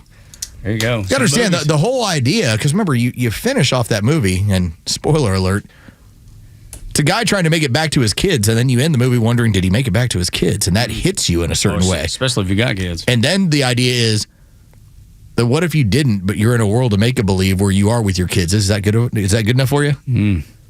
No. And that's the cliffhanger that you think about for a week, where you're like, oh. Yeah. I cried at the end of it. Well, look at there, showing your side of your sweet side. Strong Bryce. That's right. But all I'm saying is Tenet doesn't hit you that way. Yeah. Whereas, like Interstellar, I don't know where I was for Tenet. I swear I've heard of Interstellar, I've heard of Inception, I never heard of Tenet. Is it one of those that just, I mean, commercially it's one of those successful, like mind twist movies. Yes. No, I get it, but I'm saying like from a marketing standpoint, like I feel like I'm pretty dialed in, relatively I think dialed this was in. 2020, right? 2020 science, yeah. Maybe I had something fiction, going on. action, thriller. maybe You were locked down. Maybe I was Written and directed by Christopher Nolan. Maybe I was trying to figure out where that virus came from. You were looking up where to get your COVID shot at. That's right, exactly. So it made $365 million worldwide. Again, not fair to go into this because of when it came out, on a $205 million budget. Yeah, that's a big old budget still. It was a huge, visually, it is incredible to look at. But to me, it does not hit the same way. Yeah. And then you start putting Elliot Page as Achilles, and that probably does the same. Let's see. Interstellar made $773 million worldwide. Jeez. Yeah, it was nominated. You have to watch that this weekend. Nominated for 5 Academy Awards. Yeah, that's big time. Like, it's a really great movie. All right, then there you go. Now you got some things to watch this weekend, and be warned on a movie you're probably not going to want to see. Something just tells me. I'm going to see it. I'm going to have a problem. I'm going to have a problem if this is the case, and this is what it becomes, suspending my mind enough to go, Well, they're already making so many just goofy AI videos mocking it. Yes, constantly. Because it's so absurd. All of it's absurd. It's like the 15U boys team that beats to death the U.S. women's national team. It just I'll go back 20 years. You know what's another great Christopher Nolan movie if you've never seen it? The Prestige. I've never seen that one. I've heard of it. Never seen it. Two magicians battling it out. What am I seeing over there? It's so good. I was trying to see if I'd seen any of those. I can't. So my vision's a little okay. not as strong as it was. That is a good movie. Let me help you. All right. The Prestige. The Prestige. Then you have Dark Knight Rises. Yeah. You have Inception, Interstellar, Dunkirk, which is really a wild movie. Tenet, Oppenheimer, and then this is your next Christopher Nolan project, Odyssey. Memento. I saw Memento, and that was really good. Mm-hmm. That's 2000. Is that when he tattoos himself trying to remember all the things that have happened to him and why he's going after the person he's going after? Something like I feel like that was the story. Yeah, in 2000. And loving it. Because it was one of those mind movies. You're trying to figure it all out. Like, why does this dude keep tattooing these small segments of his of what's happened to him on his body? See, now I have to Now I have to go find where some of these movies are streaming so I can send Tug. I know, absolutely. I saw Oppenheimer. He did Oppenheimer? Yeah, he did Oppenheimer. I did see that one, too. That was really, really good. Yeah, it's not a Christopher Nolan movie, but Project Hail Mary is finally streaming. Okay, Project Hail Mary. It's another great one. I've got the people are comparing that one to Interstellar and like emotional. That's probably going to be your number one movie from this year as far as... Okay, yeah, that's the one y'all... Okay, I remember when y'all brought that up now. Okay. I was Ryan like, I know Gosling's I've heard of it. Phenomenal in that movie. He's good anyway, man. Yeah, that dude's talented for sure. Well, there you go. You've got a task, all kinds of great movies to watch this weekend, all kinds of great music to listen to this weekend. If you're looking for something to do on Saturday, Back Our Blue and America 2 over at Rustic's Manor and Woodstock. So there's plenty to do. Los, you laying low this weekend? Yeah, we don't really have a whole lot. This is actually going to be nice. That's awesome. Finally. That's awesome. Yeah, because then we're getting out of town here the following weekend. Yeah, you guys, a volleyball trip. Got our anniversary. Oh, that's right. I'm getting things mixed up. Yeah. Congratulations. It's going to be fun. It's going to be good. It's a good number, too, isn't it? Tug and Los until 10. Wrap it up here on Xtra 106.3. Beck, then Clay and Buck, and the local afternoon show, live and local with the Kimmer here on Xtra 106.3. So for Los and Bryce and Jeff, I'm Tug. Y'all come back now, you hear?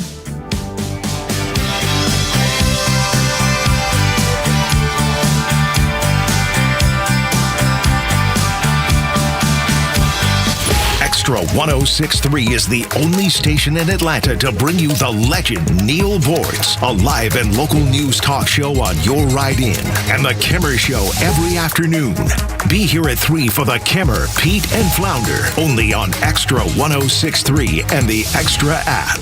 I'm so sick of all these cheesy lawyer billboards. You might be too. If you're injured in a car crash, you don't hire a lawyer because they're sweet or strong or the biggest. You hire a lawyer who is recognized by their peers as one of the top lawyers in the state. You hire a lawyer who's going to listen to you, fight for you, and has the case results to prove it. That lawyer is me, Bruce Hagen, the people's lawyer.